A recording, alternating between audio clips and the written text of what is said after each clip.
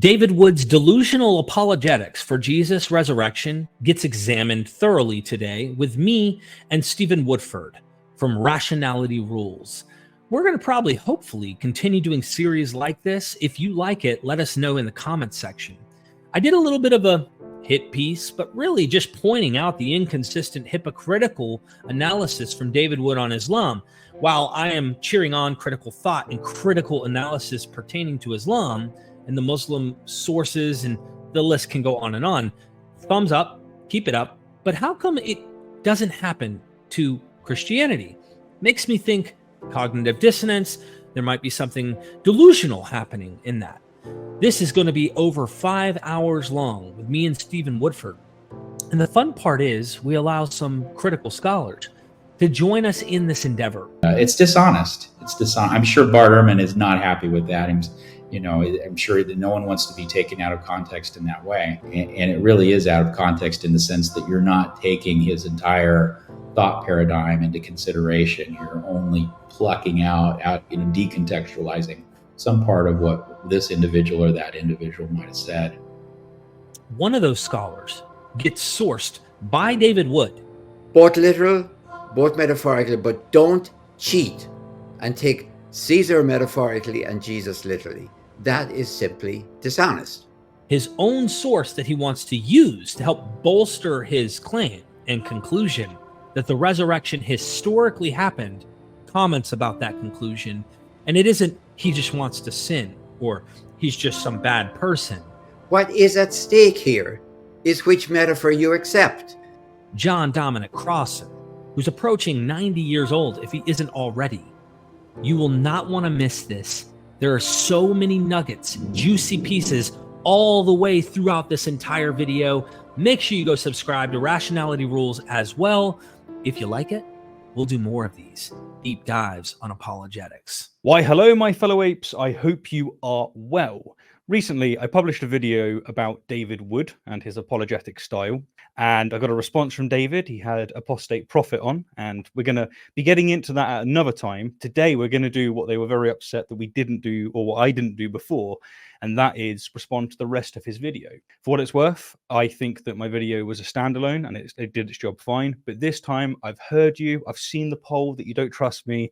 I'm going to show you why you should trust me. And it's because I'm going to go through the rest of his video and show you the many, many mistakes that David has made and basically the overconfidence that he has. Joining me today, or maybe it's better to say that we're joining each other, is Derek from MythVision. How you doing, Derek? Doing good, man. Another piece on David Wood. I just got done doing one. He had this, it's so obvious. Almost like a hypocritical standard of not realizing the same things he was criticizing Islam applied to his own religion. And I won't be shocked to find special pleading and kinds of things like that in this video, but this should be fun. That would actually be my central criticism of David, and that is that when he's criticizing Islam, he seems to be able to recognize where they're overstating the case and where they're actually employing cognitive dissonance. But when it comes to Christianity, which he normally follows it up with, it's just black and white. Now, I don't want to slag him off too much. I want to actually demonstrate this, and that's the point. So what I've prepared for us is I've broken down his video into clips so that we can play them and then respond. And because we've got you, we're going to get all of these wonderful scholars involved as well. So yeah, it's a hell of a show for you all. I promise you that. Indeed. I'm looking forward to it. But for those with ears to hear, knowing that Jesus rose from the dead is actually much simpler than many people realize. To know that Jesus rose from the dead, we only need to know two things. One, that he was really dead, and two, that he was alive again later. What do you make of that, Derek? Has he already gone fucked up? I mean, come on, man. All you need to know about Apollonius of Tyana as the true Pythagorean continuer of the true philosophy is that he existed and that the Romans tried to kill him and he escaped this this situation somehow. But listen, he's still alive today. He is in heaven. He's alive. And he has actually visited many of his disciples, followers. All you need to do is read the ancient literature about him, and you're just going to be absolutely persuaded. Fair play. So, okay, what David's saying is that if we can demonstrate that Jesus died and then he wasn't dead, then this would constitute a resurrection. All right, fair enough. But as you rightfully point out, this is what other religions state in terms of, the claims that relate to their religions. The juicy stuff is demonstrating. And of course, we're going to get to that now. And I'm not even trying to pretend that everything is identical. Every one of these religions and their stories and their cults and practices are going to have differences. So keep that in mind. This is not like I'm pretending everything is absolutely identical, but you're dealing with the same kinds of things and claims from Caesars. And man, the list can go on and on for deities, demigods, heroes, mortals that become gods, cults that are originating them, with heroes like Pythagorean followers, such as Apollonius of Tyana. You're gonna have to special plead to make Jesus the one. If Jesus was dead and he was alive again later, I'd say that our atheist friends have a great big Son of God-shaped hole in their worldview. All right, so there's a quick pause, but this was actually the entire point of my first video, and it was the central claim that I gave him. We can grant his premises, the premises that he's going to give throughout this argument, at least most of them, and he's still left empty-handed. He doesn't actually achieve the claim that he puts across. So he speaks about, we can know that we have a purpose in life. We can know, a way for salvation. We can know that X, Y, and Z. And he draws this conclusion from simply Jesus resurrecting. And as Christopher Hitchens put it a long time ago, you're still left empty-handed. That doesn't do it. And the examples I gave in my video was with Govardhan Hill, with Krishna. Suppose it was the case that Krishna or some entity lifted up the hill, as is told in Hindu legend. It doesn't follow from that the doctrines and the central teachings of Hinduism is true. And of course, David knows that. He wouldn't do. He's not a Hindu, right? He wouldn't buy these things, right? But the same could be said, of course, of Muhammad splitting the moon. Like, suppose he did actually split the moon, this just wouldn't entail the truth of Islam, and most Christians know this. So I don't know why they would find that they can make this jump when it comes to Christianity. There are so many things you point out and that can be said about this, but one I'd like to do in this is kind of a unique tack that I've recently encountered when I did my Does Yahweh Exist video based on Jaco Garika's work. He wrote a dissertation, and the whole thesis is showing so many philosophical issues with Yahweh even existing. By the way, that's a huge red flag, because if the God of the Old Testament didn't exist, you might as well pick a version like Marcionism or something that at least says, hey, that God doesn't need to have existed. Jesus's God is different. He's a loving God, not this asshole who's flooding the entire planet, and it creates chaos and death and has all these problems and lies and sins, lying spirits and things, which are all in your Old Testament. But I want to emphasize something that I find in that very phrase of a Son of God shaped hole. Isn't it interesting when you actually start studying the history behind these ideas and when they show up in history, that Jesus has to be a son of a God? John Domonic Crossan debated a Muslim apologist. And in that debate, he said, your Muhammad was in the 7th century, 600s later, right? If he was in the 1st century not claiming to be a son of a God, in the social environmental context in which sons of gods were the thing. It's like today we have hippies in the 70s running their hippie style clothes and doing certain type of music. And then now today we have different styles and genres that are popping up. That's the old fashioned. Well, the idea of a son of a God was absolutely relevant to the context. And I would say also puts a timestamp of why does Jesus have to model the going Greek and Roman ideas of God having an actual son? And it wasn't just Roman and Greek, but remember, they're under Roman occupation at this time. So I just find it ironic that it walks like a duck and talks like a duck in the time and period in which Rome, the dominant culture, the dominant Hellenistic vibes, are finding their way into the origins of this very cult. Yeah, no, fair point. It would be more of it would be a bigger claim if it was different to what was cool back then. And the fact that it was cool back then and that it was doing the same thing is actually a red flag for a lot of scholars. It's like, oh dear, this is very common stuff. Was Jesus dead? And I mean really dead, not passed out, not in a coma, not in a brief state of cardiac arrest. Was he dead? Yes, he was. Most scholars that I've encountered think Jesus was crucified and died. Yes. In fact, I don't know. It's not just scholars, but common sense tells me everyone at some point dies. That's shocking, isn't it? Yeah, it's not a big claim, is it, really? It's like, if you grant that Jesus was a real person, that's it. Like, just saying, oh, something amazing happened with this individual, they died. Yeah, no shit. Like, that's not a surprise at all. Yeah, good point. Now, the new generation of atheists who learn about Christianity primarily from social media may be surprised to learn that there are historical facts about Jesus. So I want to pause here to talk about narrative building, because this is central to apologetics. They try and build a narrative so that their audience will just dismiss someone. For instance, they say that they can't trust them. And this is actually part of what's going on here. Mm-hmm. David is painting a narrative, which we'll see bloom in just a moment, but he's painting this narrative of most atheists not thinking that Jesus existed. Now, you've already noted that actually, in your experience, most scholars do think a person called Jesus existed and that he was executed. And my experience with atheists is most of them are willing to accept that, or they just do accept that. Like, that's just a thing about history. It's a fact. It's the same as saying that Muhammad was a real person that really did cause an immense shakeup in the Arabian Peninsula. So, like, the problem that we see here is, and this is what I accused David of in my first video, it's straw manning. It's representing most atheists as something that they're just simply not. I have to totally agree with what you just said, but I would also want to add the caveat of saying that a lot of online atheists do. I feel like he's arguing against a group of atheists that aren't us.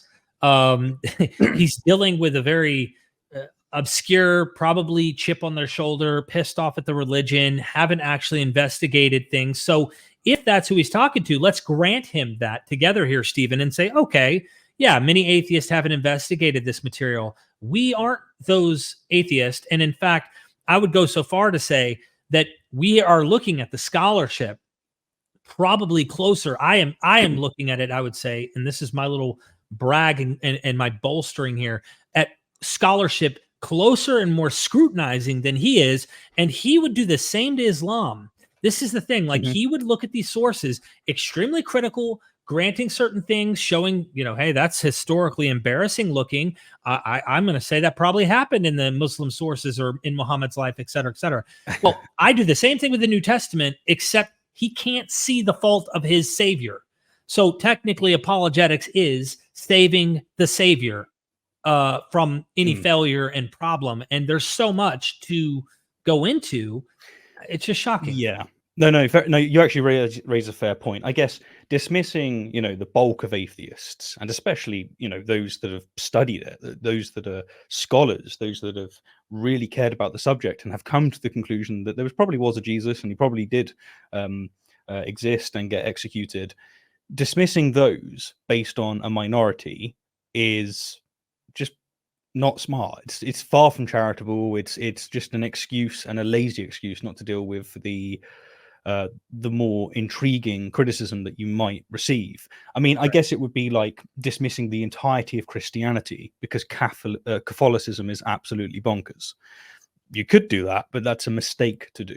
Right. I guess where I'm coming from, though, on the primary atheists or the new atheists, this new atheist movement, as apologists are keen to describe it, is, say, Richard Dawkins, Sam Harris, Christopher Hitchens, Daniel Dennett. Are any of them denying that Jesus existed and that he died? Because if they're meant to be the people that represent this new movement that David doesn't like, surely they at least should have the view that he's now ascribing to most atheists. That seems like a pretty unfair move. I agree with you. I think that, again, like you said, you noticed something that I wasn't thinking about. David is very good, and I'm talking about David Wood, at painting a picture for his audience. He is really good at creating narrative and getting you to follow him in the path in which he's trying to present his case. And so in this one, he's kind of putting all atheists, he does this a lot, into one category.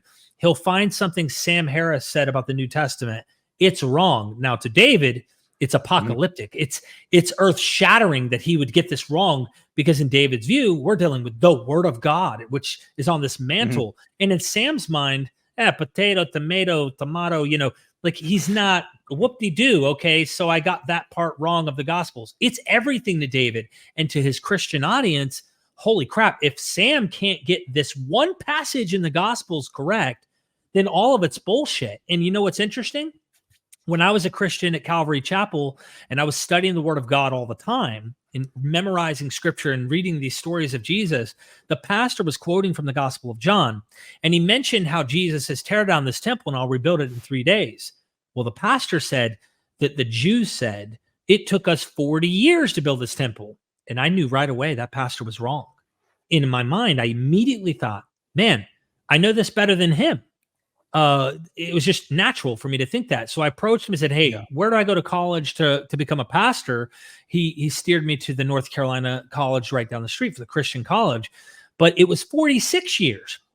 And if that pastor misquoted the word of God and got the years wrong, how much more is he erring off of the truth of God's word and misteaching what is actually there, possibly corrupting souls that are going to go to hell? That's how far David might take this, to kind of smear in his narrative those who are atheists. Because yes, let's admit, there are some idiots out there that are atheist. Come on, we should all agree. Oh yeah, plenty.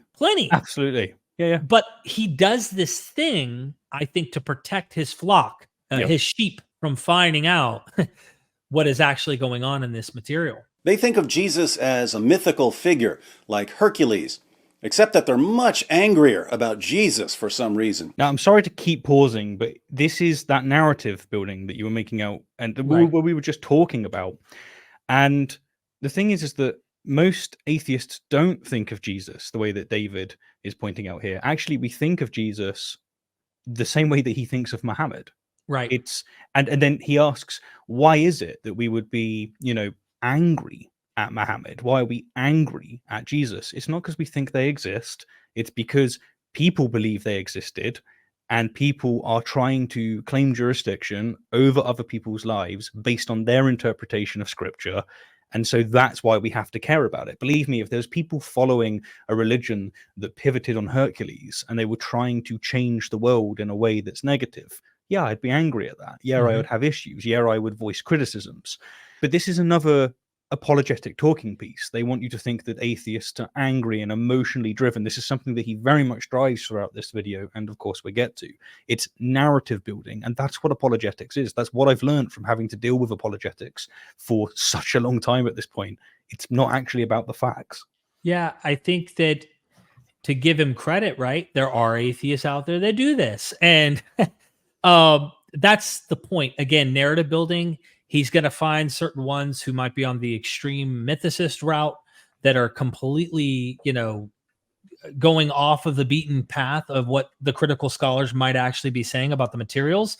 That doesn't mean that the critical scholars are all correct and that the mythicists are absolutely wrong about this stuff, especially when a field is overran by many who are faithful to this material to the point where they defend certain ideas about it and not really paying attention to criticisms or the critical ideas that may be there. I could think of people like Richard Bauckham, who wants to argue the names are all historical, and then you get scholars coming in and going, no, they're creating fictional characters in these narratives to help construct the Gospels. And there's several scholars that do this. But with Heracles, there are comparable themes and tropes and elements about Jesus' story with Heracles. Yes, there are. And Alexander the Great. So historical people as well as mythical people. But you want to know what's ironic about this one, Stephen?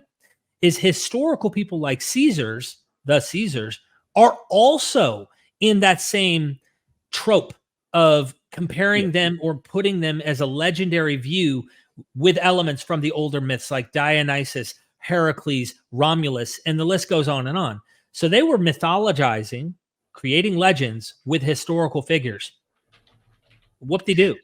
Yeah, I think Caesar's a good example there, because that is actually very similar to how I see Jesus. And what I mean by that is that this is a historical figure, and we think that, or at least I'm convinced that this person existed, that he had a profound impact on the world.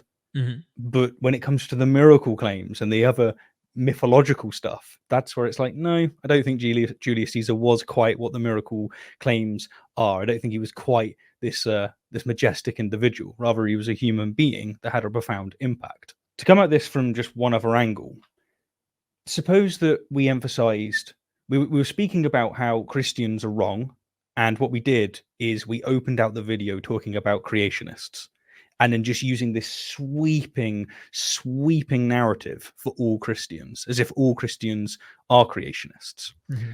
If you're a Christian watching, you'd see an issue with this, and this is the central issue of what we're seeing with David so far. Absolutely. And instead of trying to characterize, as you said, deal with the evidence. Don't just characterize, but deal with the evidence. And I think when you do deal with the evidence and you're dealing with it as fair, or I don't even know if he treats Islamic materials fair. I have behind the scenes had scholars in the Quran, scholars in Islam that are not Christian necessarily say it's really interesting to see a person who does not know Arabic treat the material as well as he has, in terms of being able to notice things in them in a unique way. And I love noticing that. He's a phenomena strange to watch, because David can go in super critical and observe things in Islam that typically English-speaking, non-Arabic understanding Christians specifically, but others don't notice. And I'm reading the New Testament, I'm reading the Old Testament and saying, holy smokes, David, why don't you join us on this this drive of recognizing the flaws or even the imperfections and the myths and legends and the propaganda that's also in the Bible with this God. It can't be, in my view, it can't be that it all just perfectly makes sense. That it's actually the evidence of history and such that's persuasive. There had to be a profound experience, and this is me psychoanalyzing, but a profound experience David must have had in prison that caused him to come to this conclusion. I just don't see him climbing the ladder of knowledge in history in understanding this literature that caused him to come here. There was a profound emotional breakthrough I think he had. Probably so. I mean, if it was the case that he exercised the same level of criticism that he shows for Islam, which I agree is great, if he was to do that to Christianity, and actually the reason he's a Christian is due to personal experience or something more along those lines, right? Then okay, there's more. I can make more truck with that. But when it's here's why Islam is wrong. By the way, I'm going to do exactly the same things I'm accusing them of with my religion. Something's not connecting there. Something very, very odd. It's a tragedy of the internet age that positions that would be laughed out of the room at the scholarly level can become quite popular at the internet level by circulating among people who don't know much about anything. If he's speaking about Heracles, if he's saying God's being equated or comparable to Jesus, he's wrong. There is no ifs, ands, or buts on you recognizing scholars at upper echelon, classicist, New Testament critical scholars who have not only noticed there's obvious rewrites of Old Testament stories crafting the narratives of Jesus, from Moses, Elijah, Elisha, Jonah. I mean, you got the belly of the well with Mark chapter 4 and chapter 5 going to the land of the demoniacs. You have that calming the storm sea right before that. Jonah and Jesus are asleep in the boat. The differences are what matter. It's not just the similarities, how Jesus is greater and better than Jonah. Notice they both kind of have this mission eventually to the Gentiles too, which Paul takes further. And the book of Acts does this as well with Peter's vision. I'm rambling a little here, but the point is they also compare this to the broader Mediterranean deities of the world. Several academics have noticed this. M. David Litwa, Dennis R. MacDonald, Richard C. Miller. You could check out Robyn Faith Walsh and other scholars. And if you don't even want to go down the Greco-Roman world, because God forbid we even try to put him in his historical, cultural context where there are mystery cults on every corner. Paul has to engage the Gentile world that has nothing but Heracles, Dionysus, Attis, Romulus. Romulus is more of a literary myth of origins for Rome, but these demigods and deities of antiquity that are being worshipped and believed and practiced in their own cultic settings, as Pausanias talks about as he traveled. You can also look at other Semitic cult type religions. Even Eusebius, in its preparation for the gospel, has to look at the Greco-Roman world dealing with Zeus and all of these deities kind of equating to Yahweh.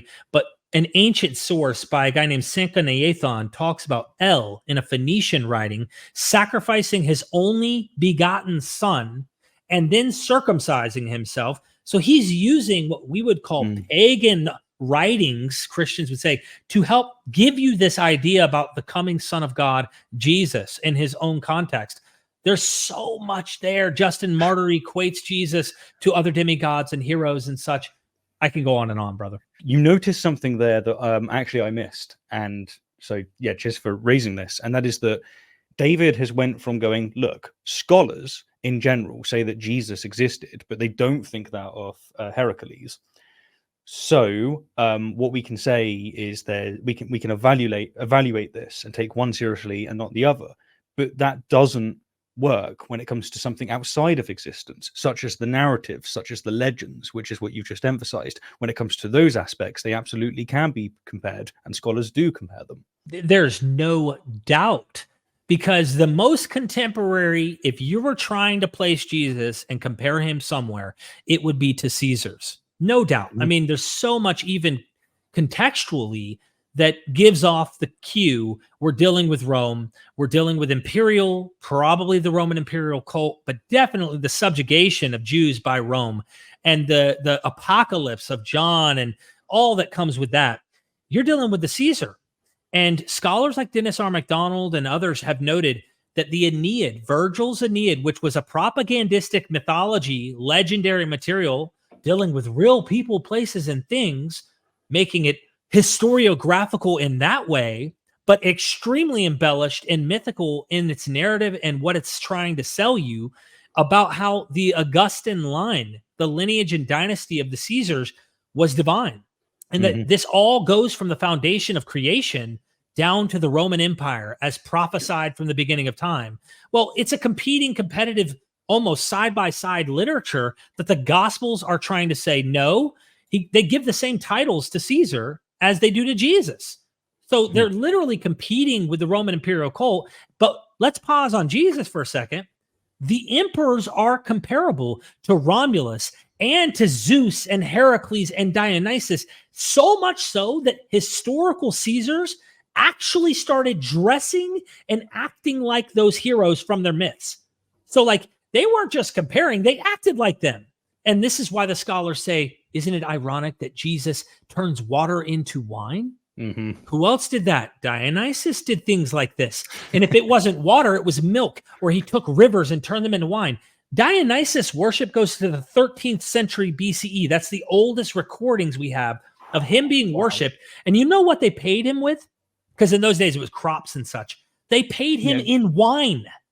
This guy is the king, a god of wine forever, bro. So when you deal with Jesus turning water into wine, Christians want to ignore, but I actually think it's fantastic to evaluate this and say, Jesus is actually better, according to this author, than Dionysus. They're trying to say he's better. Yeah, it's legend. Yeah, they're inventing it, but they're trying to say our guy, our demigod, like your Caesar, like your other heroes of the Greco-Roman world, Jesus fits all of them, but better. And this happens over and over. Fascinating, man. It's always good speaking with you. So last thing I'll say on this before we move on is that David said the view of comparing Jesus with Heracles is not to be taken seriously and scholars laugh it out the room. You've just given lots of reasons for why that is absolutely not the case. And the irony is what he goes on to say in this video isn't taken seriously by scholars. It's laughed out of the room. So yeah, let's Let's get to it. Can I quote you something?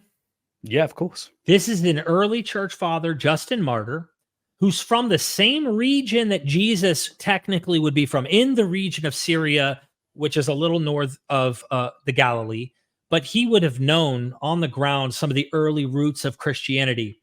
And in his apology, he says, and when we say also that the Word, who is the first birth of God, was produced without sexual union, and that he, Jesus Christ, our teacher, was crucified and died, there's all of David's worldview right here.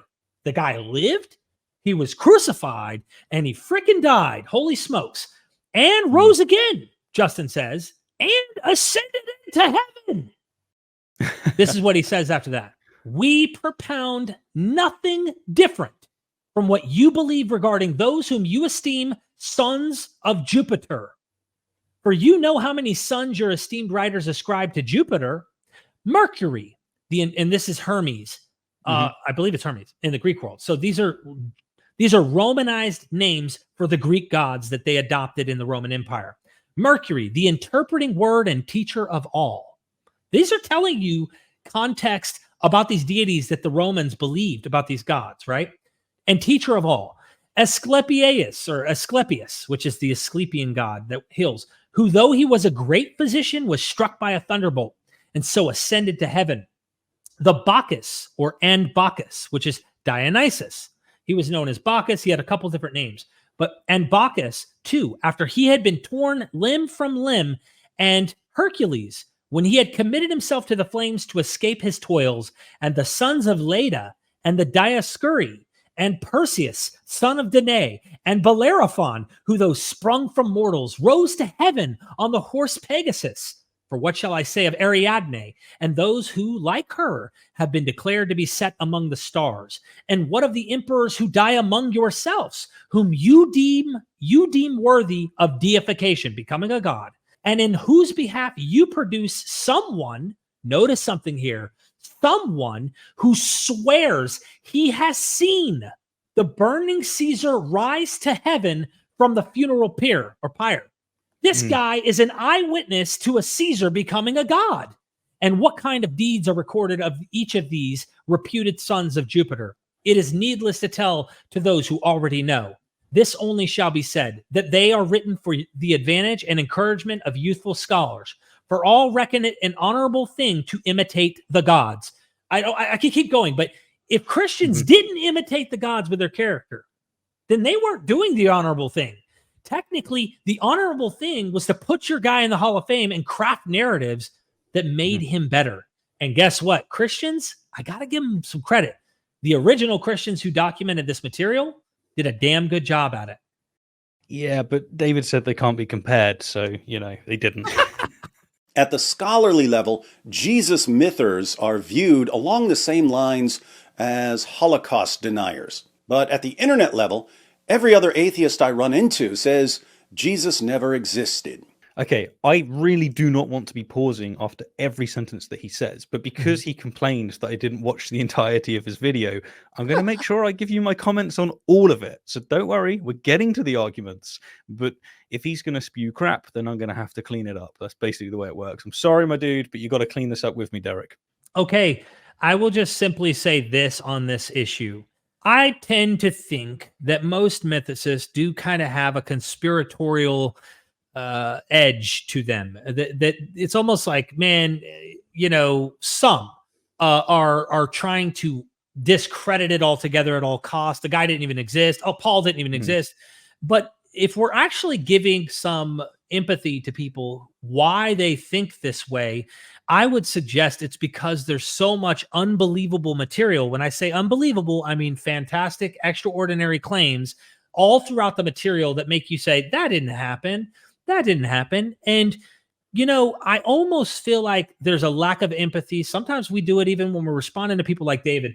But if I took David into Suetonius and we actually went in together to read about Augustus and his divine birth and how, he goes to this place and frogs are all located there to this day. Like there's so many interesting elements.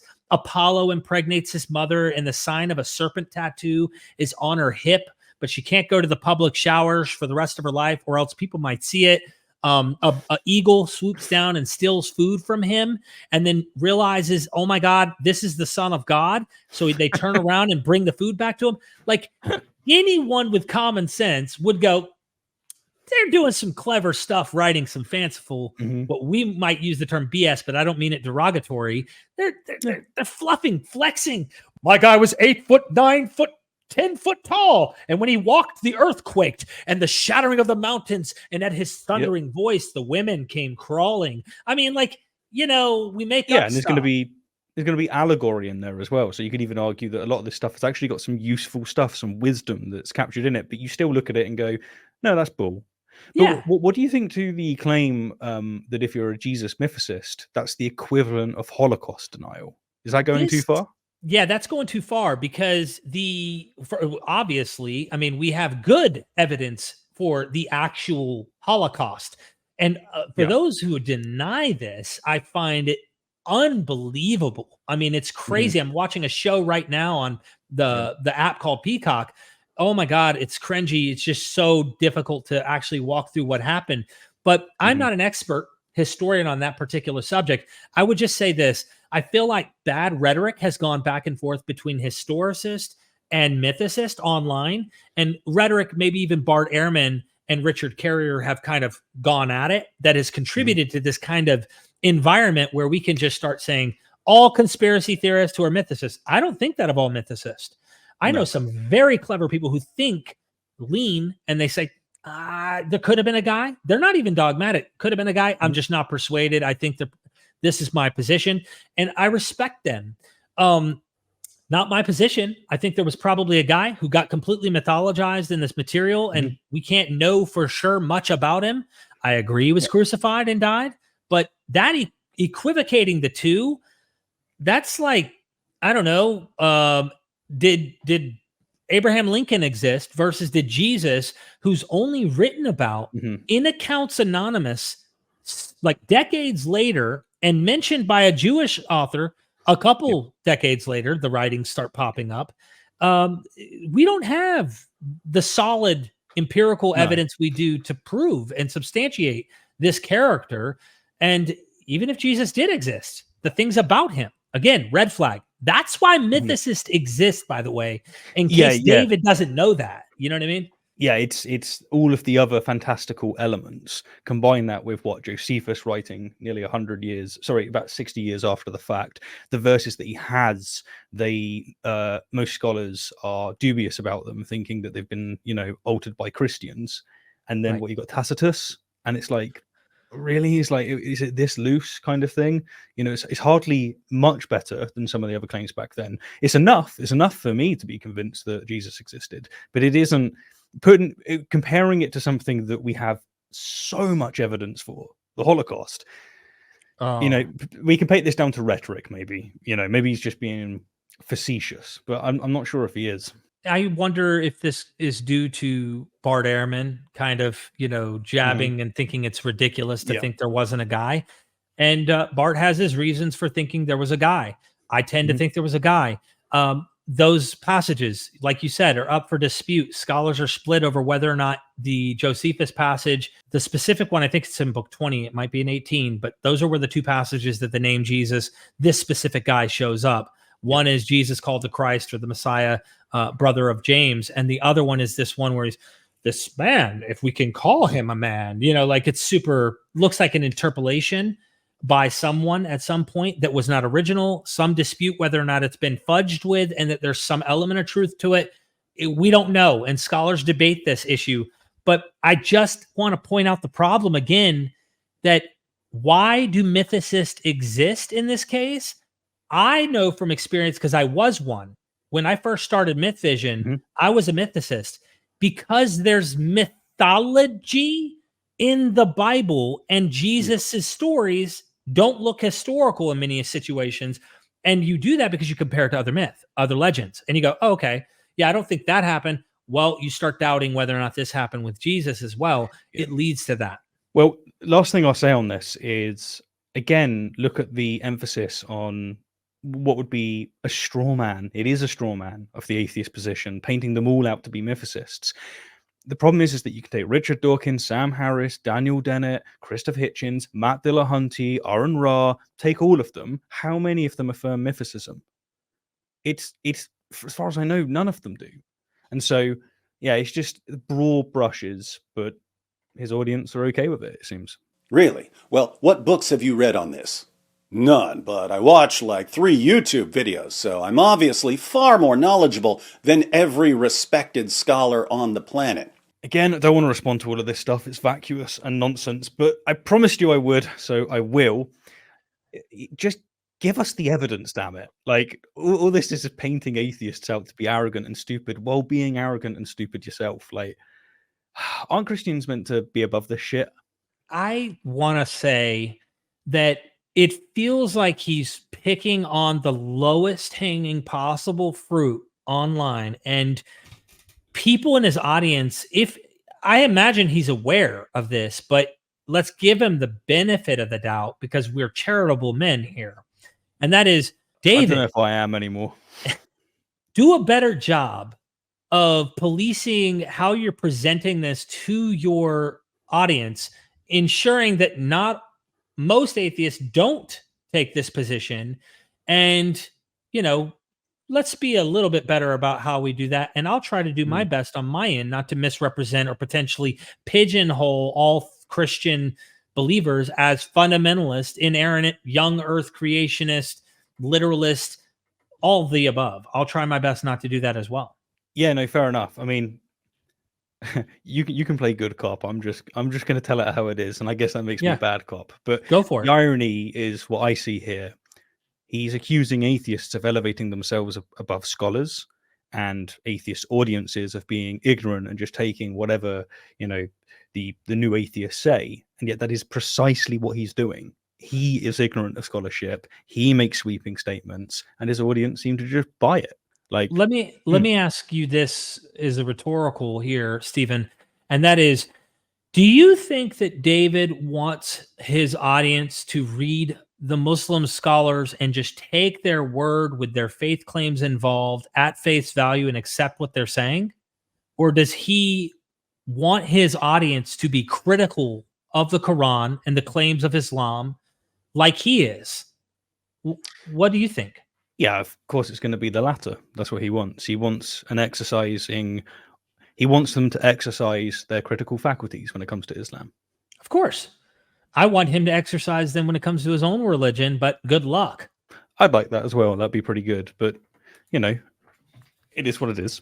Meanwhile, even some of the most critical historical Jesus scholars will acknowledge certain facts about Jesus. That he was baptized by John the Baptist, that he had disciples, that he was known as a miracle worker and an exorcist, that he believed he played a crucial role in the coming of the kingdom of God, and of course, that he died by crucifixion. Really? Most scholars think all of that? What do you reckon, Derek? I don't know if all of them do. Critical. Now, remember, he just went into my category of the area I like to look at a lot. I don't know if most of the scholars that I've talked to think Jesus actually historically was an exorcist who was out here trying to actually cast out demons. I don't know that. I don't know if they would then go to the Apollonia Satiana stories and do the same, because guess who else casts out demons, demoniacs, the whole nine? Apollonia Satiana. And there's a book by Wendy Cotter who documents all of the primary sources to the claims of Jesus's, exorcisms, how in the Second Temple Judaism, you had these stories rising where Solomon had the power over demons, and there's all sorts of Jewish lore connected to exorcising demons. But where does this come from? We can go back to ancient Mesopotamia, and the priests are chanting in the name of Adapa, casting out demons. They have a myth of Adapa, this ancient king or sage who ascended to heaven, kind of like Enoch. And critical scholars point out the Enochian myth and the literature of Enoch that we see, one Enoch, which is composed of 5 different books. It comes from this long-standing tradition of Mesopotamian knowledge and sage going to heaven, getting this wisdom from the gods and bringing it down to mortals and teaching them the ways of mankind, how to create war and how to agriculture and women wearing makeup and stuff. these ideas come from the gods, these angels that come down, which you go further back, angels were divinities, they were deities. So this is back in polytheistic territory.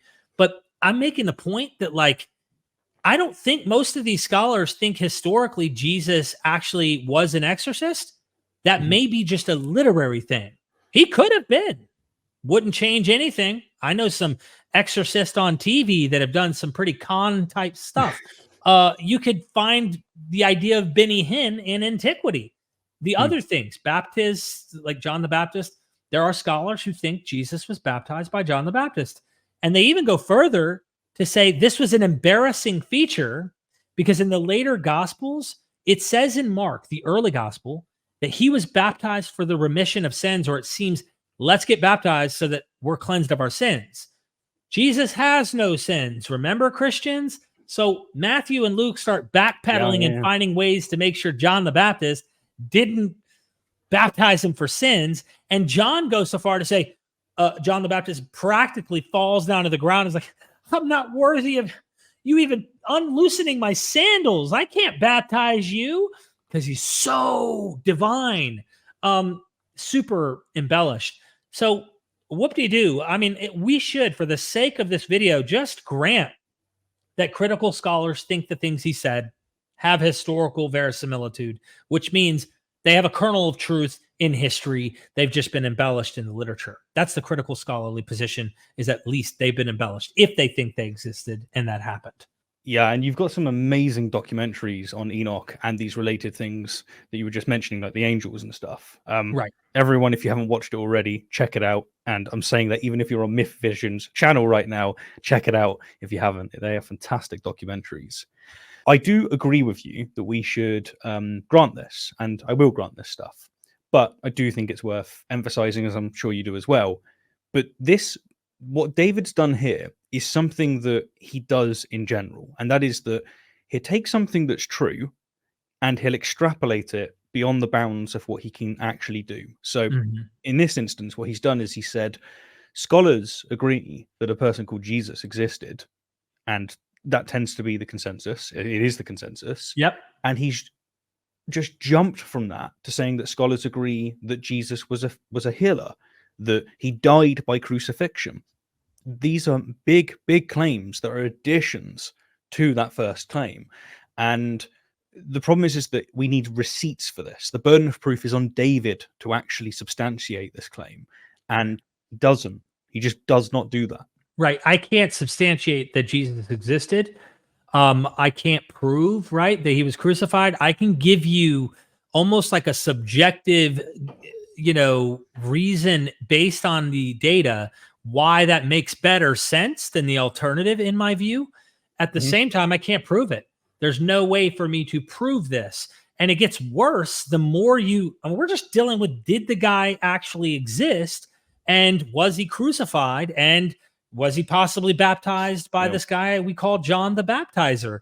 Was he an exorcist? Like, there were tons of Jewish exorcists and, of course, other Mediterranean demigod figures who did exorcisms as well. And I think there's even imperial data that the emperors possibly performed exorcist type magical incantation and being able to heal. I know that Vespasian healed the blind. I know for a fact there are 3 sources in Roman historians that say Vespasian, and I'm not sure if it's the father Vespasian or Titus, his son, who's also called Vespasian, healed a blind man and a guy with a withered hand in the temple of Serapis, the Serapian temple. He stepped on the withered man's hand and it was healed. He spit, that sounds kind of familiar, in the eyes, or in his hands, and then touched the eyes, or spit in their eyes of the man, and his blindness was cured. So do we believe that of him?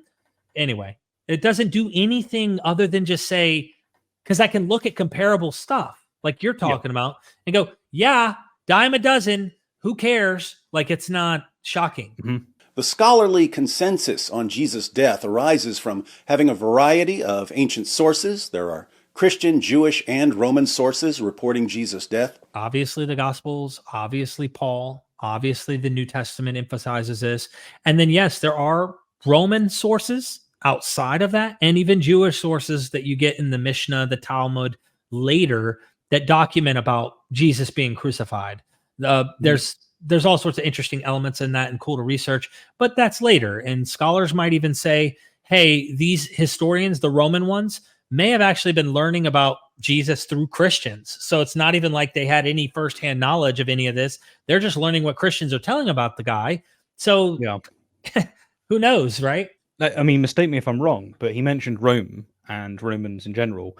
They, like when they wrote about Jesus, it was Tacitus in the year 116. And then you've got Josephus, which is about 93, 94. And yet everything he wrote is contested because they think that probably Christians altered it.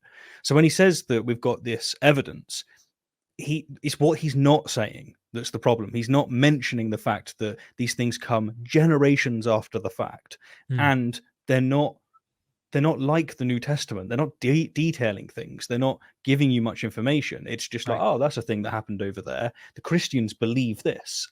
That's not good enough. Like, that's not going to... Your main source is still just the Bible.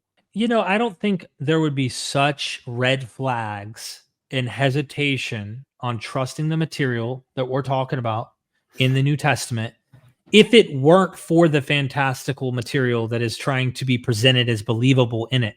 That would not make us pause and go, whoa. And they act like we're the Christian apologists usually go, you're not treating this like you would any other literature. Yes, we are. I promise you, critical scholarship, the critical scholars are trying to treat it all equally, all of it. And when I look at Suetonius and see him fabricating information about Augustus in a fantastic manner, I am questioning, did any of this happen? Is there any truth to any of these things? We're lucky enough, though, to have documents that actually are mundane about these emperors. They're not fantastical, written in like mythoid type literary genre that looks kind of legendary with a mix of verisimilitude. No, we're dealing with documents that are actually talking, disparaging, saying that Augustus did bad things and he was a human and he was mean to this people. He killed these people. He went on the conquest over here. It's like mundane stuff that you find, not just walking on water. The next scene, he cast out a legion into pigs that fly off of a cliff. The next thing you know, he's flying through the sky and teleporting through a wall. And the next thing you know, he's healing the blind and he's the deaf. And it's like every time you turn the page, you're being told, oh, wow, next you're waiting for the giants and the leprechauns. And you're waiting for like, when's the next absolute fantastic thing about to happen in this book? Because it's super fantastic. What do you do with that? Yeah. All right, for the next clip, David is going to be talking about the process of crucifixion. It's a long clip. I'm going to play it to make sure that we address absolutely everything, but it is a long clip, so see you in a bit. And knowing how crucifixion works. Today, we tend to think of crucifixion as just nailing someone to a cross, but Roman crucifixion was a 3-step process. The first step was the scourging, which was sometimes called the half-death because victims would be half dead by the time it was finished. The Romans used a flagrum made of leather thongs with chunks of bone or metal woven into the strands, designed to remove human flesh. We have records of people being beaten until their veins and arteries were exposed, or until their bones were showing, or until their intestines spilled out. And that was just the beginning. Step 2 was nailing the victim to a cross and letting him hang there while the blood drained out of him. Once he stopped gasping for breath, the Romans knew their work was done. Almost. The Romans didn't take crucifixion lightly, so there was a third step, some sort of death blow, just to make sure their victim was dead. If they needed to pry someone off a cross, they would smash his head in, or stab him through the heart with a sword or a spear, or set him on fire, or let wild animals rip him apart. Not the sort of process anyone's going to walk away from. It feels like he's leading us up to try and persuade us of some conclusion. Jesus was dead. Oh, okay. So technically all he's done, in my view, is tried to show why a swoon model doesn't fit And if there is historical evidence to suggest all of the material that he's discussing, which I myself have never really dug in that deep to find every flagram example and all of the crucifixions and exactly how they dealt with each criminal. Mind you, Jesus was seen as a criminal. I know the Gospels want to say, I find him innocent, Pontius Pilate, the guy who in all other accounts was a horrific individual, and yet he shows innocence and kindness to this guy. Kind of weird showing up in this book. There's so much. Yeah, man, there's so much. I just feel like he's leading us to try and say, get that swoon model out of this picture, because Jesus, which, you know, the swoon model is simply Jesus didn't really die. He's in this little cave hidden behind the rock for a day and a half, because it's not ever really truly 3 days and 3 nights. And then he comes out and he's alive and shows himself because he's never died. That I don't agree with that model either. So I just feel like that's what he's doing. Yeah, I think you're right. I think that is the purpose of what he's doing here. But I think there's another element to it, because Christians like to do this a lot. And that is that he's detailing not just what occurred, but also how painful it would be. And I think what this achieves is pulling on heartstrings. It's actually not to do with the factuality of it all. Because here's another thing. I was researching this earlier on, and some data suggests that what he was saying there, the process, is the case. But there is no clear consensus on this at all. There's certainly not enough to justify his confidence, which, surprise, surprise, didn't surprise me. I found an article that I found pretty useful, so I'll just read a quick quote. Written evidence of the details of crucifixion has been limited to eyewitness accounts and other related written texts. No Roman period instructions for those performing crucifixion have been preserved as far as we are aware. The most detailed accounts of any particular crucifixion are the biblical passages covering the death of Jesus of Nazareth, but we should not assume that this was by any means representative of all crucifixions. Indeed, the precise details may well have varied between regions, evolved over time, or even depending upon the social status of the victim and the crime he allegedly committed. The point I'm getting at here is that what he's stating this as if it's a fact. It's not. Like, we don't have consensus on this material. He said there's examples of X, Y, and Z. Citation needed. Present it. But in any case, you can just grant it. Okay, fine. You know, this isn't where most atheists are going to go. They're not going to tell you that Jesus wasn't actually dead. That's not where we're going to go. They're going to tell you he's still dead. So, Jesus' death isn't simply a point of Christian doctrine. It's a fact of history, as even non-Christian scholars are happy to admit. Atheist New Testament scholar Gerd Ludemann declares that Jesus' death as a consequence of crucifixion is indisputable. I wouldn't say anything's indisputable. I would say it makes the most sense that Jesus was crucified as a historical reality. I don't see that being a problem. But I understand all of this is leading us somewhere. He's trying to lead us into, look, history. Jews were crucified. Yeah. Jesus was crucified. History. Those mythers, those atheists are going to try and tell you not history. And they're going to try and sell you on legend and myth. That's what I feel like is going on here. John Domonic Crossan of the infamous Jesus Seminar says that there is not the slightest doubt about the fact of Jesus' crucifixion under Pontius Pilate. I just want to say I know John Domonic Crossan personally. And John Domonic Crossan would not draw the same historical conclusion about Jesus. It's quote mining a guy who would disagree with your position and interpretation on the resurrection, but we're not there yet. You know, we're all heading that way. But just so everybody knows, I've asked John Domonic Crossan to answer, did Jesus, in your view, historically as a corpse in this rock-cut grave, resurrect physically from the grave in that same body and actually rise from the dead? And what I've taken away is that he does not think that he thinks the Eastern Orthodox view that Jesus is symbolic of like humanity in some way, and it's more symbolic of a resurrection than a literal historical fact that Jesus actually rose from the dead as an individual coming up, walking around and stuff in the body. He doesn't buy that. He does this with John. He's done it with Bart Ehrman often in the past and doesn't actually follow their conclusions. Just wants to cherry pick them. Hey all, Future Steve here. Since David has referenced John Domonic Crossan to support his case, and since Derek is talking about Crossan, we figured we'd try our luck in getting the man himself for 10 minutes. And we got lucky. In relation to Jesus' crucifixion, here's Derek asking John about the empty tomb, some of which is relevant here, and some is relevant to what David goes on to say. Enjoy. So, Dom, what do we do with the empty tomb? Paul in 1 Corinthians 15 says Christ died and was buried. Yeah. And leaves it at that. He doesn't give any narrative or any hint. He knows about an actual tomb. Mark, the first gospel, gives us a tomb story. Is this a well-known trope to have empty tombs, or is it literally historical? As a trope, let me give it the trope. One of the earliest, and probably the first novel, I think is the right word, by Cariton of Aphrodisias, Calirohe, when he has murdered his wife, actually, but when she's in the tomb, he comes repentant to the tomb. He finds the tomb open, and people go in and say, she's gone. And then he goes in and finds his wife's body, let's say, is gone. Now, two conclusions are drawn from that. Two options, let me say, are drawn from that. One is grave robbery, where everyone says, well, yeah, we expect the robbers to take all the good stuff. Who takes the body? Why would they take the body with them?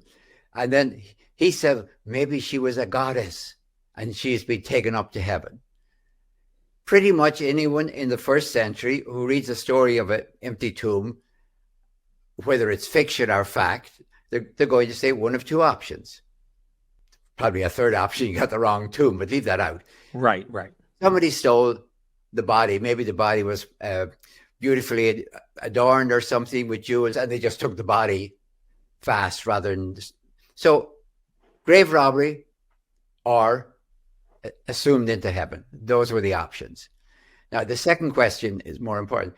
Why is Mark the first one to say this and the only one that has it? I say the only one because Matthew and Luke simply copied from him, as we know.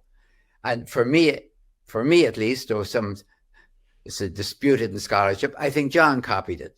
Now, why would Mark, let me use the term, invent this story? And I would say if you're reading through Mark carefully, you know he's going to have a real problem, because according to Paul, writing in the 50s, that's 20 years before that, Jesus appears to Peter. Well, now, Mark has spent his whole gospel knocking Peter, pretty much. And up to the time where Peter refuses to know Jesus, remember, not betrays him, but denies him. Right. So how is he going to end his gospel? How is Mark going to end his gospel if from the beginning Peter has been called Satan? He's, of course, the leader of the 12, certainly, but he ends up denying Jesus. 12 doesn't do very well in Mark's gospel. Mark, as far as I am concerned, creates. That's another word for invents. That's another word for makes up. The parable of the empty tomb. It's the same way as Jesus made up the Good Samaritan or the prodigal son. He made up this story in order not to have an apparition. He does not want visions. He says, you go up to Galilee and whatever. Maybe there will be. Another reason, of course, for that is that Mark is writing in the throes of the Great War, soon after 70. And, you know, when Jerusalem was being burned to the ground, where was Jesus? So Mark isn't into these, I'm going to use a kind of a cruder, happy-go-lucky endings, where Jesus had a horrible day on Friday, but by Sunday everything's fine. That's not Mark. Mm-hmm. Mark is the one who says, my God, why hast thou forsaken me? And he's saying that not so much for Jesus as for his own people. Where was Jesus, or God for that matter, during the Great War? If they were in Jerusalem or in Judea or anywhere in Israel, as the Roman onslaught came down from north to south. So I consider that Mark very deliberately created the empty tomb story and intended, of course, that any contemporary reader would say, well, either the body was stolen or he's been taken up to God. And we Christians, of course, consider he's been taken up to God. We don't think the body was stolen in somewhere because we didn't do it. Right. Who else would have bothered? So as far as they're concerned, now we're talking about Mark's gospel. Matthew will create his own story about that, about the guards and all the rest of it. Exactly. But if you take Mark and read him carefully all the way through and know the time he wrote, it makes absolute sense that he doesn't want to end with a kind of a happy-go-lucky. Everything's fine. Because that's not what his people experienced. Jerusalem was burned to the ground. We fled. We got away. We lost everything. And now, where were the visions? Where was Jesus? My God, hast thou forsaken us? Is right. the chant that reverberates from Mark's gospel. So I consider it's not a myth. It's not, but it's a deliberately made up story in order not to tell something he knows for 20 years before, that Paul knows that there were apparitions to the apostles and to Peter. If I may probe you on that, just because Sure. this is a little off the beaten path of the intention of the overall video, but I think it's important for the viewers who will appreciate this. I wrote an article, the only article on academia.edu. I call it the minimal doubts argument, to show that there's an ongoing tradition of doubt that's found by the apostles, the earliest witnesses, on we shouldn't just take their word and literally accept that this literally happened. Like Thomas, I think Jesus breaks the fourth wall, so to speak, and says, "Blessed are you who don't believe." To the reader, blessed are you. So I'm a little bit persuaded by James Tabor and your kind of rhetoric here that there may be even a rift in the early community, enough so between the apostles and Pauline type school that Mark might actually be in line with Paul. I mean, it's a guess on my part, but the women went and told no one, for they were afraid. No one knew about it. He didn't tell. They don't go and tell the 12. Matthew has to add to it. What are your thoughts about that? Yeah. Mark is 20 years after Paul, roughly. So I want Mark to be Mark. Now, what Matthew and Luke are doing is damage control on Mark.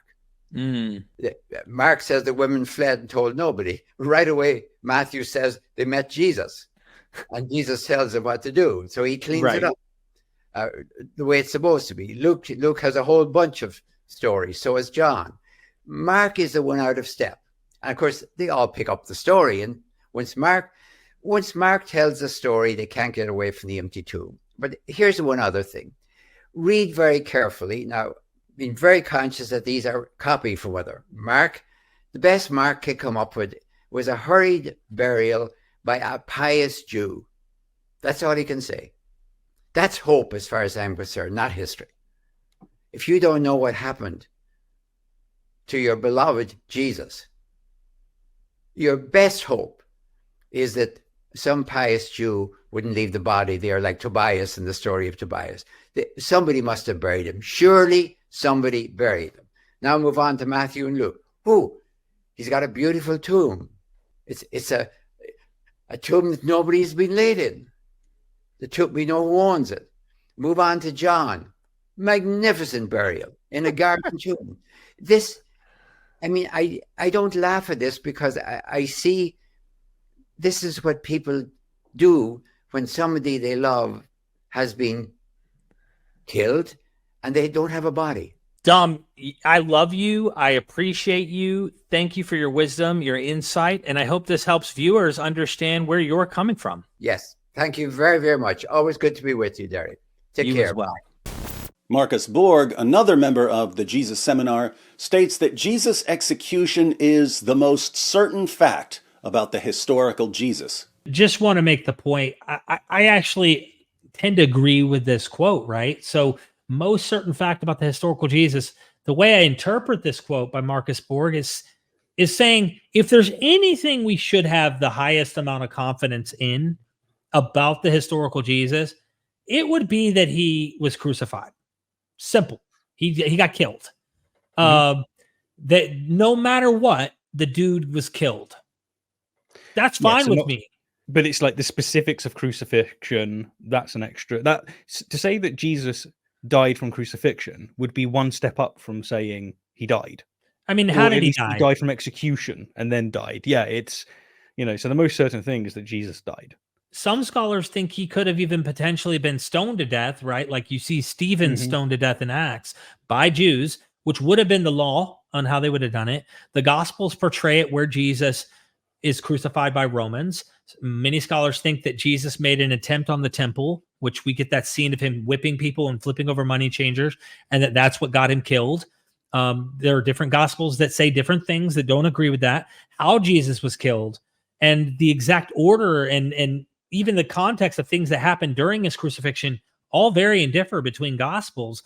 It's just something that you got to look carefully at and see the synoptics and including John side by side to notice those differences. But which one's the accurate historical account of what actually happened? I think that the gist is, well, he was crucified, he was executed. That seems to be the overwhelming weight. Okay, I'll go with the guy got killed. Got it. Jewish scholar Pinchas Lapid affirms that Jesus' death by crucifixion is historically certain. I think there's a Jewish source too, by the way.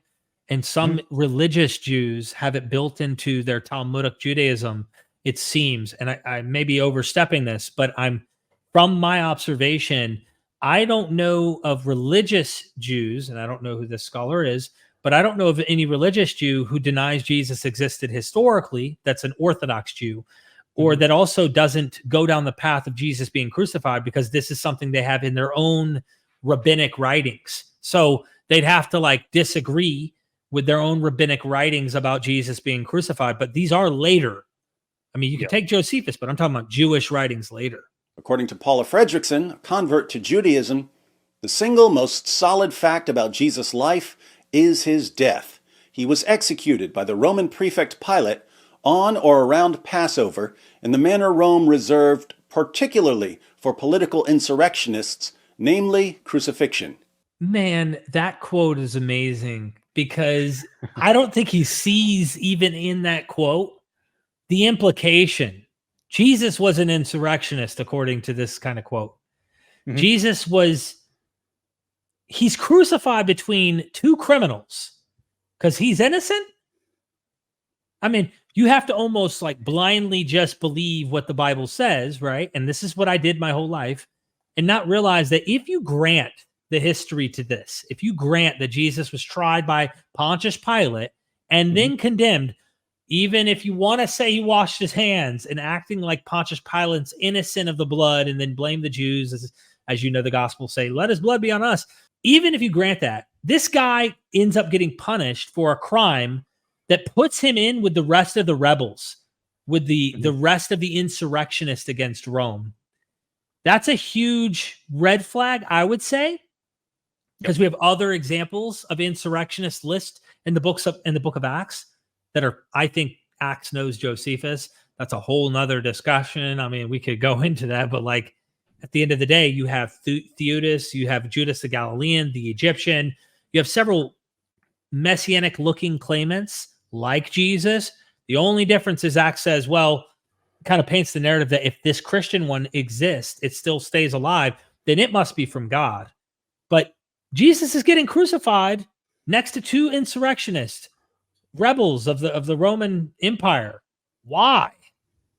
What is going on here? It's huge red flag. But I've interviewed Paula Fredrickson. I'm actually one of the only YouTubers ever. There's only been big news stations who've ever interviewed her. And I flew to Boston just to sit in person and interview her. And then it is her opinion that if you can find it in Paul's letters about Jesus being crucified, you follow into the Gospels that he's also crucified there. She's just drawing a line back from these legendary accounts into Paul and saying, yeah, it seems pretty confident that Jesus was crucified. Yeah, fair enough. I mean, to me, all of these quotes, I should imagine that this might be impressive to some Christians watching. Wow, look at all of this evidence that he's putting forward. But it honestly, it's suppose that you were trying to demonstrate that Spider-Man exists, and then you just listed off all of these quotes of scholars saying that New York is a real thing, and it just doesn't do anything. What we need here is meat on the bones. I just feel, again, you're right. I feel it's necessary to highlight your point and nail that point down. So what if a guy existed and was killed or something like that happened, everyone's going to die. And this guy died in a violent way. If I went to any other figure that claimed to have done miracles and had these claims about him, and I could try to nail him down historically, Christians would not draw the conclusion with me that Apollonius of Tyana actually cast out all these demons and were doing these miracles and was truly a son of God. Like, they just don't do that. They don't think Caesars were really divine. And I don't either. And as everyone's favorite scholarly critic of Christianity, Bart Ehrman, maintains, one of the most certain facts of history is that Jesus was crucified on orders of the Roman prefect of Judea, Pontius Pilate. Sounds like Bart's reacting to something there. That's... Yeah, I would never use that confident of a quote. Someone's wound him up, yeah. Someone has wound him up, and trust me, I know Bart quite well. I've done a lot of interviews with Bart. When Bart gets wound up, he can really put in a little bit more oomph than is necessary. So the idea that the most certain fact of history, I do not agree with that. I think that's an absurd statement if he thinks that that's the most certain fact of history. I don't think he means it that way, but if he does mean it that way, I don't agree with him. So let's recap what David has done so far, right? He's opened this video out and he has at best taken a very niche view that you will find some atheists expressing and has focused entirely on that. Meanwhile, you and I and so many other atheists, like you're talking like Richard Dawkins, you're talking all of the people that you would normally mock for being no atheists. They're watching and they're going to be going, so what? So what? So what? None of this is doing anything. Yeah, quote all you want on this thing. It's not controversial. Like, I'm with you. So, it seems like work's being done. It's not really. I feel like the magician is letting you really see that crucifixion.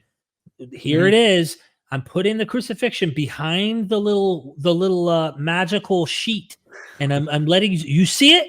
Look at how certain that crucifixion is. Watch. Get ready for the. Where did his body go? Where is he at now? Prove he's not resurrected, atheist. I mean, seriously, like, what's next, man? I know. It's someone else, and it's the jumping to it from going. Scholars think that Jesus probably existed and died. To all of a sudden, scholars are on board with the miracles and stuff. I just know. The real question then is whether Jesus was alive again later. How would we know if Jesus was alive at some point following his execution by the Romans? The same way we know many other things from history. We need witnesses, and we need to know that we can trust these witnesses. No, like, that isn't going to cut it. This is a miracle claim. Extraordinary claims require extraordinary evidence. This is something that David practices when it comes to Muhammad splitting the moon. It's not enough to have some kind of testimony towards it. Ask yourself, do you believe that the Caesar had an apotheosis and truly ascended to Mount Olympus or to the gods? Do you really believe that after their death in the funeral pyre, that they actually went to heaven with the gods? You don't? Well, Justin Martyr, I read earlier, talks about swearing. He says, and in whose behalf you produce someone who swears he has seen the burning Caesar rise to heaven from the funeral pyre. Now, you don't believe that, but you will accept testimony of supposed witnesses to Jesus? And I want to just point out, we need Richard C. Miller to hop in at this very moment because he is about to try and tackle eyewitnesses. And I think that most Christians and most atheists online have never heard this angle presented to them before. Dr. Richard C. Miller, David Wood, well-known apologist online, loves to be so bold and confident and showing that Jesus rose from the dead. We should take this as historical fact. Talks about eyewitnesses, talks about creeds early on, meaning can't be a legend. Talks about, I think, empty tomb, or mentions it in passing, and just special pleads Jesus to a whole nother level. You, as a scholar who's researched this material, can you cover some of this stuff from eyewitness testimony legend building, long-standing fables and myths and whatnot. Help us out. But yeah, so 1 Corinthians 15, we have this passage, the supposed creed, right? Well, that's a name that modern religionists are placing on the text. It was never called that in antiquity, and so this idea that that's a creed is a modern kind of phenomenology. And what they mean by that is this is like the centerpiece of the religion. Well, oddly, this text never gets quoted for centuries, and when it finally gets when that chapter finally reaches the thought world of John Chrysostom, who writes his commentary on it, he skips those verses entirely and then allegorizes the entire rest of the chapter. And so if this is the pillar of earliest Christian thought and devotion, it sure is interesting that it's utterly absent in early Christian thought and devotion. And so let's start with that. Now, if we go back to earliest Christian apologists, and actually, you've got a modern apologist who's saying one thing, go back to the earliest, the grandfather of all apologetics, Justin Martyr. Well, he's not special pleading. He goes the other direction with this. He says, this is just like what you're used to with the sons of Zeus and the Caesars and so forth. And so his argument is that there's nothing new. In fact, that's exactly the words he uses in Greek. It's unambiguous. There's absolutely nothing new with what we're doing with Jesus in our storytelling than what you're doing with your own demigods and in your tradition. And so why are you killing us? That's his argument. That's his apology that he's making there. That's the opposite of special pleading. I respect that, actually. And so if you go back into antiquity, if you look at some of his sources, he brings up people like Romulus. This is a founder of the empire who also had road encounters and had apotheosis, gave a great commission on the Via Appia, and it was one of the most famous individuals that was translated in the ancient world. In fact, when he was translated, it says his subjects fled in fear, kind of like the ending of Mark, actually, and so there's a calendric celebration of that throughout the empire. The people would reenact that in the cities, that particular event. And so he's taken up into a cloud right in front of them. And so it is a very, very important story. And most of the historians were obliged to include it. He has a road encounter, like I said, but he's not the only one. Aristeas of Proconnesus has a road encounter after he died. He dies in a fuller's shop. He's supposed to be a son of a god. He's a wonder worker. He's a poet. He's a divine kind of soothsayer. Dies in this town, and the shopkeeper closes shop and goes to inform the family. Well, when he gets back, the body's missing. It's vanished. And now the place is still locked up. So how did he get out of there? There's a question. He didn't have the keys to lock anything. And then not long thereafter, someone comes and says, hey, we saw him on the road to Cyzicus just now, and he looked, healthy and fine. And all of this. And so there's this road encounter. It's very much like the road to Emmaus in some ways. Now this predates the New Testament by centuries. So Aristeas, and then he comes back again centuries later and actually writes a book, has an appearance, writes a book, leaves that for everyone, and then says, hey, build a kind of a shrine to me here next to this other deity's temple. And so they go ahead and do that. And so he's worshipped as divine as the result of these of his translated state, his post-mortem resurrection, so to speak.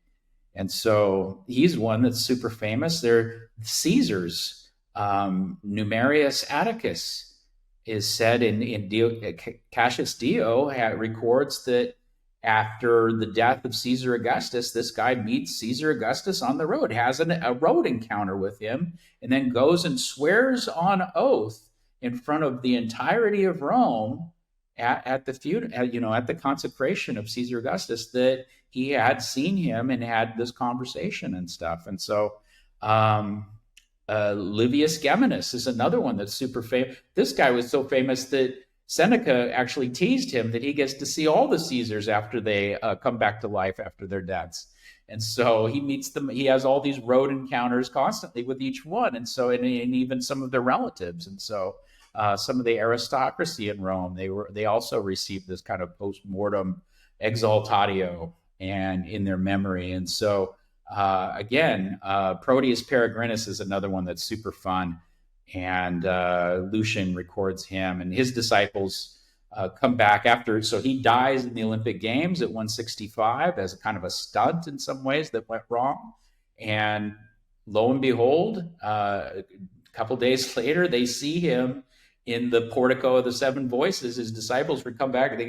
They come back and they report, we saw him, and he was wearing a gleaming white toga and a garland of olive, and he looked just fresh as daisies and everything.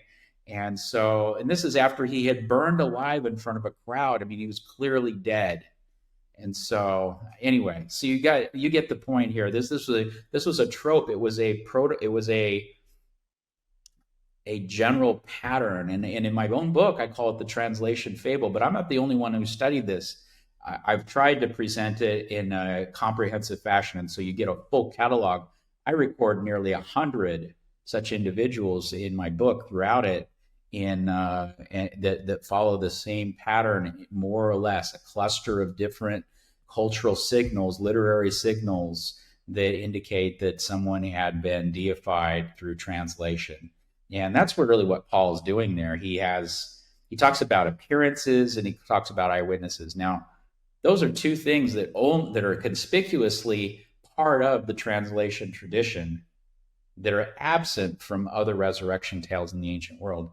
Who else? Name one other person that rose from the grave and had appearances and eyewitnesses, that people talked a lot about the eyewitness of this or anything. It's not a thing. No one's talking, like Lazarus when he comes back to life. No one talks about the eyewitnesses that are there. No one talks about setting up a cult shrine. No one talks about him having appearances and coming and going and walking through walls and having to eat fish and all this stuff. It's just not a thing. And you can go back through any number within the biblical tradition, go back to Elijah and Elisha. There's also resurrection tales there. If you want to go to more recent time within the larger Greco-Roman world, you've got legends that are surrounding Heracles raising people from the dead. You've got Apollonius of Tyana, wonder worker, who does a lot of the same things that Jesus does, casting out demons, but also raising people from the dead, raising someone from the dead. And if you go over to Asclepius, who's the famous healer of the ancient world and really, in some ways, the great-grandfather of all of medicine, really. He also is said to have risen people from the dead in some of the legends that surround him. And so, again, there's no eyewitnesses, no road encounters, no great commissions given. There's no appearances or ascensions or any of that stuff associated with any of those individuals. That's all a cluster of themes that go with the translation legend. And that didn't take months or years or decades to pop up. In many cases, within hours and days after the individual had died, that people started to make these kind of claims. And so in that sense, Jesus is not unique. And so I agree with Justin Martyr that he was not unique in that. Future Steve here again. A huge thank you to Richard C. Miller for giving us his time, who I'm very pleased to say you'll hear again from later. Before getting back to my additional comments, I'll replay David's words just to remind us. Here they are. The real question, then, is whether Jesus was alive again later. How would we know if Jesus was alive at some point following his execution by the Romans? The same way we know many other things from history. We need witnesses, and we need to know that we can trust these witnesses. Okay, so he's talking about witnesses, and one of the things that comes to mind is the supposed miracle of the sun, right? So an event that occurred in Portugal where 30,000 to 100,000 people witnessed, after a period of rain, that the clouds broke and the sun appeared as an opaque spinning disc in the sky, right? And it zigzagged towards the earth. All of these testimonies. Does David believe that? Maybe he does because it's part of his religion, right? But does he believe these kinds of claims with these kinds of witnesses when it comes to other such things, such as all of the miracle claims with Hinduism and statues crying? Like, Is this something? How many testimonies do you need? Is it 6, 7? Do you need them from various sources? Like, how does this work? When do you all of a sudden buy a miracle? I know that he's heading to the martyrdom stuff because this is what every apologist does. It's the same playbook, and their martyrs are more authentic and more real and more, but all the other martyrs, not so much. Don't worry about the Maccabees. Who cares about those crazy terrorists? Just ask David. Like, there's so many things I could see happening, but just for the sake of this one point, I do want and hope Richard Miller mentions this, but if not, I'm going to at least just tease you with it and point out that Lucian, which is a 2nd century, I believe, author, he's second, is writing, also was making fun of religious superstitions of his day. And he talks about this philosopher named Peregrinus. Peregrinus was a Christian. He converted to a different philosophy because Christianity was a philosophy, and he had achieved ascesis, as Richard Miller calls it, meaning what Buddha would maybe call Zen. He had achieved this. I have peaked out at the highest level you can possibly get in this life, and I want to show you evidence of that. So what does he do? He goes into the center in front of everybody, builds a pyre, starts the fire, and to show how serious and devoted he was to his philosophy, jumped onto the flames and burned to death alive in front of everybody there. This is in history. This guy did this. Well, Lucian tells the story where he's heading back from this event. It was like an event. Everyone knew to go watch him burn himself to death. And on his way back, people were like, what happened? And he's like telling the actual case. And then people kept on the way. Wait, what happened? What happened? And he says he was a little bit like annoyed, it seems. And he's like, all right. So then I started to kind of embellish it a little. And I said, when he jumped onto the flame, this is in Lucian, bro. This is a like guy who's playing, he's pulling at their strings of superstition. And he says, so he jumps onto the pyre. As he burns without fear and without pain, a phoenix rises from the flames and ascends to heaven. Next thing you know, the next day, he's going to the marketplace like normal, and an old man approaches him and says that he saw a phoenix ascend from the pyre when Peregrinus died, and he saw it. So now I don't know, scholars, I'd love to investigate where critical classicists and such are looking at this material, but like, is he making up the account? Even if this is fictional and that he made up this story, he is trying to portray the superstition of the people of his time. But if it is historical, again, legend overnight.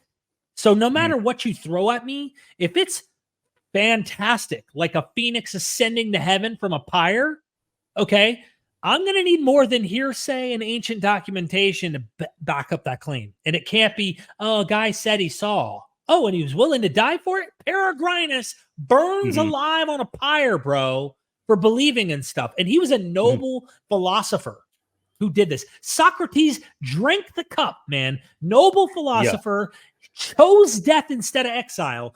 Get out of my face with your martyrdom nonsense. I could see it coming. I'm getting now the bad guys coming out of me, but it annoys me how much ignorance is involved in not actually treating everyone equally in all of these philosophies. So the point being driven here, again, is that extraordinary claims require extraordinary evidence. This is something that David insists on in every other domain. He insists on the extraordinary evidence to be able to uphold the extraordinary claims. And so what precisely does David have with these witnesses? Is he going to present the standard apologetic stuff where he references one book that has 500 eyewitnesses? Yeah, kind of. Basically, he needs something significant, and I call you clairvoyant, Derek, but you ain't going to get it. Do we have witnesses of the risen Jesus? Yes, lots. Oh my gosh. Do we really? Lots? I mean, we have one account, right, with Paul, who says, hey, man, these guys saw him in 500. I'm not even about to name, supposedly still alive, by the way. Just take my word for it. Corinthians all the way over here in Corinth who are never probably going to Jerusalem and to check these freaking witnesses out for themselves. Just take my word for it. There's 500 of them. We have that. None of the guys listed ever write anything that we have actual documentation, and critical scholars, I'm glad David brought them into the fight, because if it weren't for him inviting them, I wouldn't be able to present this without a conservative backlash, because they're not going to accept these academics, but they will point out 1st and 2nd Peter, forgeries. Oh, so Peter, what about James? They think James was a forgery. So now these guys who are supposedly like family members of Jesus, early apostles of or disciples of Jesus, Peter, they didn't even write the books that they're writing in the name of, meaning pious frauds. They're forgeries. And so if they're making fabricated data about who wrote what, David, how do we trust? Can you see why someone would be skeptical if you approach the New Testament, find out that out of 14 claimed books, they count Hebrews into this? Some do. I'm not saying David does, but out of 14 letters of Paul, like half of those are not written by Paul. And there are many that say they're in the name of Paul that scholars say aren't Paul. That's why people like David and other apologists have to die on the hill of trying to say, no, those letters aren't forgeries. They have to die on every hill because they have this bubble they don't want to pop. I just rabbit trailed off the point. No, so the bubble thing, I think that really is what's going on here. So I sometimes look at the confidence that apologists in particular have when they're making statements, and I just think, what is going on? Something else is going on, because this is ludicrous. And I think there is something else going on, namely the bigger picture. Right. So most Christians, and I think David is included in this, they're going to tell you that if you want to go to heaven, there's only one way, through Jesus. That means you need to convince yourself and say in your heart to really mean it when you say that Jesus resurrected and he died for your sins. And so the evidence has to be obvious, because anything other than obvious is egregious.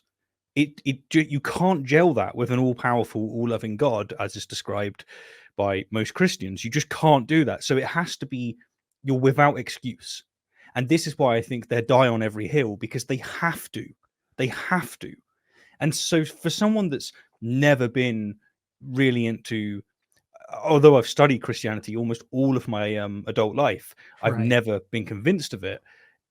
There's certain parts of it that are just so grotesque.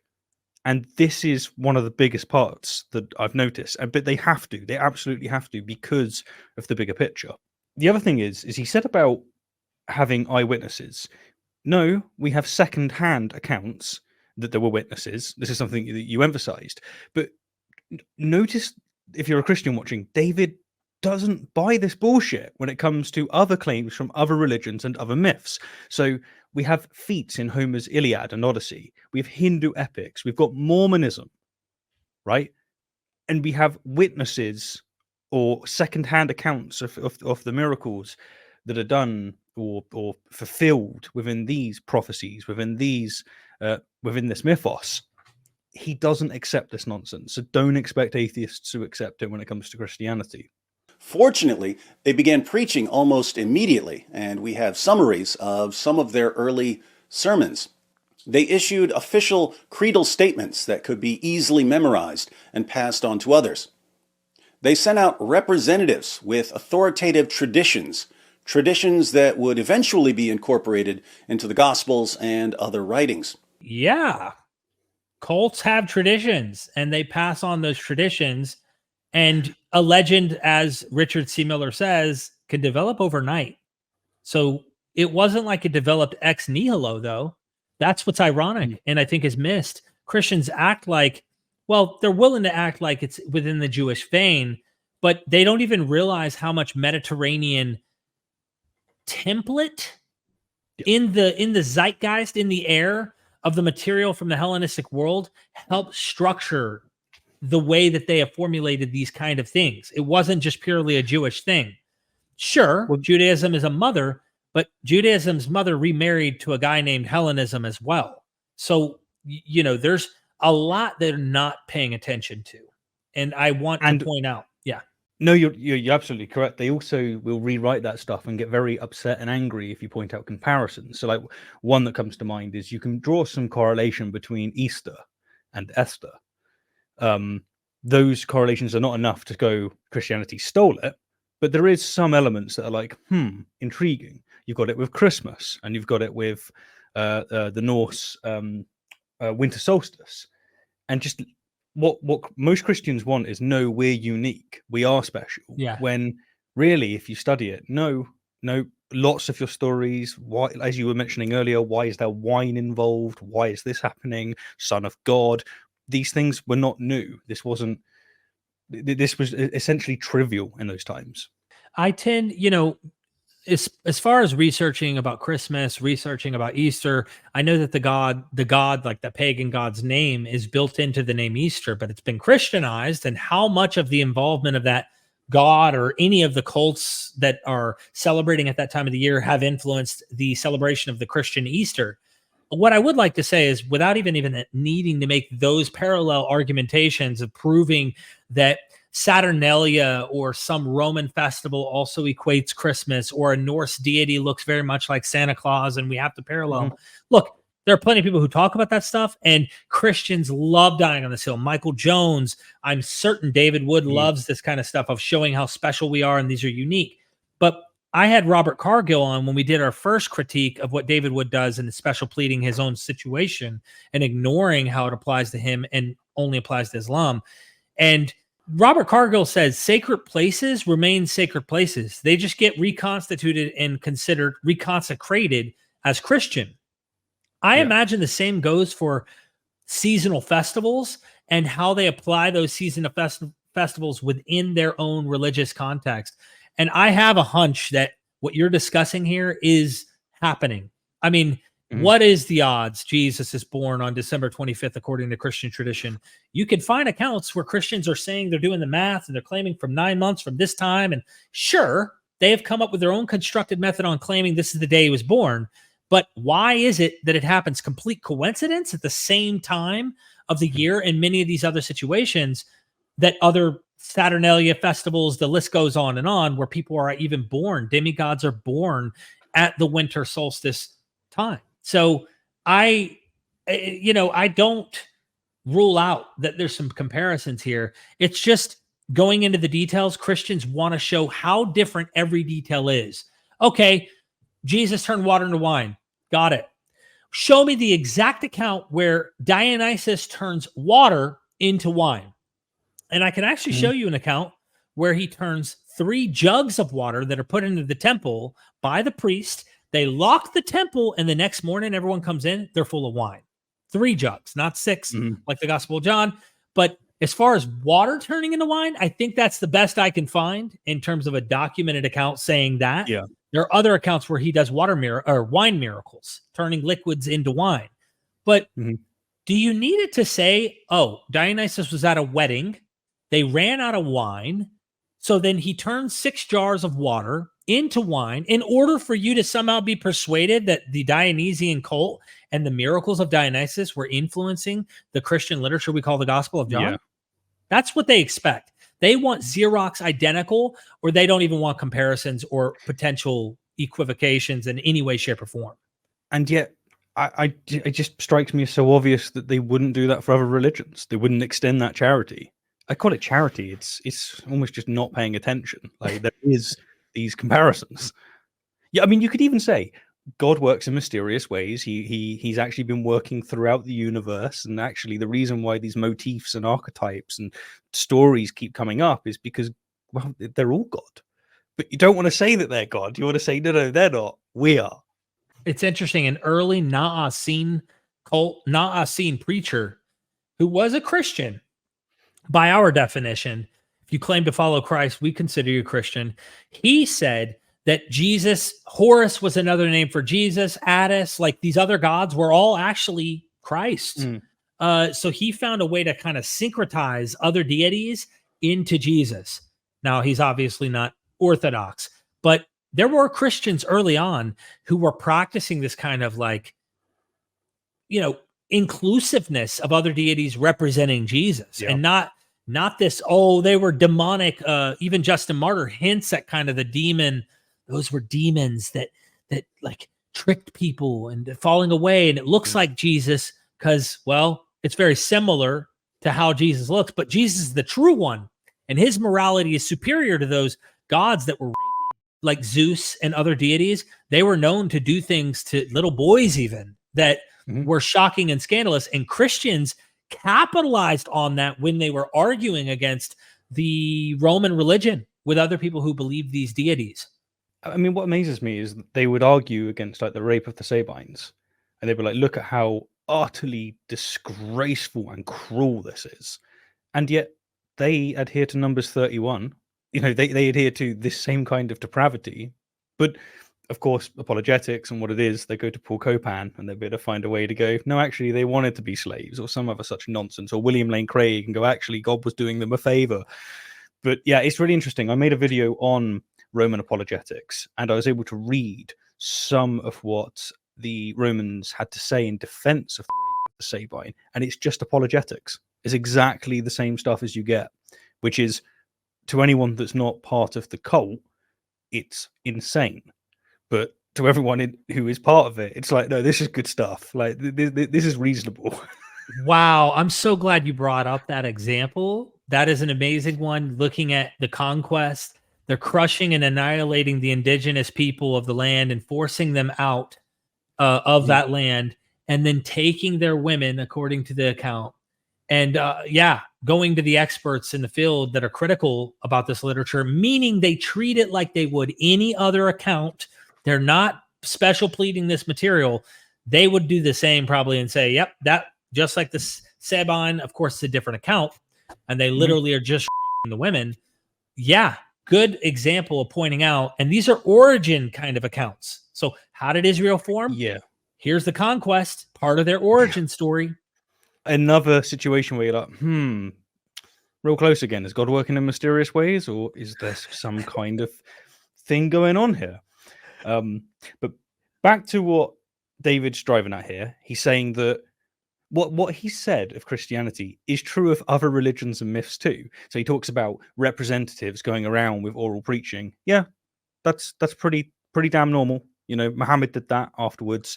You had it beforehand with many other religions. Like, this is normal stuff. There's nothing unique going on here. I think every cult does this. I mean, in some way, some more aggressively. Christianity came out of the woodwork with an agenda to try and convert the world. And so they kind of have it built into their policy. Hey, we got to change everybody to think like us. And I don't think the other cults had the same missionary activity, yet they probably still did bolster and defend and protect and encourage others of their own deities from their culture. They just weren't doing it to the point where it was over the top. The philosophies that came in started to push these kind of ideas of martyrdom and willing to die, but getting your ideas out there, even if it's death that we have to do to defend our views or defend our nation or whatever it is. We also have writings and quotations outside the New Testament from the next generation of Christian leaders, which included people like Clement of Rome and Polycarp, who knew one or more of the apostles and who continued preaching the message of the apostles, especially the resurrection of Jesus. I'd be willing to grant, even for the sake of argument, that he met one or two apostles that claimed to be there, but I don't know if that's factual at all. And the thing is, this can be done with other religions. I mean, like Mormonism, for instance. Like, plenty of people saw Joseph Smith. You've got their testimonies, right? That's going to do it. You were mentioning earlier about the Phoenix. Like, that's one day afterwards, as you were saying. Does David buy this? Like, does this constitute good evidence enough to believe a miracle? I don't think so. They died, though, Stephen. Yeah, but do you know the difference between a Christian martyr and a non-Christian martyr? Come on, this is an easy one. One's a Christian and one's not. No, come on, man. What? The difference between a Christian martyr and a non-Christian martyr is the Christian martyr actually believed it. Oh, of course. I forgot. They're the only ones who believe in the things that they do. Yeah. But the most interesting source on the eyewitnesses of the risen Jesus is an early Christian creed recorded in 1 Corinthians 15, 3-7. So just want to emphasize that he's quoting the Bible to prove the Bible's claims. Of course, yes. He is quoting the Bible. And by the way, not all scholars agree this is a creed. That's important to also emphasize. Even though I don't know why it's important, we can grant it's a creed. I wouldn't give a hoot if it was a creed or not. Yeah. And most important witness. Here's a guy, Paul. He lists all these earlier guys, which we don't get any of their personal accounts describing this witnessing of Jesus resurrected. Last of all, he appeared to me, one like untimely born. And even in this, there's so much human thumbprint of male ego in Paul writing this. Paul says, after he says, he appears to 500, he appears to the 12, he appeared to the Cephas, Peter, the list goes on and on. As one untimely born, he appeared to me, last of all. And then he says, even though I was the last of all, born out of the right time, and he appears to me, he says, nobody, let me get the exact quote. For I am the least, verse 9, of the apostles, and do not even deserve to be called an apostle. Here, I'm going to humble myself, describing the other apostles before me, because I persecuted the church of God. But by the grace of God, I am what I am, and his grace to me was not without effect. No, I worked harder than all of them. Who's them? All of the people before he listed. He wants think about this, everybody reading this. He wants these Corinthians to take his damn word for it. That's why at the end he gives his credence. It's almost like if I walk into a room where I know that particular people for a particular tradition or a particular stance already have in mind these people that they would say, hey, oh, you're friends with him? Oh, you're a friend of him, you're a friend of me. And then while I bolster them as an excuse to get my way in the door, I then turn on, but hate to break it to you, I worked way harder than those guys. Now I'm giving myself credit, making myself look good. Listen to what I have to say about Christ.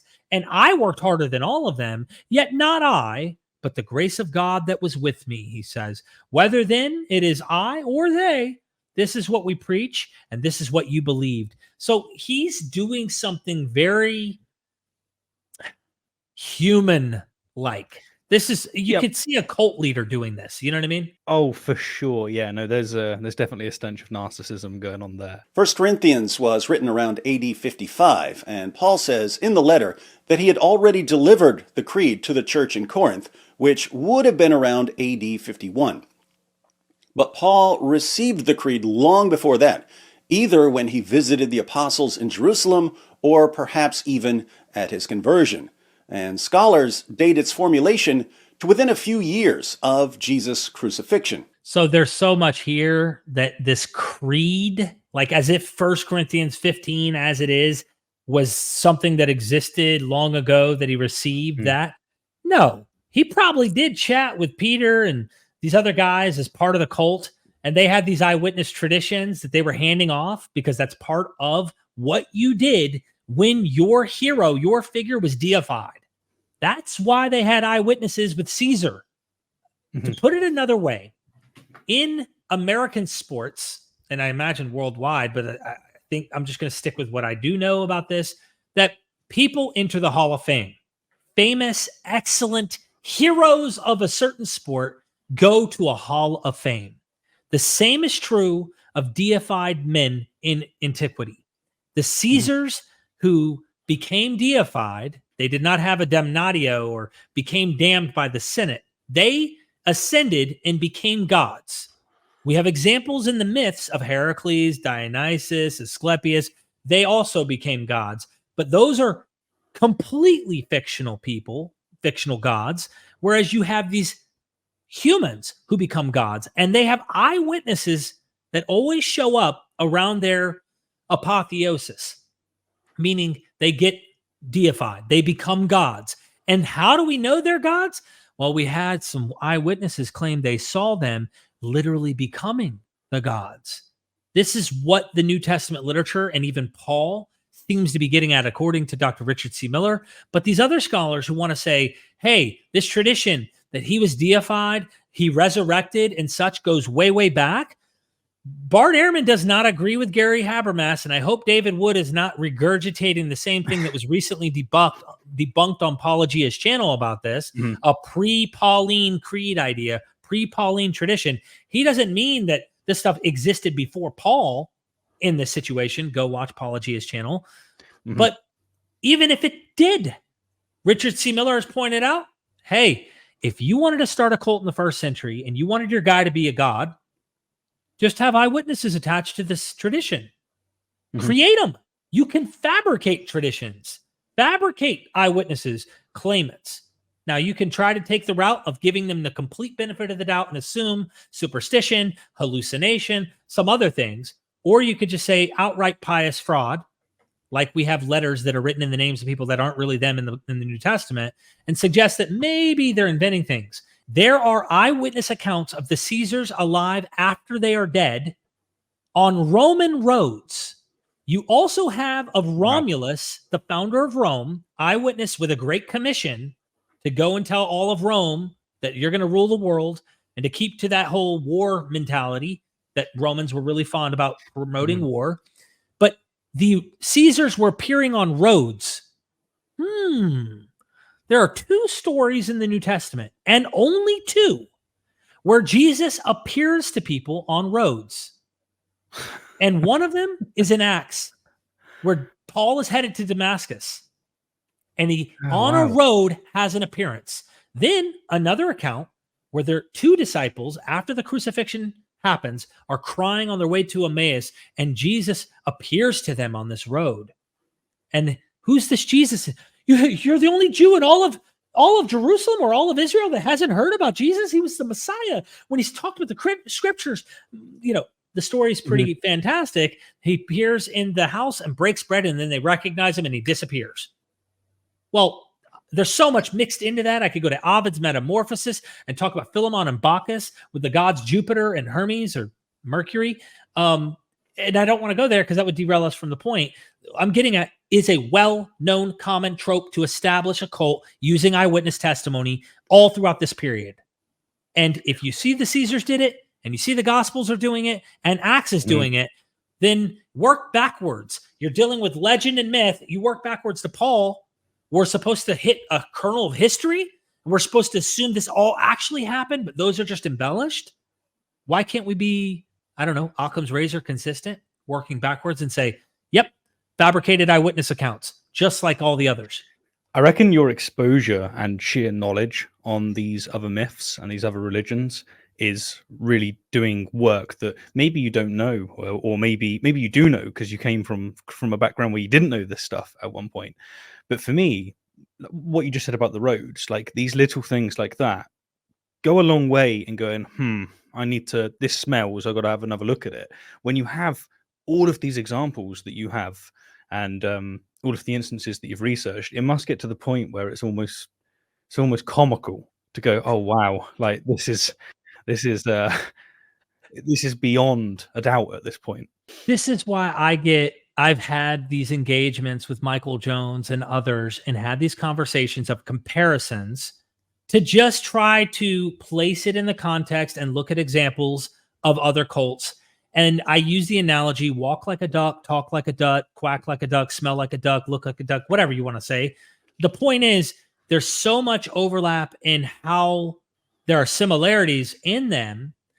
And once you see those and see that they're using this in literary sense, or even fabricating them in a cultic manner, you see special pleading even clearer, because maybe they don't know about this material. And if that's the case, I give these apologists the benefit of the doubt, because when I was doing apologetic work 8 years ago for Jesus, I did not know this stuff. I had no clue that Caesars were claimed by eyewitnesses to have appeared on Roman roads. And here you have in the New Testament appearances on roads. And what do? Okay, you know what? At this point, Derek, good point, or Richard C. Miller brings this out in his book quite well, Resurrection and Reception. What do? Okay, those are legendary. But Paul's creed in 1 Corinthians 15, that happened. This is the problem I have with even critical scholars. They don't even Yeah. have an open eye to this example that I'm giving you, working backwards. They almost feel like they have to deal with it in like a hallucination model, or they have to deal with it in some other kind of realistic historical model instead of just pious fraud. They invented it. And there are scholars, critical scholars, who've said they invented it. I think that's the most probable. But then the motivation factor comes in. Why? Did they invent it to keep power so they don't have to go back to fishing in Galilee, if you suppose that they were fishermen? Or look, imagine you're in a cult, you're in a power position, people are paying you money, you have food, you're fed, you're even viewed almost in like a, you're at it like, yes, it's Peter, it's the, you know what I mean? Like you're somebody. You're going to sell that away simply because what? This didn't happen?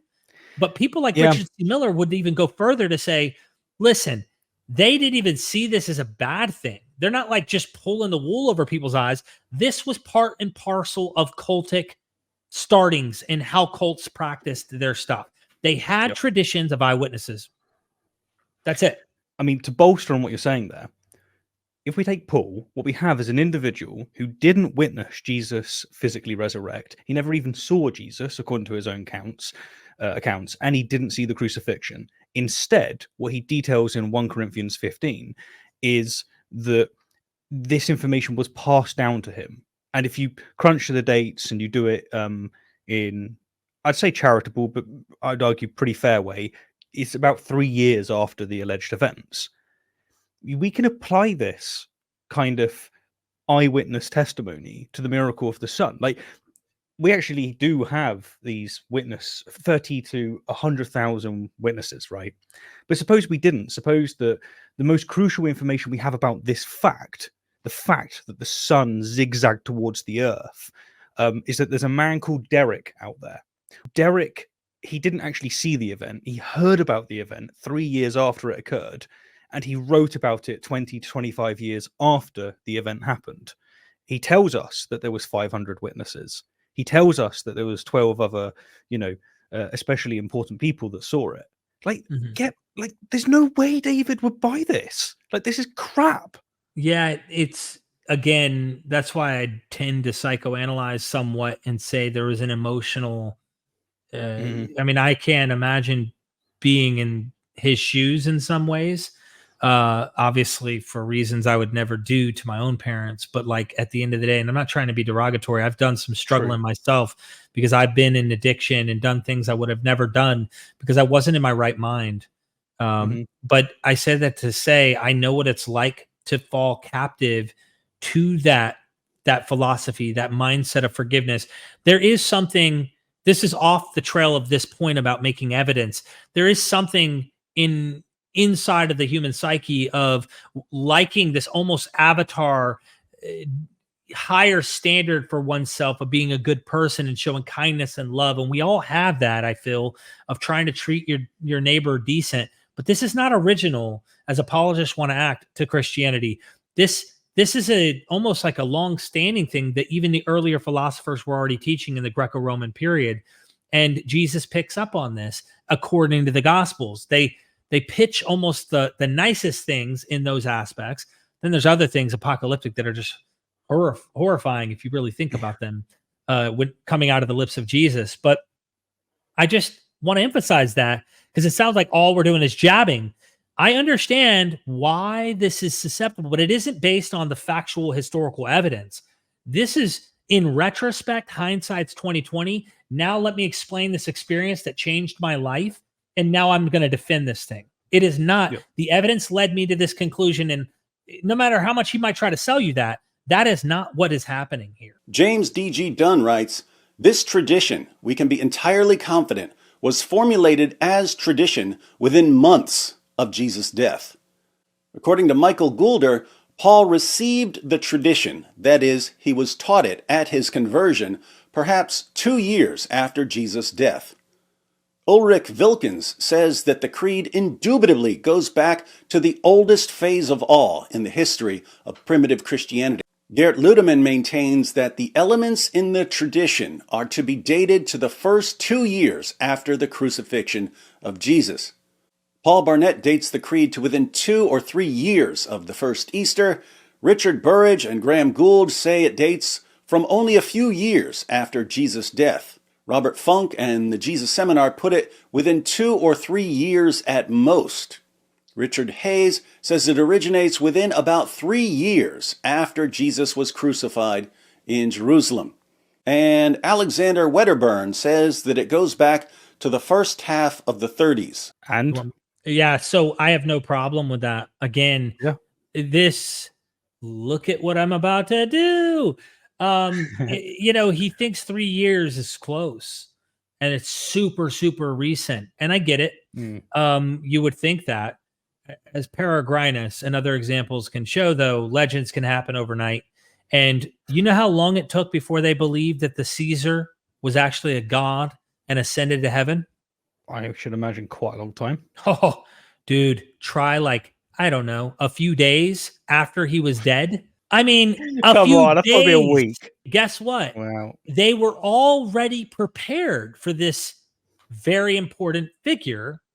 Let me put it another way. What was scandalous about the Jesus situation becoming divine or ascending to heaven or having this resurrection idea, which would have been in any other context simply an apotheosis, but in a Jewish context, the language of resurrection gets used. It is simply not a revivification. This is a transformation, a metamorphosis happening with Jesus, where he is supposedly changing to a divine state and ascending and seated at the right hand of God. Philippians talks about this. Romans 1 talks about him being a son of God and in the line of David, the seed of David, etc. So it's a Jewish context giving you a Hellenistic idea of an individual being resurrected who's really having a metamorphosis, a transformation, becoming a divine figure. Look at the Caesar's examples. They're already prepared within a few days to deify that emperor. It's almost like before they die, they have the hunch that they're going to have a god on their hands soon, and they're prepared to give him this commemoration, this Hall of Fame status. Prophecy. Exactly. And so I'm not sure, I can't read before Jesus' crucifixion. Many critical scholars who are dissecting the text will suggest that it looks like authors later are putting in the mouth of Jesus that he predicted his own death and that he's going to rise again from the dead. Look, even if we freaking grant that, here's a guy going to his death, planning this stuff, hoping that God is going to come in, break into reality, and change the world, that they're subjugated under Rome and these horrible leaders, the Sanhedrin, that are taking advantage of the people, their sacrifices at the temple. The list goes on and on. Like, even if he knew he was going to die and planned it, the point is nothing happened. So now cognitive dissonance sets in and they have to adjust based on the criteria of what's happening in their lives. They're not going to give it up. Every single cult you ever find that is apocalyptic, Daniel is an example. The book of Daniel clearly fell prophecy. He gets many prophecies correct up to a certain point, meaning they were written after the fact. And then many actual raw predictions. From that point onward, scholars say he wrote it somewhere around this time, because everything after that, he gets wrong. We see this in the New Testament, man. So they don't, Daniel's a false prophet. Dude, anyone who reads and knows about this will tell you Daniel got this wrong, that are critical, that aren't like coming into this trying to do gymnastics. And what happens? Daniel just gets lost and forsaken. No, it remains fundamental and central to the canon of Jewish and Christian literature, and gets reused in Gospels and in the book of Revelation. Paul may even hint at it, but we know the Gospels seem to harp on the Son of Man, which comes from Daniel, and the book of Revelation, which seems to be working off the tropes of the nations representing animals and stuff.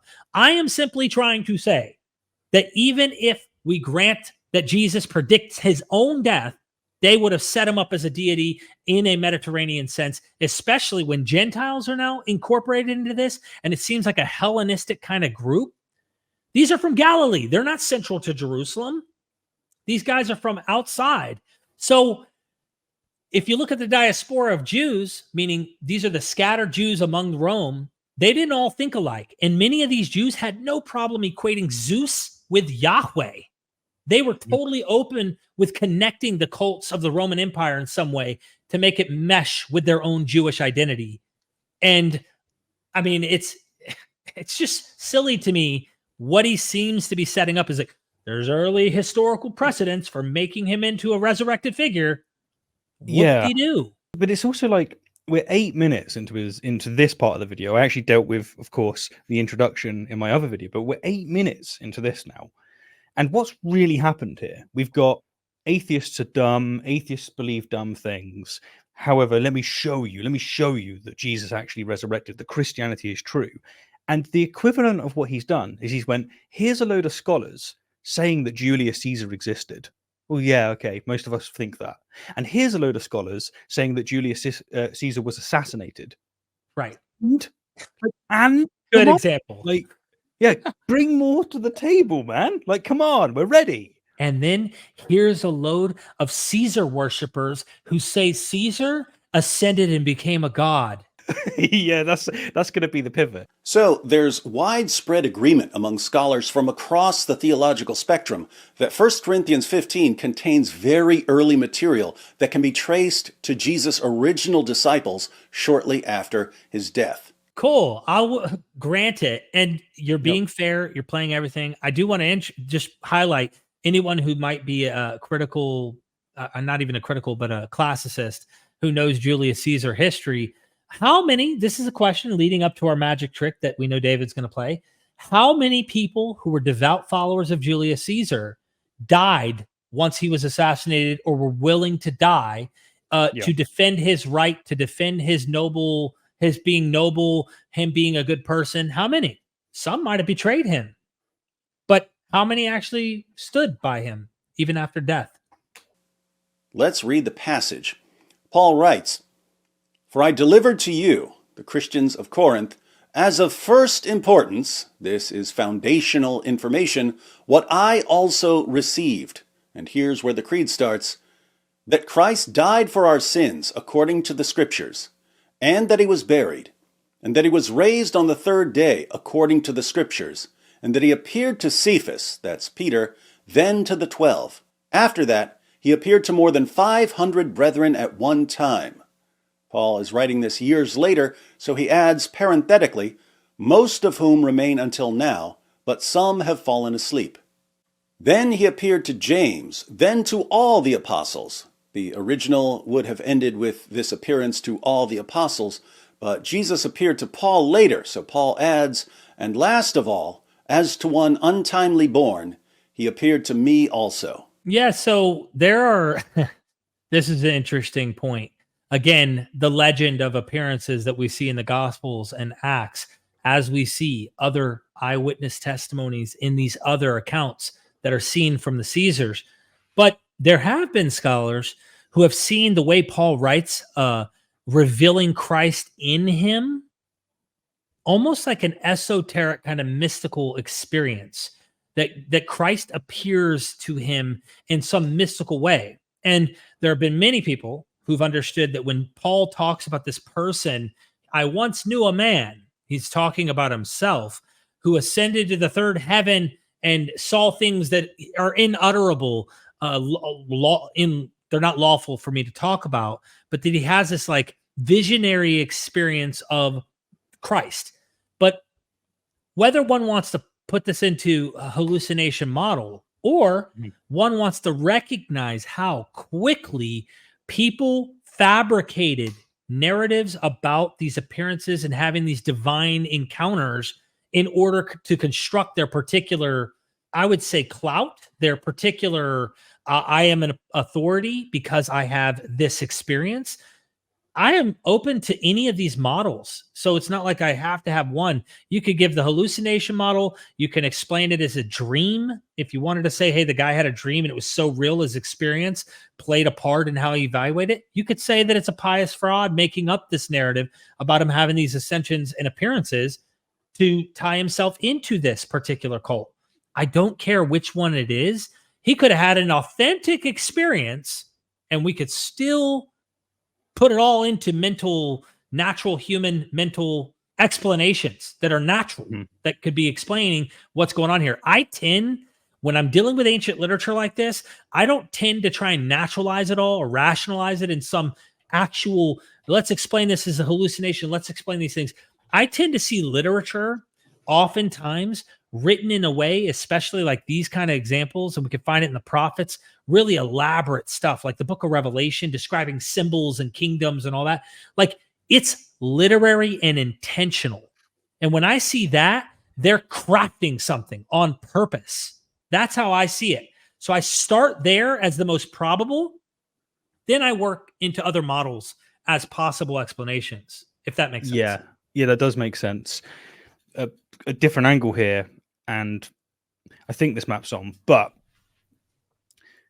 the thing that I would just keep emphasizing throughout this response to David Wood is the subtle jumps he's making. They're just so, I say they're subtle, they're huge, but his delivery makes it so that you might not catch it. But going again with the Caesar analogy that I used before, he's went, here's all of this evidence. All of these scholars saying that Julius Caesar existed. Okay, sure. Here's all of this, all of these quotes, all of these scholars saying that he was assassinated. Okay.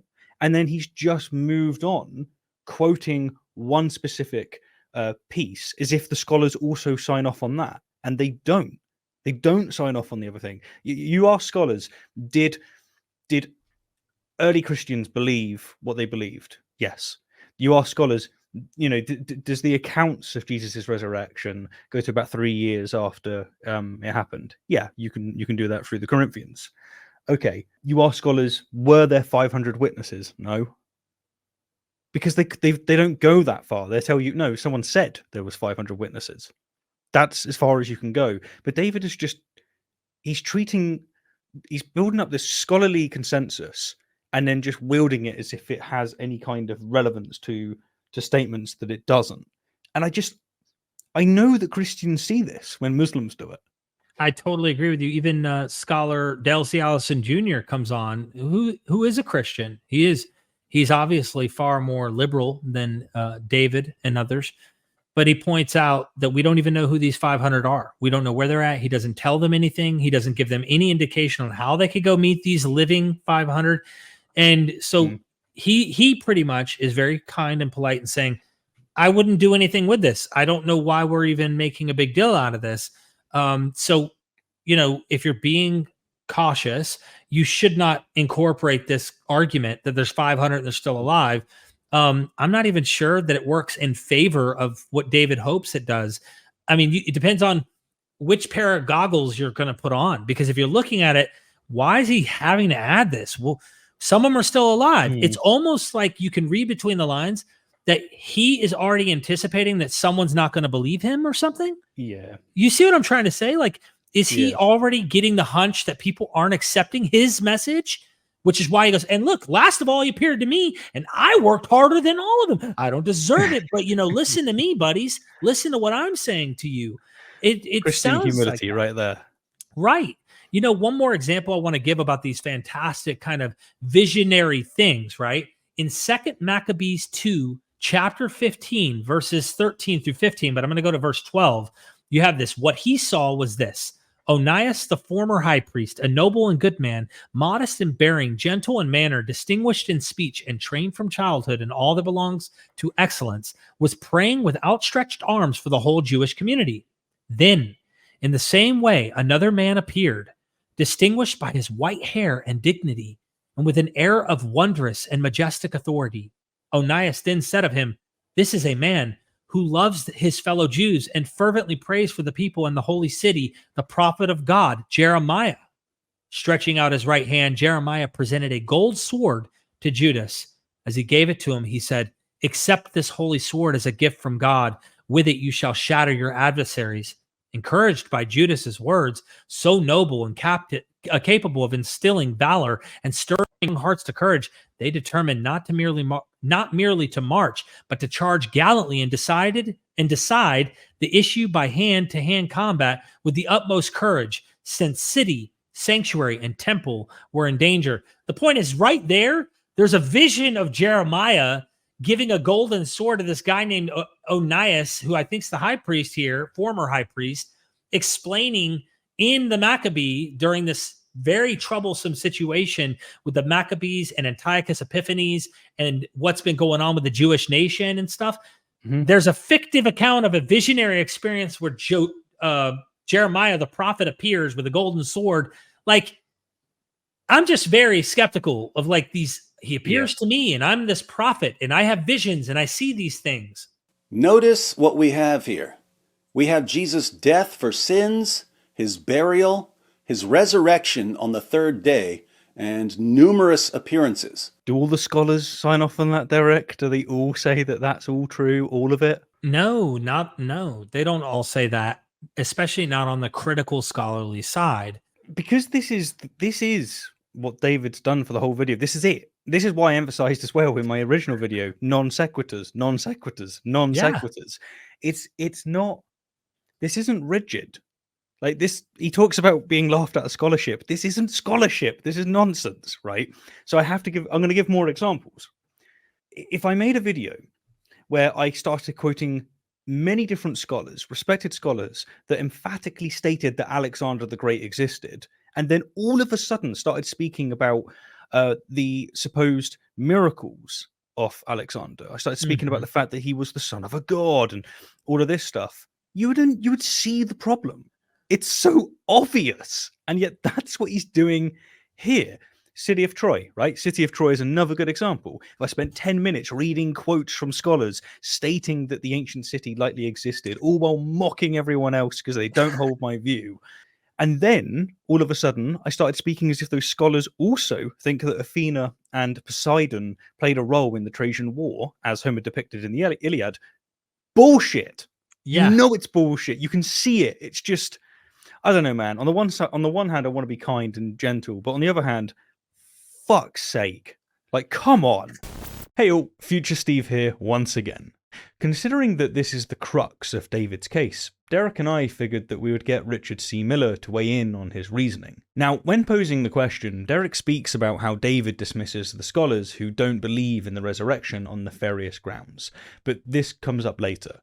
Don't worry, we'll get to it. For now, the focus is on David acting as if lots of scholars expressing that Jesus almost certainly was crucified somehow also entails that Jesus died for our sins, that he was buried and that he was resurrected. Here's Derek lining up Richard C. Miller. Last question. David Wood has said, historically, Jesus seems to have agreed. I listed some scholars that he existed. Historically, it seems certain he died, listed a bunch of scholars, then has to make excuses as to why those scholars he listed don't follow his conclusions that he historically rose from the dead. Is David Wood correct in drawing this consistent resurrection history? It happened. It literally happened. What is your problem with that thinking? Well, you could argue almost anything with that. You could create a paper mache of almost anyone's set of, you could argue, grab any particular idea and you could probably find some subset of atheists or secularists or humanists that will say in patchwork some of the things that you're trying to say. Of course, you don't ever pull all of their thoughts together, because then at that point you've exited the religion, or certainly exited the argument that you're trying to create, right? And so it's a rhetorical game. It's a dishonest rhetorical game that, now I don't know this individual of whom you speak, but I have seen this oftentimes, especially Bart Ehrman. People quote him left and right, conservative Christians. I've seen this too many times, in passing and on different websites where people will quote him, not the actual positions of Bart, but trying to find the places where he somehow lends credence to their belief system in part. And so kind of piecemeal plucking out from his thoughts the areas that somehow they can use as fodder in their kind of religious warfare. And it's dishonest. I'm sure Bart Ehrman is not happy with that. I'm sure that no one wants to be taken out of context in that way. And it really is out of context in the sense that you're not taking his entire thought paradigm into consideration. You're only plucking out, decontextualizing some part of what this individual or that individual might have said. And that's cheap and easy, and it really proves nothing. So just so we're on the same page, totally agree.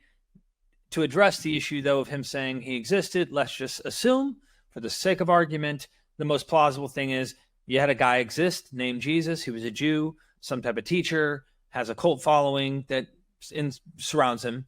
He gets himself killed somehow, potentially for doing dumb stuff, but nonetheless, he thinks he's doing the right work of God, and he gets killed by the Roman Empire and crucified, which would have been a severe punishment for something that they would have considered severe, or at least pretty big deal.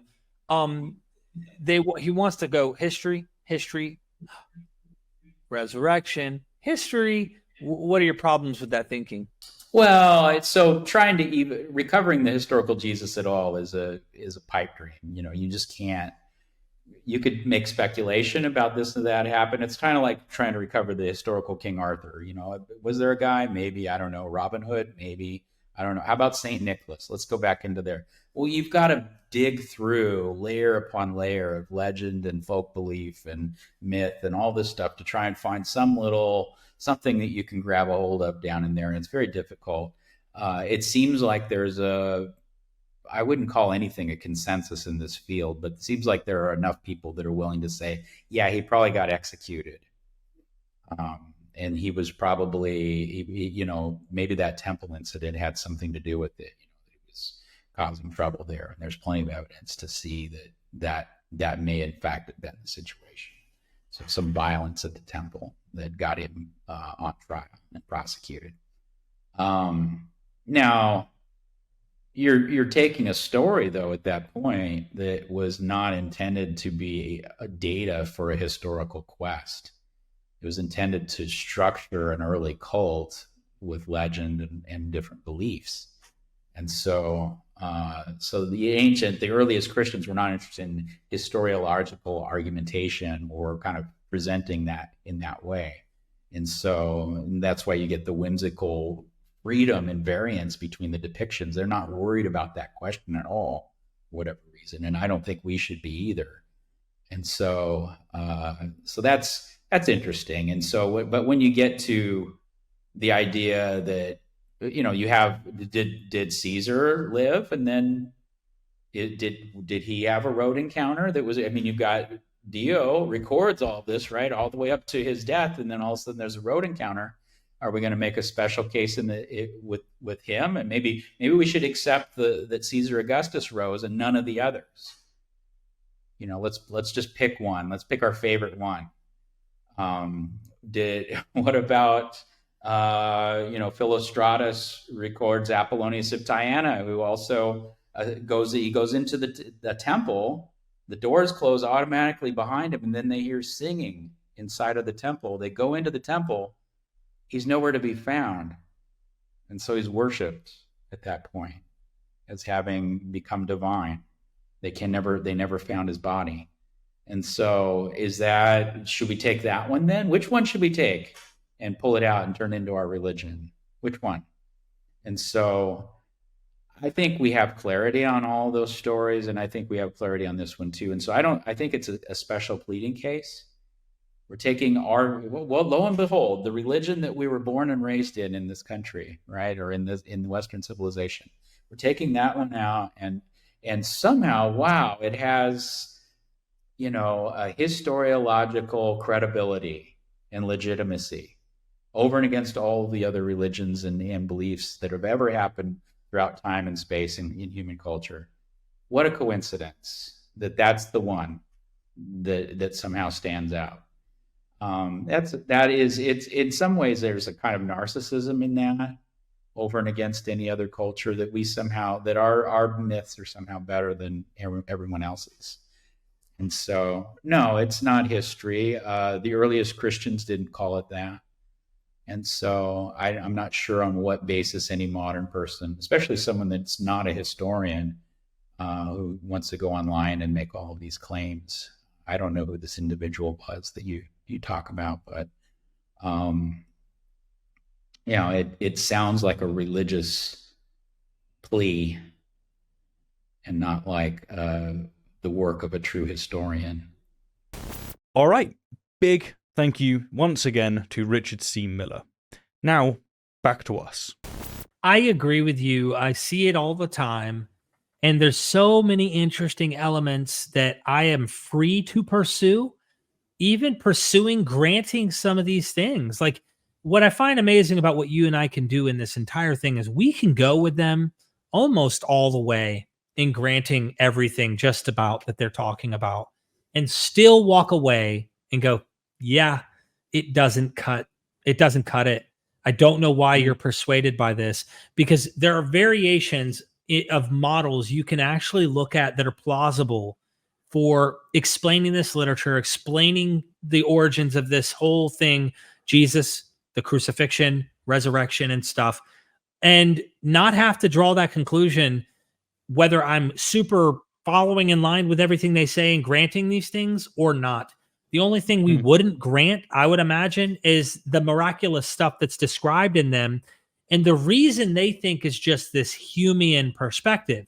That may play a part after reading Hume. Sorry to let you know, everybody, I've never read Hume. So I guess you'd say I get the warmed over version I've heard said before from other Humean people. And while there may be some influence of Humean type of philosophy in my mind, I have to admit, after my deep, deep study, and this gets back to your point, Stephen, of going like, after reading all this stuff and learning all this stuff, you kind of seem silly to you. You kind of like look past it. It's not even convincing or persuasive.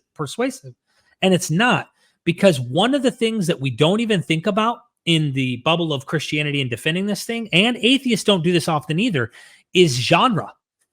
We really aren't reading and understanding how they wrote myth and legend as a genre. It wasn't just, oh, they lied to you, or, oh, they told the whole truth. No, they purposefully crafted narratives. And once you see the tropes, themes, elements of overlap, linguistic connections that seem to signal we're dealing with legend, we're dealing with a fable, then once you start seeing it all over the New Testament, you can identify it. And it's simple to do that. Really simple. I'm hoping we get to this point, but he talks about Jesus being buried, right? Well, where was he buried? According to the Gospels, in a stone-cut tomb. Well, anyone who's done a little bit of research in the Greek and Roman translation fable stuff that Richard Miller's been talking about, you'll see how the bodies of heroes, these gods, go missing. Their bodies go missing and they become divine. Their bodies go missing and they become divine. There's also a convenient comparison, yeah.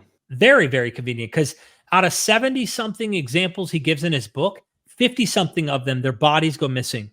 And all of these figures became gods in the Greek world, Greek and Roman world. From Caesars to heroes like Hercules, Romulus, the list goes on and on. They all go missing. Well, they appear to the tomb that Sunday morning. Jesus is missing. His body is not there. Where is he? An angel has to tell him in one, go to Galilee where he told you he'd see you, right? Then Matthew comes along and has two angels. And then Luke comes along and he has guards he adds additional stuff that doesn't, what the heck? Or is it, no, Matthew has the guards. Either way, you get the point. They're like crafting and constructing and mixing up this legend and getting even more clever as they go on to how they're going to sell this thing, rewriting the previous versions of it. But I see those examples of the body going missing, and you go, well, those are Greek and Roman, and you'd need to give me other examples. What about Kalihari? I think that's how you pronounce this, Kalihari or Kalihari. I tried to look it up online on how to pronounce it, but it was a novel contemporaneous to the first century that talks about a man whose wife actually got taken. So they thought she died. She ends up in this tomb, and these grave robbers take her body. She's still alive. They take her body and run with her and pretty much take off with her. The guy comes to the tomb and it's empty. And when it's empty, the first thing, read between the lines, kind of see the context. The first thing he does is cry out, which one of you gods took her? Jealous of me having her. You wanted her, because the Greek Roman gods, they were known to take women and do things with women. Well, he cries to the heavens, which one of you envy me and took her? Notice he immediately attributes the missing. No matter if it's a novel, it doesn't matter. It tells you the mindset of the author that's suggestive by saying this guy noticed her body was missing and that she was taken by a god. Well, that implication is a signal that we should all be noticing. The Greek gods, and heroes and Roman gods and heroes, their bodies went missing. They became divine. And this is what Richard C. Miller points out. So the empty tomb, missing body, red flag, divinity. And we have all of it as authoritative tradition within a few years, if not within months, of the crucifixion. Okay, so let's go through this, okay? We have scholars saying that Paul wrote about Jesus' death. We do not have, as David just listed, scholarly consensus on Jesus dying for our sins. Where the did that come from? Nor do we have that he was buried, nor that he rose on the third day. Where did that come from? Like, come on. Nor that he appeared before others. They don't agree with that. That's just something he jumped to. None of this follows from the consensus that David gave us at the beginning. All of the bulk, I mean, I'm repeating myself here, but this is all we've got. And this is, by the way, why I said in my original video that what he does is non sequiturs, because I granted his premises to show that it's a non sequitur. And here I'm just going through and going, look, here's the non sequitur, here's the jump, here's unsubstantiated, unwarranted assertions. This is, I mean, I don't want to repeat it too much, but this is David's case. This is the best he's got. I find it interesting that while I was willing to grant and just accept what these scholars are saying about this tradition going to 2 and 3 years after the Jesus crucifixion, I don't know how we can really be absolutely confident that this tradition goes there. Let me give you a few examples. One is the earliest attestation we have of it is in this letter in Corinthians. So where is that earlier tradition?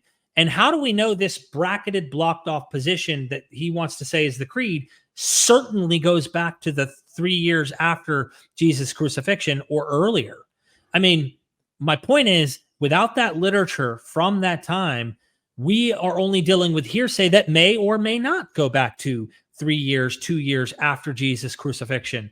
We don't have extreme confidence that that would be the case. You can build some type of case if you want by going to Galatians, saying how he said he spent 14 years here and he went to Jerusalem after going to Arabia, and try to piece together that, well, he met with James, or he met with Cephas, really, and that he met with these early apostles, and that's when they taught him about these things. But I don't know how much confidence we can have in that. The other red flag, and this has been noted by Robert Price in his work, which is obviously not in the consensus, but it is worth noting. He mentions how it talks about 500 witnesses. The Gospels come after Paul's letters, and he says he finds it really ironic when the Gospels are regurgitating legend and myth about Jesus and whatnot and rewriting these stories. None of them mention 500 witnesses. None of them. And this is a serious point, that if this creed, according to him, this writing about 500 witnesses and all that, was really earlier than the Gospels, and it wasn't tacked on to Paul's letter later, he thinks it was later because the Gospels don't mention 500 witnesses. He says he can't imagine that the Gospel authors wouldn't have not added that. They would have mentioned 500 witnesses if it was there, according to him. Who's right? It doesn't matter at the end of the day in terms of the conclusion that you and I are trying to draw out about this. But really, it isn't as certain as people want to, act. Absolutely. I've given a few analogies, of course, like through here, but I find sometimes if the point's not landing or if something's not obvious, then analogies tend to do the trick, because it just jolts us into going, oh crap, I don't apply that reasoning when it goes to something else. And I want to do it one more time, because this is the thesis of David, so it's worth doing. So take the Roswell incident. Scholars and experts confirm that something crashed in Roswell in 1947. Therefore, what? The scholars also believe that it was an alien spacecraft and that the government's covering up extraterrestrial visitors. You see the bait and switch? Mm-hmm. You see the problem with such reasoning? I could spend all the time I wanted bolstering scholars and experts saying that something happened. It doesn't do the job you need it to do. No, this is a great point. Imagine going to eyewitnesses from that town who are claiming they saw these things, Yeah. then accepting their word on it, and that they Yeah, say some extraterrestrial or whatever, you know? But imagine like you go there like 100 years on and they go, well, actually, we have one person that wrote about it about 25 years after he had learnt about it. And he learnt about it 3 years afterwards. And also, we know there was 500 eyewitnesses because he just wrote about it. I mean, just, oh, goodness me. Yeah. Just Yeah. Where's the confidence? This should lower your confidence in this claim. But it doesn't. It's not even about the claim. The claim is ad hoc. The claim is after the fact. The claim of resurrection is to establish why this philosophy has changed my heart and my mind and my life and given me purpose and meaning. It is not, this is historical. We can be all scientific and actually prove these kind of things with good evidence and rigorous case. No, it's about the Lord changing me from the inside. Paul talks about that the gospel is foolishness to the world, and that it wasn't wise words and profound wisdom that persuaded him. I tend to think this is a way of him saying it wasn't logic. It wasn't like me giving you a rational argument. This hit the deep center of us as humans and the want and needs and desires of something that we can't calculate. We're not, it's the psyche, it's something else. And you won't be persuaded out of it by reason, which is what we're trying to do today. I don't think that's what's going to happen. It's going to be the very person themselves having to be open to looking outside without being afraid of what the conclusion might draw. Sorry, I psychoanalyze here and there, but it's from my own experience too. What I've learned from dealing with apologists is when something looks so obviously wrong, it normally is. There's normally something else going on. And in the case of Christianity, what's going on is they need the story to be true. They need to keep their all-powerful, all-loving God.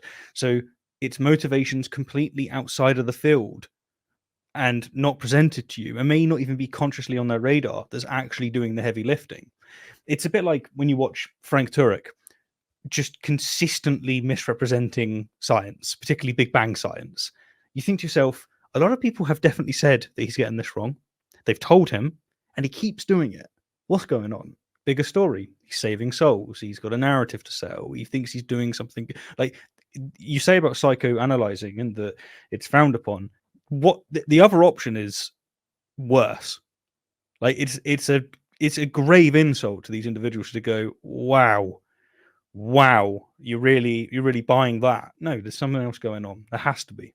As for the appearances, there are appearances to individuals, Peter, James, the brother of Jesus, and eventually Paul, to small groups, the 12 and all the apostles, and to a large group. He appeared to more than 500. So he says again, appeared to more than 500. Shame you don't have any, receipts for that. You've just got Paul. Yeah, and I could see him trying to set up for the hallucination explanation to just absolutely discard it because he wants to talk about group. He wants to say groups. Then he appeared to all 12. All 12, Notice the Gospels talk about him appearing into these group settings and private rooms where all of them are there present. You know where he's going. Yeah, I've heard it all before. I used to say it myself. The list also reports appearances to both friends and foes. Peter and the apostles were followers of Jesus during his 3-year ministry, but James and Paul weren't. James didn't believe that his brother was the Messiah when Jesus was preaching in Galilee and Judea, and Paul persecuted the church and tried to destroy it. Yet they're all listed as witnesses who saw Jesus alive again sometime after his death. More of the same. I'm just playing it because I don't want to be accused of not playing all of his video. I don't know if you have anything else to say on that. I would just want to say that there has been work done by my friend Matthew Hartke and I, where we've done a video talking about this same problem. This was brought up by a Christian academic, Mike Licona, who tried to argue that the conversion of Paul was enough to prove that at least it was believable that Jesus rose from the dead and that they actually, it changed his life. And I think Matthew Hartke brought up an example about prison guards and prisoners. And what happens is these prison guards that are being controlling and oftentimes can be abusive to the prisoners eventually actually get persuaded and befriend, following in line actually with the prisoners. After a while, they have a change of heart, almost like a empathy or something cognitive takes place that causes them to switch teams. And, that could be playing a role, but factor in the apocalypticism. Remember, you're dealing with someone who thinks the end is happening any moment. And so this Christian cult may have offered something to Paul, who is a Jew, who's already susceptible to apocalyptic ideas of the final resurrection. And here this Jesus message comes in where these other Jews think Jesus rose from the dead, matching their prophetic expectation, and he's not wanting to miss the boat in some way. So getting behind this enemy of Christ, Paul, and his psychology through this literature, I don't know how, but to pretend that this somehow means because someone was not a Christian, but they had similar ideas to the Christians, then becomes a Christian, makes this more. That's like a Christian today converting to Islam. Something happened and it made him convert.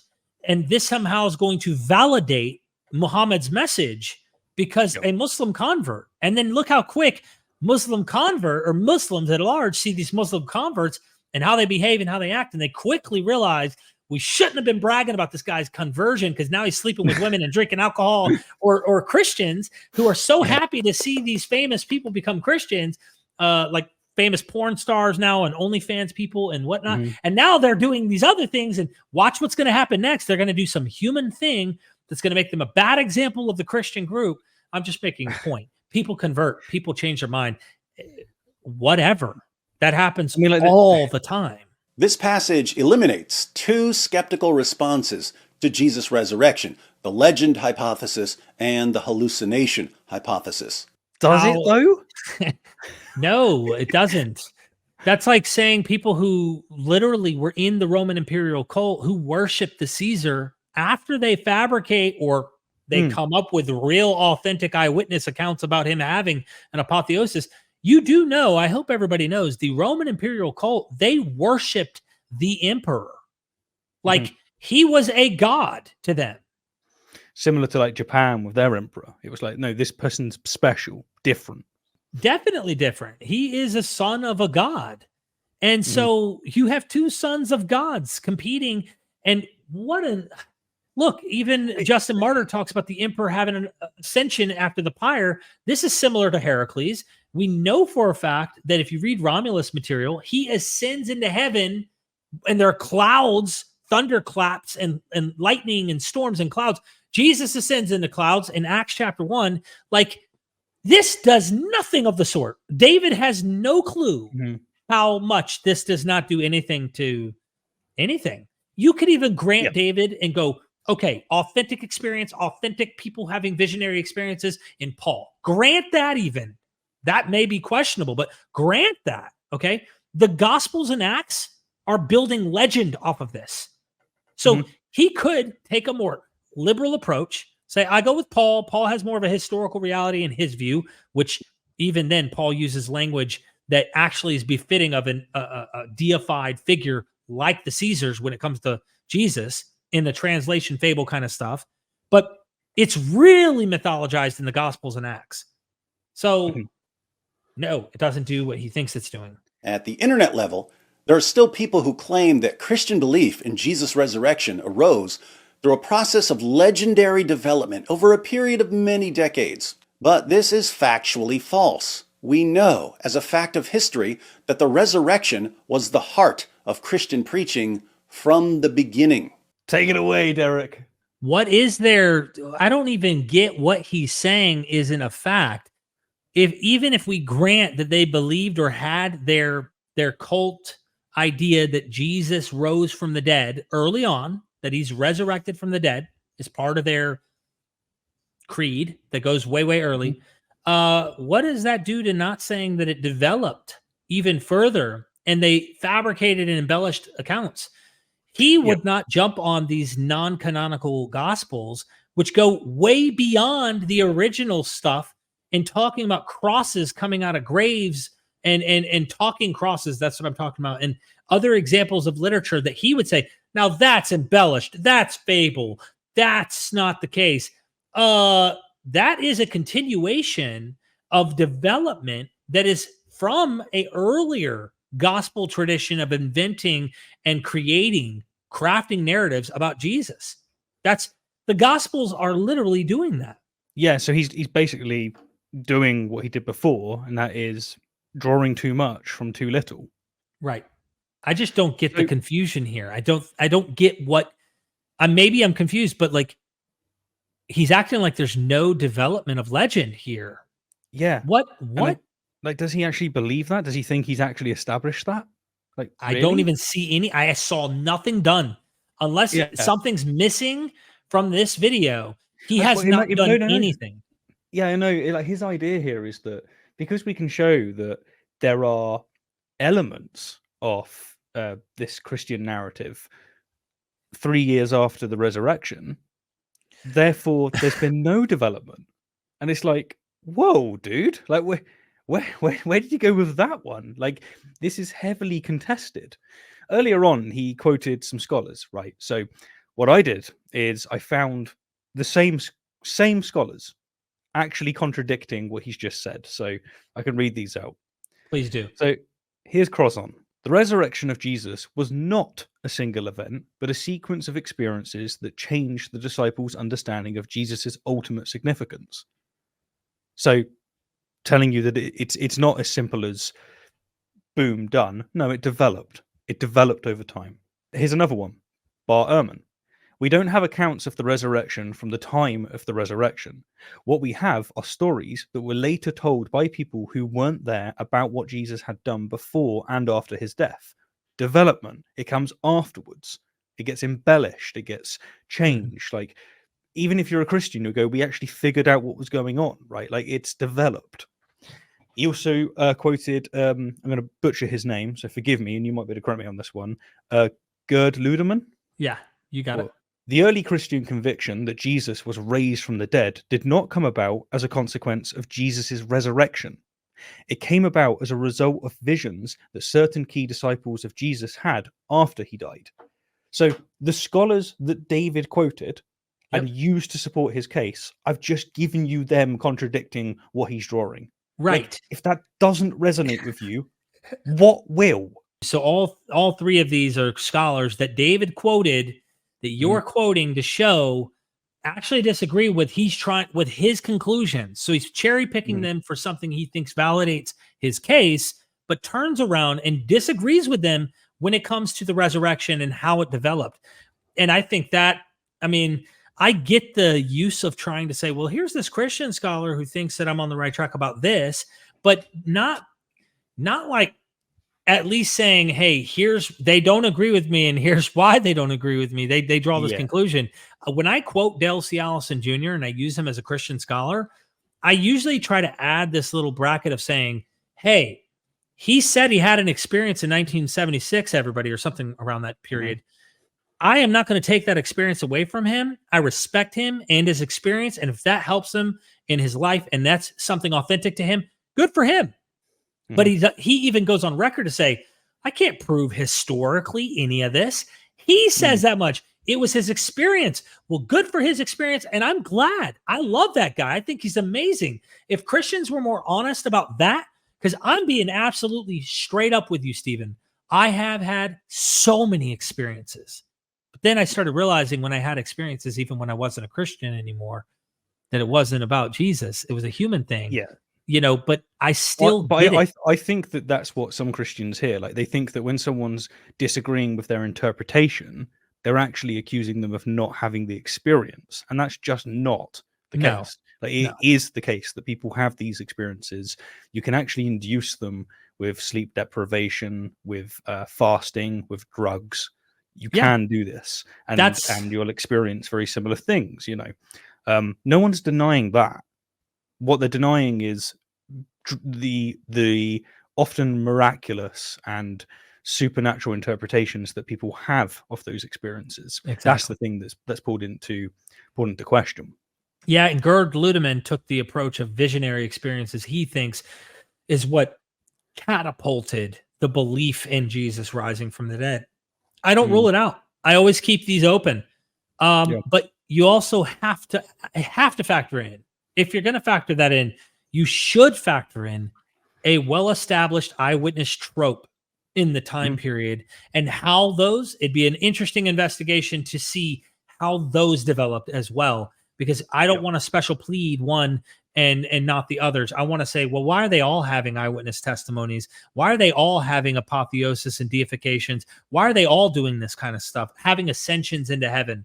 We should be fairly evaluating that. Instead, the apologists want to try and do everything they can to minimize the significance of these other accounts and only raise the potency of their own faith tradition. You also may have heard people argue that Jesus' disciples simply hallucinated the resurrection appearances.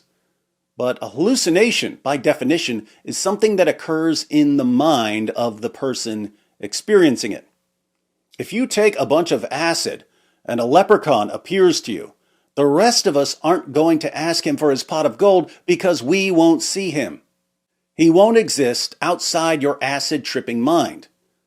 But Jesus appeared to entire groups on multiple occasions, and hallucinations just can't explain repeated group appearances.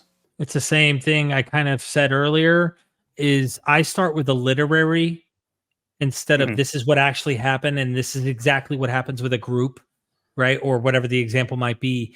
I tend to see this as literary, purposeful. They're constructing this. But even interpreting what it means he appeared to 12. He appeared to 12. Does that literally mean group setting? No, you go to the Gospels in order to interpret that. Yeah. So, and the Gospels are loaded with legend. I just say work backwards and say maybe there's this ongoing tradition of legend inventing eyewitness testimonies. We can't prove that for sure they had these kind of things. It could be, and it could be like Gerd Ludemann said, that's what sparked them to thinking he rose from the dead. It could also be they're constructing it because there's a bigger cult called the Roman Imperial one. They have eyewitnesses, but we should make ours have more eyewitnesses than they have of their own guys. You know? Yep.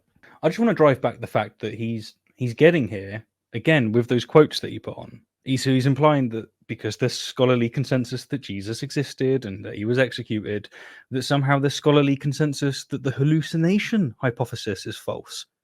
What? What? Where does that come from? No, that's not done. You haven't done what you're saying you're doing. He's really just trying to argue that in the hallucination part, I think he's trying to say only individuals can hallucinate, period. There's no way you can hallucinate and have a group setting experience. I beg to differ. Now, it was under a drug-induced situation, but me and two other people, I'm not going to name names, have experienced and seen things all together on drugs, and we had some kind of weird experiences we were trying to describe with each other. But yeah, no, we had almost self-induced ourselves into this experience together, very potent stuff that made us see things and hear things. And I remember the experience quite well because they also were experiencing something and we were thinking we were experiencing the same things. But unless he had a tape recorder and was able to show me what was in his brain in exact detail, I can't say he saw exactly what I saw. So if everyone's hallucinating at the same time and they're in the same setting under a similar environment, I don't know how much this has been explored by scientists who study the hallucination of minds and stuff.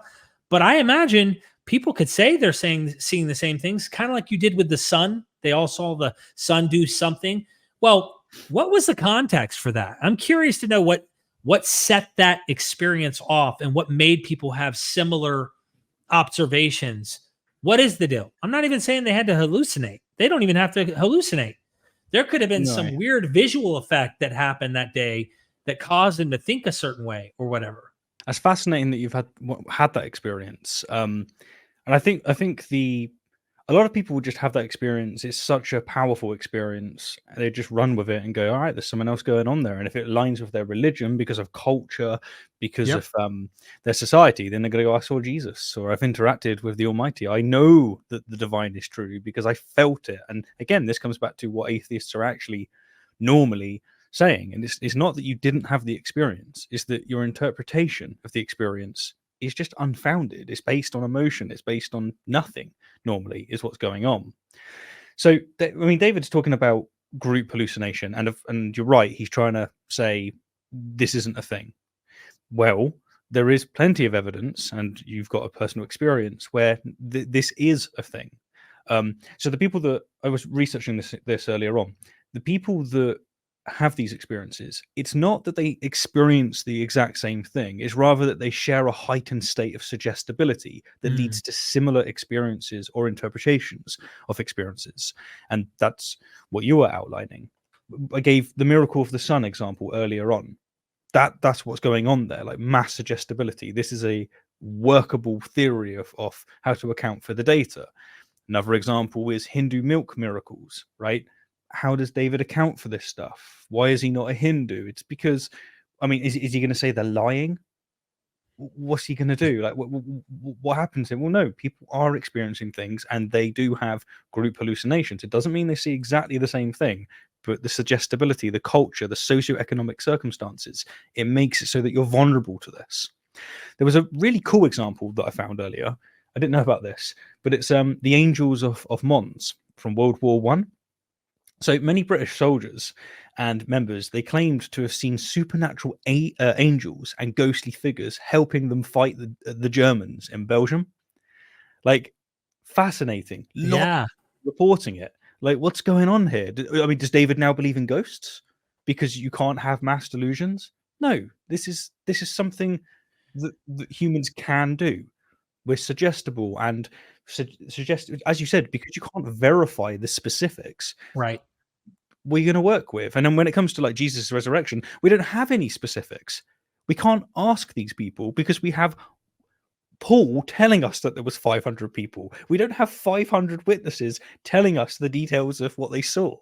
Yeah, and it's weird because what does he mean? Honestly, like, even to know what Paul means appeared to me. What does that mean in his mind's eye and his dreams? And the reason I mention this is because I'm not pulling that out of my butt. Asclepius, the most profound healer in the Mediterranean world. Nobody was more known for being a healer than the god Asclepius. Sure, Heracles healed people. Isis, the goddess, the Osiris deity's wife, in Egyptian mythology, she was known to heal people even in the Mediterranean.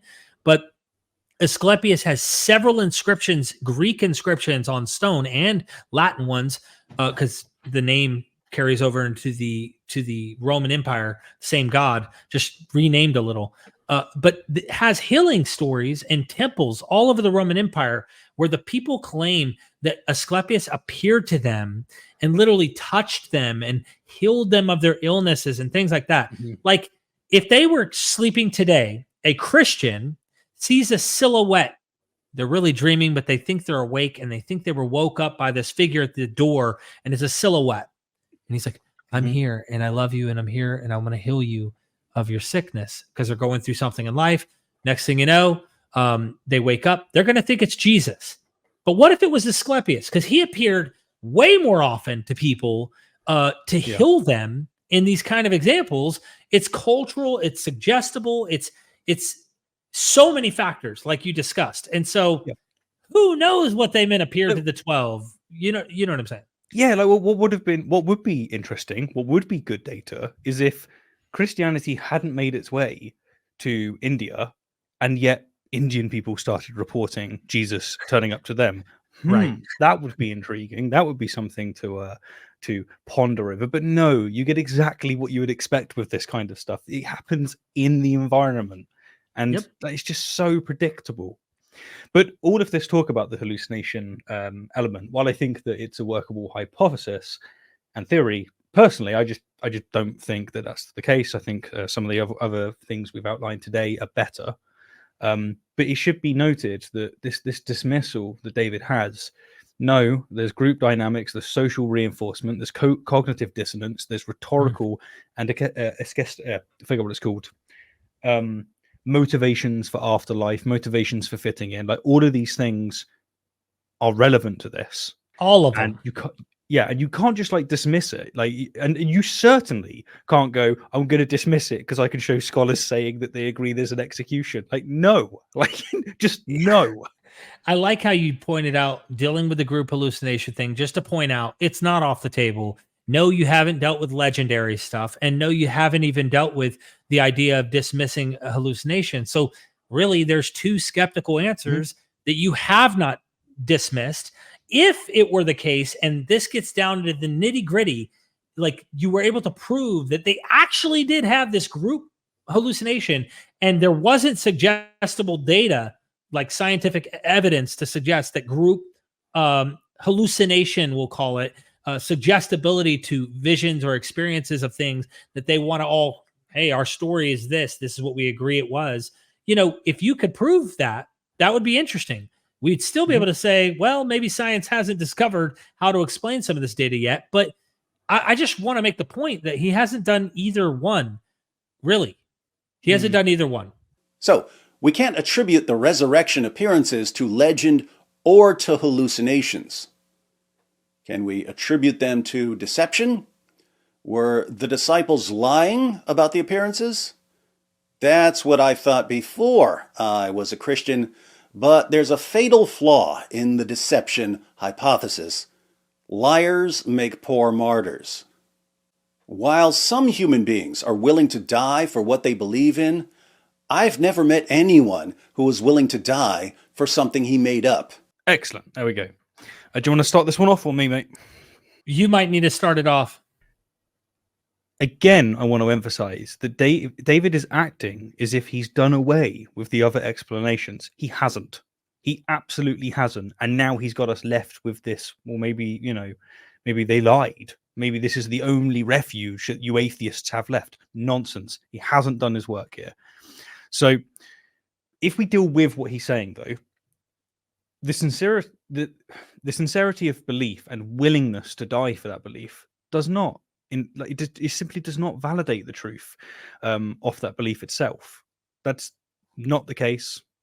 And notice that David didn't at all give any extra biblical sources of the martyrdom of the disciples. Again, this is entirely reliant on the Bible. I would just like to say, has he ever heard of Joseph Smith? I'm not sure if he has. And I get it. I've never met the man either. But I would like to say there is a situation where this guy probably played part of inventing stories about visionary experiences, seeing Angel Moroni, crafting his own cult.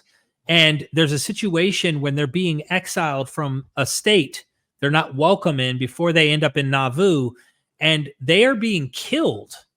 They are being killed for their cult by the people in that state who obviously are fed up with Mormons and go out of their way to persecute.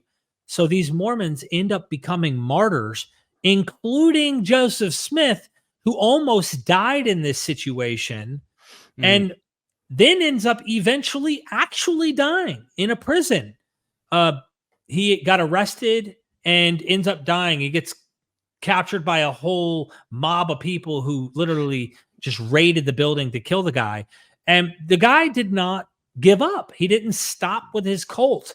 The idea that humans can't be delusional and yet invent lies and simultaneously believe the bullshit that they sell as well really undermines I honestly would say undermines the complexity of humans. We are far more complex than I think he's trying to play us out to be. And that's one of the blind spots that David has, in my opinion. He does, yeah. I think that is a fantastic example that you gave there, because most Christians who are not, followers of Joseph Smith, they're going to say, okay, look, suppose we can show all these quotes to say that he isn't a myth. And that's true. Like, we don't think that Joseph Smith is a myth. Right. They're going to go, look, we got all these scholars showing that he died. And so now he's jumped to this position where he's saying, well, what's the only other scenarios? Either it's true and Joseph Smith is a prophet, or he lied, and so did so many of the martyrs. Like, you don't buy this. You don't buy this. You know that like he's completely. In this case, I'd be jumping massive steps. I wouldn't have demonstrated what I'm claiming that I've demonstrated. That's what they were doing with Christianity. It's obvious, and like I'm hoping that by using analogy, it becomes obvious. Like, this isn't the way to do it, my dudes. No doubt. I mean, Joseph Smith, for example, was a martyr. He is seen as a martyr to his cult members. Now, if we were to like get down into the nitty gritty of the historical, what actually occurred in a lot of these cases, we might say, no, he was a criminal. He did bad things. You know who else was supposed to have been a criminal? Jesus Christ on the cross. Go, no, the Romans were wrong. Jesus wasn't. I know they will. What are they going to say about Joseph Smith? Yeah, the cult members wrote this literature. You see, this is the point I'm trying to sell you. I mean, dude, they will do this with Joseph Smith. They're willing to do this with Muhammad. They're not. I mean, look, in the Quran, the Quran talks about how these stories that Muhammad talks about, that they pretty much accuse him of being taught by Christians and Jews at night after they go to bed, or after they go into their houses, or in the morning before he meets up with people, that he's being taught these things. But we all know these are the disbelievers that are saying no. The Quran practically protesteth too much. It tells us enough for someone like me to go, well, if someone goes, well, how do you think Muhammad got these insights and stories? I'd be like, you know, the Quran kind of tells us a little bit about that. He learned it from Christians and Jews, dude, and probably Zoroastrians. You know, I look at the New Testament and they protest a bit too much. Why did Jesus die? Well, he might have been part of a revolutionary movement, and Rome freaking killed him for being a little too nutty on the apocalyptic side. Yep. It's like when the scripture says, you shall have no other God before me. Bro, isn't under your story, you're the only God? You might be giving away a little bit too much by saying this. Like, what's going on? This is good. Yeah, exactly. Right. Okay. And this speaks to what you were saying earlier. The decision to face death rather than recant, it can be influenced by various psychological and social factors, right? So these include group dynamics, societal pressures, the human tendency to adhere strongly to beliefs that have significant personal or community meaning, especially under threat. People in power, seen as leaders, they're not going to give up power. It doesn't matter if they're going to die. They believe in their cause. And if they know that by revealing something that's not true, something a white lie, as they may have convinced themselves, if they believe that giving that up will actually cause more harm, and actually the better decision here is to take yourself out, do it. And if they're really knowledgeable about how religion works, definitely do it. Be a martyr. Like, you're setting humanity on the right course according to what you think is valuable. Like, it's not this one-dimensional thing that David is painting. And again, I know Christians know this, so apply it.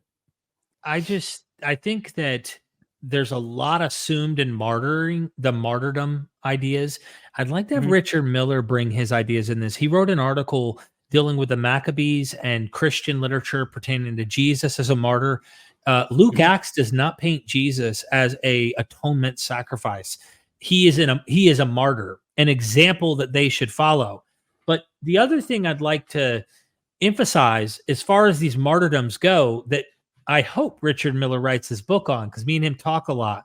Nice. It's painting a different narrative of early Christian history that could be or could not be the case. But based on the literature, they're getting arrested a lot. According to a lot of the early church fathers, they're being arrested by Roman people who are, in the legal system of Rome, that are bringing them in under suspicion of meeting in groups, and they're teaching Jesus. But Did they die because they believe Jesus rose from the dead? Or are they dying for their philosophy? This is a different thing than saying, I believe in this historical resurrection idea, and I'm dying for that today, and I'm not going to recant that, versus dying for their philosophy, which philosophers died for all the time. Peregrinus literally burned himself in the pyre, like I said earlier, because of his philosophy. So the idea of dying was the peak of certain philosophies. I would even argue for Christianity, and I've got something I want to read you in just a minute, if you feel like commenting on that you might actually be shocked to hear. And this is the thing. There's loads of religions where they're in the same position, where we will say, nope, the event happened, whatever event it might be, and also it wasn't a hallucination. And so we do have people dying for those beliefs. Therefore, what? Like, are we meant to just conclude, look, Christianity's got martyrs. They wouldn't have died unless they really believed it.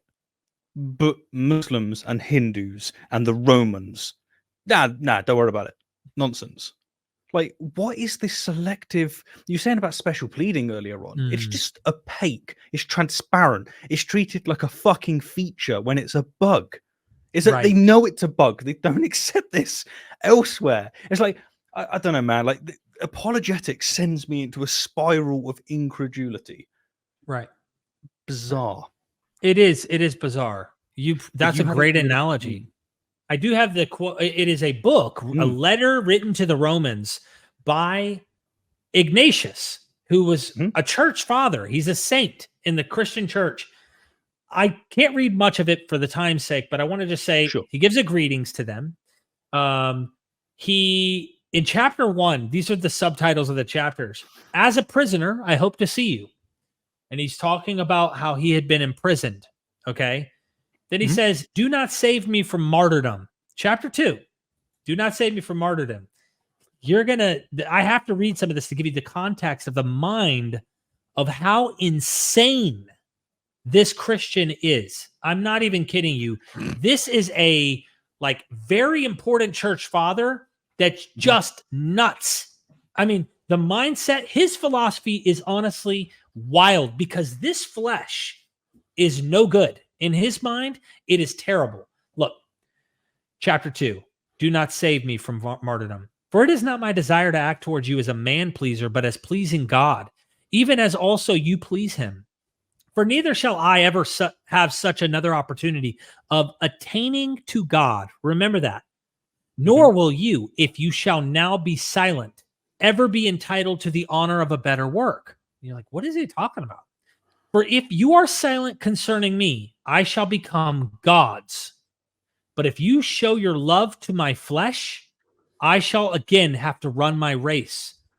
Pray then, do not seek to confer any greater favor upon me than that I be sacrificed to God while the altar is still prepared.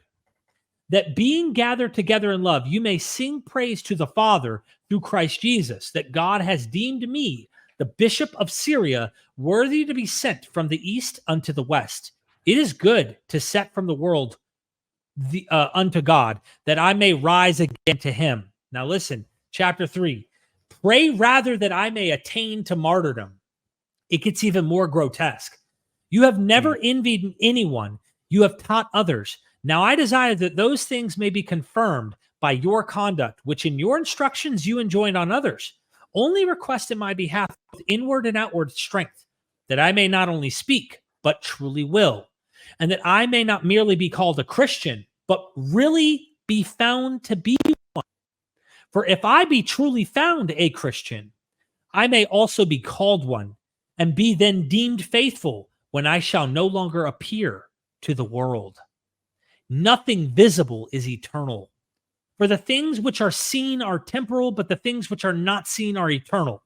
For our God, Jesus Christ, now that he is with the Father, is all the more revealed in his glory. Christianity is not a thing of silence only, but also of manifest greatness. Chapter 4. Allow me to fall a prey to the wild beasts. I write to the churches and impress on them all that I shall willingly die for God, unless you hinder me, I beseech of you not to show an unseasonable goodwill towards me. Allow me to become food for the wild beast, through whose instrumentality it will be granted to me to attain to God. I am the wheat of God, and let me be ground by the teeth of the wild beast, that I may be found the pure bread of Christ. Rather entice the wild beast, that they may become my tomb, and may leave nothing of my body, so that when I have fallen asleep in death, I may be no trouble to anyone.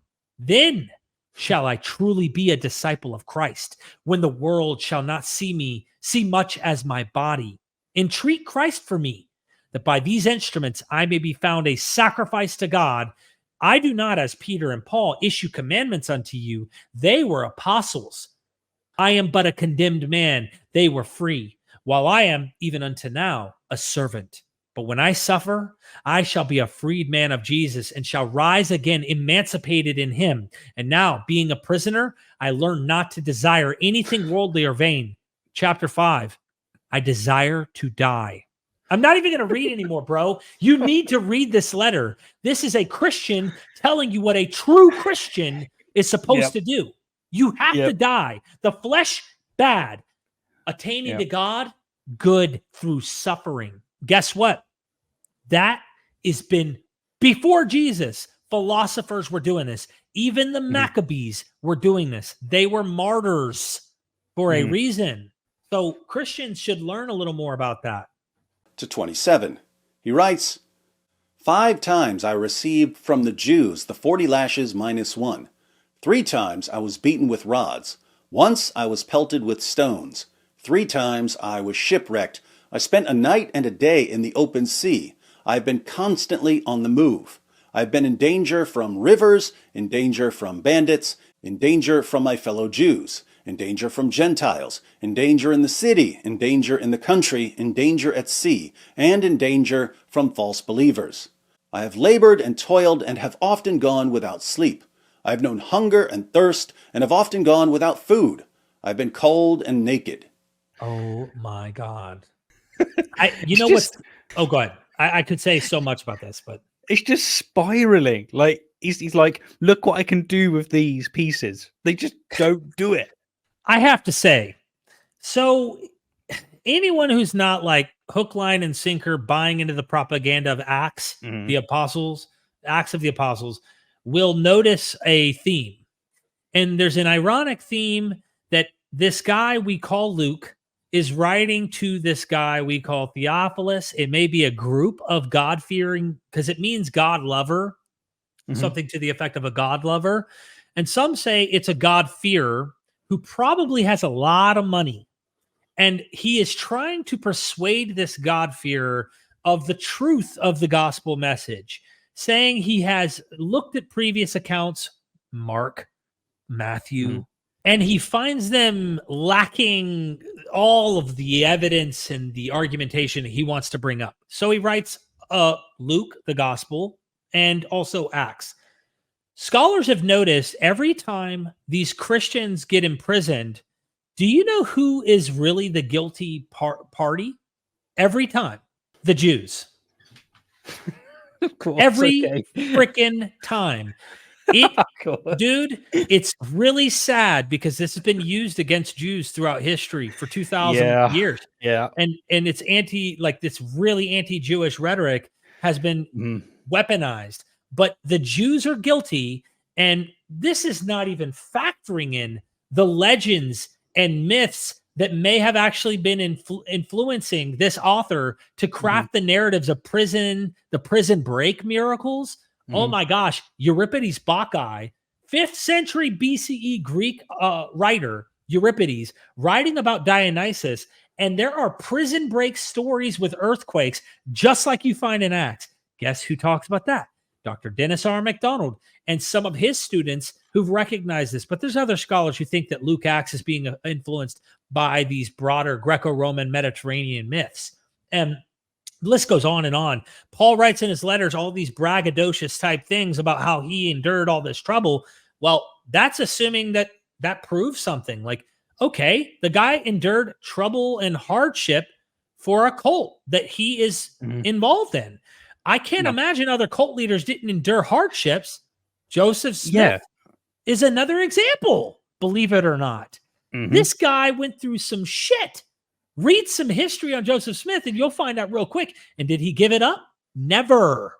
Yep. And he made some of the stuff up. We have good reasons to think he made it up. So, sorry. No, I absolutely agree. It's just amazing that he's working with scholars agree with execution, therefore they agree with everything that Paul has to say, and it's flabbergasting. I know I've made that point a lot, but that is his thesis. You're mentioning other religions, right? So I got a few quotes up. Here's a quote. This is from Guru Arjan. In the house of the Guru, true worship and recitation of the divine name are carried out. I endured all this torture for the sake of the lovers of God. Well, again, you have like a similar element of like, look at what I dealt with, but you also have, oh, look how I suffered. Early Buddhists, right? They faced various hardships. Here's a quote.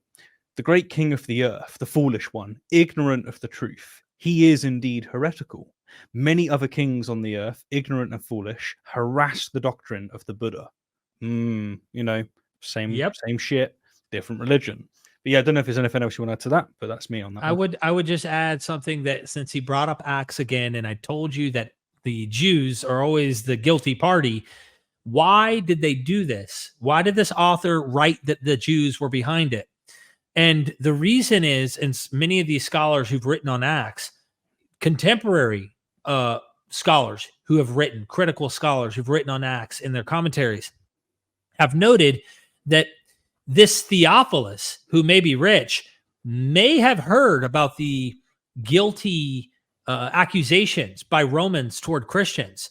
And so he needed a scapegoat to paint, blaming Jews for what Christians who've been imprisoned or have actually been charged for some type of illegal activity, like maybe publicly speaking in places, because Rome had a real they didn't play around with people who riled up the audiences and tried to get them to potentially revolt or become very sensitive to the empire in possible way of revolting and causing riots. And you notice riot after riot happening in the book of Acts. So Christians did not care, even though they didn't have a legal right in the empire to go publicly presenting this stuff in public areas that way. You had to be a specific religion that was actually agreed. Like they had to give a thumbs up to them in allowing them to do that. They allowed Jews to have their public meetings and stuff, but Christians came out of the woodwork and they were this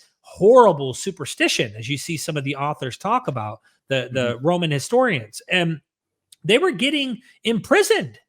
And they were doing things nutty like Ignatius, breaking laws. But then guess what? Christians write about those Christians who are breaking laws as martyrs instead of criminals. So notice the perception. Like if I today went and committed a crime and I had a cult following, my cult following, if they're sunk cost fallacy and they've invested their life and they're sucked into this rabbit hole of belief in Derek as a leader or a messianic figure, they're not going to see me like Joseph Smith in a negative light. They're going to probably walk away interpreting me as a martyr and find some cognitive way to rationalize me as a good guy in light of me being a nut job doing something I shouldn't have done.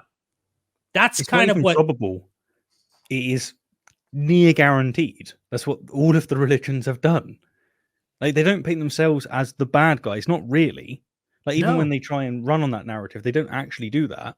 This is why, as you rightfully emphasize, when we start showing that Jesus in the material and including in its own material in the Bible is a criminal, no, he's not. He can't be. That is not the case because we define what's good. This is so even Celsus, an early critic of Christianity, Celsus, however you want to pronounce his name, he was a pagan, but a very noble philosopher, and he knew the Roman myths very well. He made the accusations to Christians. In Contra Celsum, we get elements of his work because it's only preserved through Christian writings, but he makes the accusation exactly that. This is a criminal. He is charged for a crime, but not to Christians. He's not, But to Kelce's, yep, he is.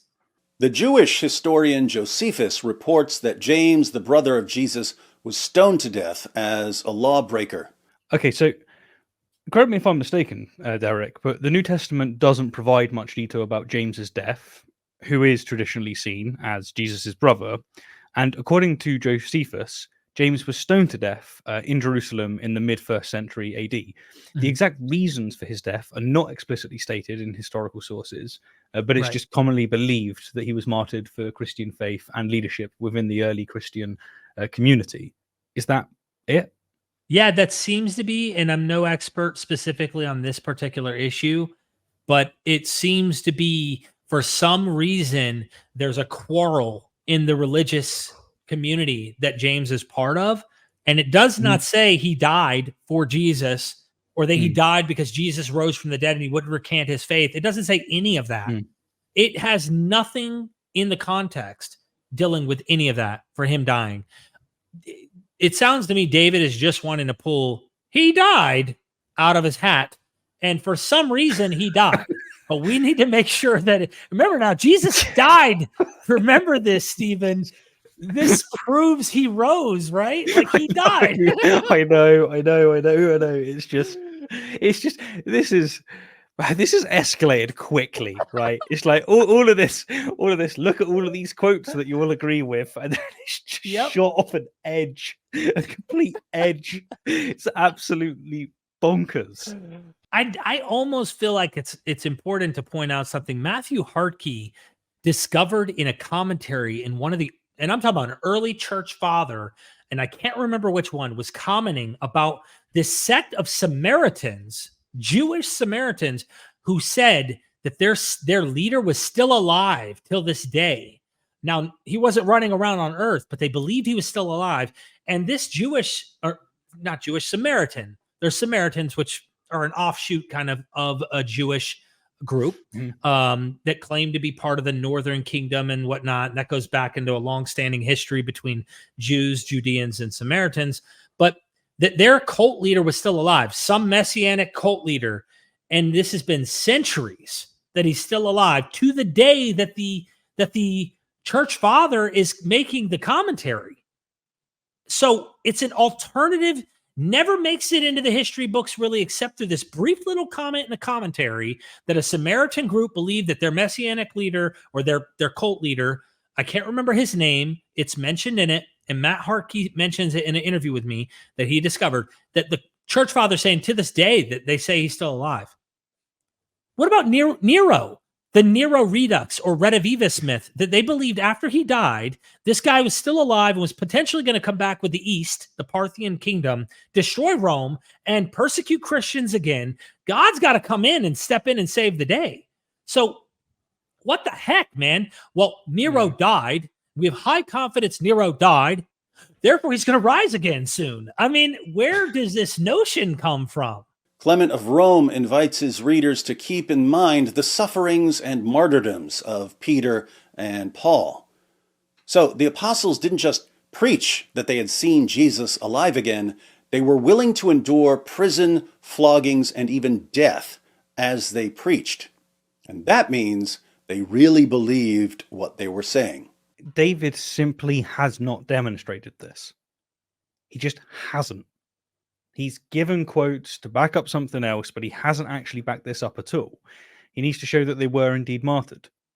And like he's primarily supported this crucial premise by referencing the Bible. He wouldn't accept this from other religious people. You know, he then gave us a Josephus, who mentions James twice. This, I don't know what Christians expect someone like me to say to this. Right. This isn't scholarship. This isn't even an argument. It's not coherent. He isn't at the points where he's claiming he is. And there's just no nice way of saying that. Like, it just, what else can I do? I mean, like, it's one of those things we've been granting all along. Okay, I can play with it. I can get into the sandbox and play with it. Let's let it grant. Okay, he was whipped. He pissed off some Jews at the synagogue. And guess what? When they whipped him, it wasn't the Roman flogging These were little, like, they hurt probably, but it was like if I took something that was like a thin piece of leather and like smacked your hand, like it's like a slap, like that kind of thing. Throwing stones. We know that stoning was a common Jewish kind of practice. They're chucking pebbles at him. Yeah, get out of here, loser! Quit talking about this cult. We don't accept your Jesus. He's a dead Messiah. I imagine if we had a video camera, we'd probably be stunned at seeing how ridiculous it probably looked if Paul was entering the synagogues saying this to Jews who are going, hold on, you're trying to sell us a dead Messiah? The dude died under criminal activity with Rome, and we're supposed to accept that this guy's our Messiah? No wonder it was a stumbling block to Jews and more acceptable among Gentiles. No wonder. Because Jews were looking for a Davidic Messiah.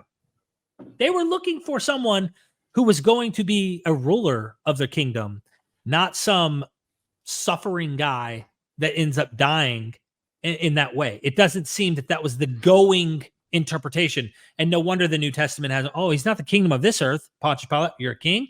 Well, of this other place called heaven, not of earth, of course. What? How do they even get those words in his mouth anyway? Who told that conversation? Jesus literally dies that same day. So who was in the room with Pontius Pilate listening in? I mean, it's an omniscient author, meaning they're crafting the story. Christians can come up with clever ways. Pontius Pilate's wife overheard it in the other room.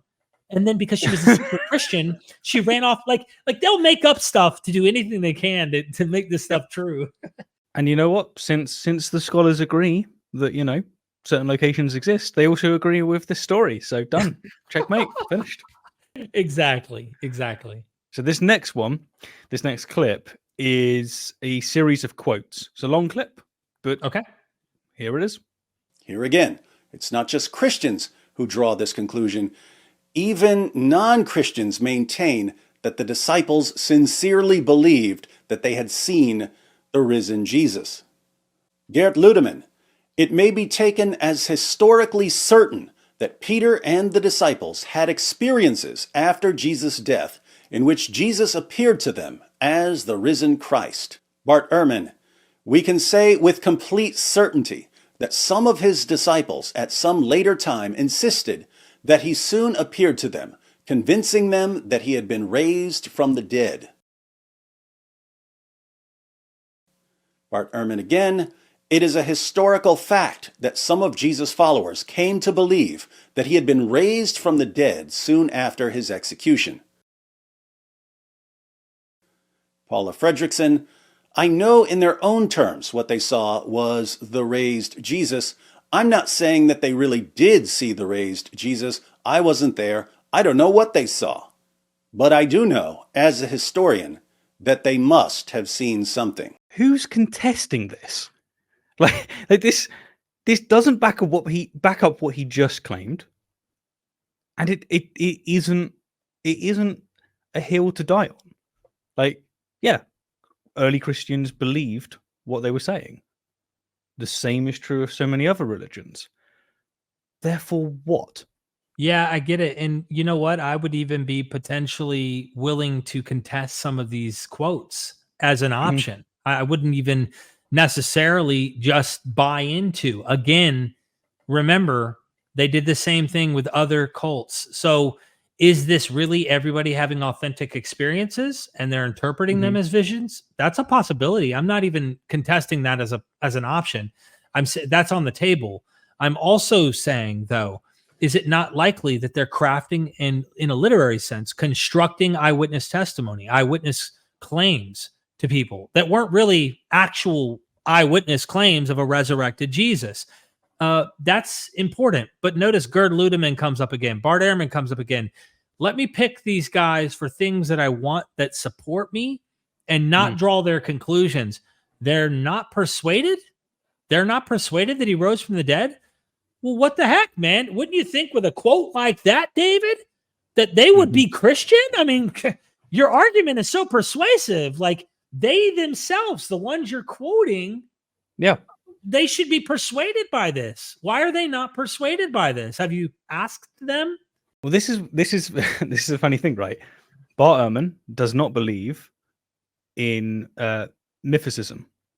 He does not Right. believe in the hallucination, right? He actually does believe that Jesus died, he existed, and then he died, and he believes he died by crucifixion, and yet he's not a Christian.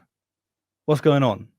Well, fortunately, we're going to hear what's going on. David's going to tell us that it's all to do with wanting it not to be true, because yeah, sure, we have the great message: if the world doesn't revolve around you, and you will not see your loved ones again, and we just want this to be true. But that's where he's going. Fredrickson says that she doesn't know what they saw. But I do. I think it's obvious what they saw. The disciples saw the sort of thing that would convince individuals and groups, friends and foes, that they had all seen a man who had been dead, alive again, standing in front of them, telling them why he had to die and rise again. Dude, he knows. David knows what it is. Obviously, I knew at one point, you know, You did. 8-10 years ago, I knew what they saw. I knew it. And I knew I had certainty. What interests me too about being that kind of a apologist early on in my career as a Christian is we love certainty. So these quotes where he underlines the word certain, you find that a lot because they need confidence. They need certainty, and they want that to be the case. So they quote mine these people who aren't drawing their conclusions, and they're like, hey, they're certain about these ideas that a guy died, but they're not certain about these other things. I can answer this for them. I'm certain for them on what they saw back then. And it's like, why would you be certain of that other than you're absolutely susceptible to the literature and you believe what they're selling? Yeah, it's a variation of cafeteria Christianity. They do it with scripture, so they're going to do it with scholars. They're going to do it with data. That's just, it's unfortunately not surprising. That's what they do. I mean, we know that David knows this, which is to say that he's convinced of it and convinced of it to a high degree. But what we need, David, are reasons and justification, and you just didn't give it. And you don't go on to give it. Like you've actually presented your case. You move on to just slagging atheists off and naturalists. We'll get to that. But that's it. That's all we've got. And he just hadn't shown it. Beating a dead horse, I know that, but like, what can you do when you're asked to review the whole thing? Unfortunately for our atheist friends, the only sort of thing that can do that is Jesus actually appearing to them, which means that Jesus rose from the dead. So there's only one conclusion to draw from the facts that even atheist and agnostic scholars grant as historically certain. And yet, atheist and agnostic scholars clearly don't believe that Jesus rose from the dead. Why do they reject the resurrection when they're aware of the historical evidence? Why? Why do they reject it? What is going on? Yeah, demons, sin. They want to sin. Grand conspiracy. They don't want it to be true. They don't want to go to heaven. They don't want to see their loved ones again. Paid. Yep. They're secretly doing things they don't, not supposed to do. I find this a very interesting point, though. Why do they not draw this conclusion? I've interviewed like 10 or 11 Bible scholars and people who are like deeply, deeply studying the Bible from the Hebrew Bible to the New Testament and their deconversion stories. And they end up painting this really fascinating picture about how the evidence started making it look so man-made. And once you really do factor in all these other claims and you take them serious, not necessarily saying like, I believe Asclepius or I believe Heracles and Dionysus or the Caesars' miracles of healing the blind, and like, meaning I take them serious and not just put the Bible above them, but actually factor in that there were claims of all these other cults and groups. And I can't imagine how many never made it to us on papyri. We've lost them to history, the accounts of these other claimants, other figures, other cults, other gods, other miracles, you name it. Once you take into account that broad picture, and then notice how often the Bible does use earlier mythology with its creation and its flood accounts, and the list goes on and on, clearly riffing off of the Ugaritic pantheon into a post-exilic idea where they divorce Asherah from Yahweh and stuff. Man, you can't, you just get more honest. And the more honest you are with the material, the more you realize this just isn't believable anymore. It's not believable as if it happened. I could try and squeeze the grape for some wine of meaning and value, but like it's a raisin now. Well, this is like the really big giveaway. I mean, I know we mentioned it earlier, but to pivot into a different field of apologetics, you'll present like the problem of evil, and you'll present teleological evil, and you'll present natural evil. So you go, look, man, we know that there's been at least 4, 5 mass extinctions that have just totaled the earth, like 90% of all species going extinct. Utter carnage. We see it today, right? Just utter devastation. There's creatures that have been designed by God so that they are incredibly brutal. So, for example, Darwin mentions there's certain wasps. Their reproductive entire cycle revolves injecting their larvae into a caterpillar so that the larvae can eat the caterpillar from the inside out. Cruel. There's shrews that have venom, and what happens is they subdue their prey, drag them into their own little hideout, and then eat them over days, because what the venom does is paralyzes them. You point all of this stuff out and you go, look, I don't think that an all-powerful, loving God created this. What you can't get from most Christians, and it's because of the bigger picture, what you can't get them to do is to look at it and go, yeah, you're fair enough. Like, you are rational for not believing in an all-powerful, loving God. The evidence is pretty damn compelling. Fair enough. I'm still a Christian. You're not. But hey, no, they have to. They have to find a way to paint you out as being irrational. And the reason they have to do it is because if you don't believe like them, you're going to hell. You will be forsaken. Annihilationism, or whatever doctrines they buy, most of it is hell. Because of that grander story, this is why they have to come out with utterly deranged confidence in areas where they really, really are not justified. And I think that's what's normally happening with most apologetics, and David is an example of this. You did a fantastic job painting that. I just want to make one comment, taking it off of resurrection, because this video that David's dealing with is just based on resurrection. We're not even talking about the virgin birth. He hasn't even talked about the ascension. We haven't even gotten into other aspects that can be easily shown as legendary by comparing it to other accounts that he would not accept. And they're so similar, in not identical, so similar in a way that you have to start realizing something's happening in literature at the time. And scholars they recognize that these are purposeful, legendary creations. Birth narratives is like its own genre. Jesus's birth in Matthew, with the virgin birth idea and fulfilling scripture, which is totally midrashically ripped out of its original context and applied to Jesus. And yet even Luke's, right? When you go to Suetonius, like I was mentioning, and you read about his birth with portents, which are prophecies leading to his birth, and when his mother is he's divinely conceived by his mom, by Apollo, and once he's about to be born, the Senate puts out a decree and says, no child is to be reared up this year. Meaning, all children born this year need to be put to death. They need to be killed. Tell me that doesn't sound like Herod. And why is Suetonius writing this about the birth narrative of Augustus? Why? You don't believe the story about that. You don't believe that Apollo really did come down and impregnate his wife or his mother. You don't believe that the story that goes on and on about Augustus.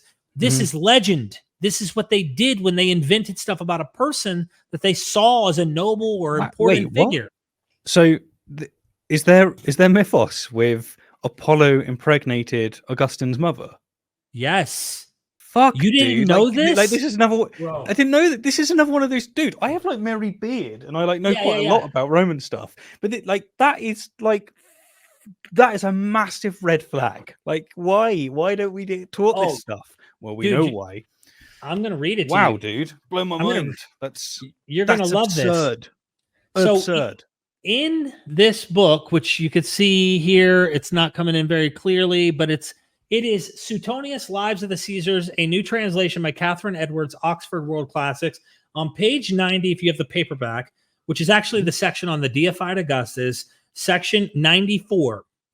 And now that we are on this subject, it would not be irrelevant to add an account of the events before his birth. On the very day he was born, and subsequently from which could be drawn the hope and expectation of his greatness and enduring good fortune. When in ancient times part of the wall of Villatre had been touched by lightning, this was seen as a sign that a citizen of the town would one day be ruler. Bolstered by this, the people of Villatre immediately waged war with the Roman people, and on many subsequent occasions too, almost to their own destruction. Now pause for a second. This could be based, like there could be some historical truth to a tribe of people in Villatre revolting and fighting against Rome because they saw some portent or some superstitious sign that told them, now's the time, and they went. But notice, it says, finally, however, it became clear that this event had been a sign portending the power of Augustus. Julius Marathus records that a few months before Augustus was born, a prodigy was generally observed at Rome, which announced that nature was bringing forth a king for the Roman people. The Senate, he continues, was most alarmed and agreed that no child in that year should be raised. However, those whose wives were pregnant ensured that the decree was not registered in the treasury, meaning we're not going to tell them that we're birthing kids. We're going to hide our children.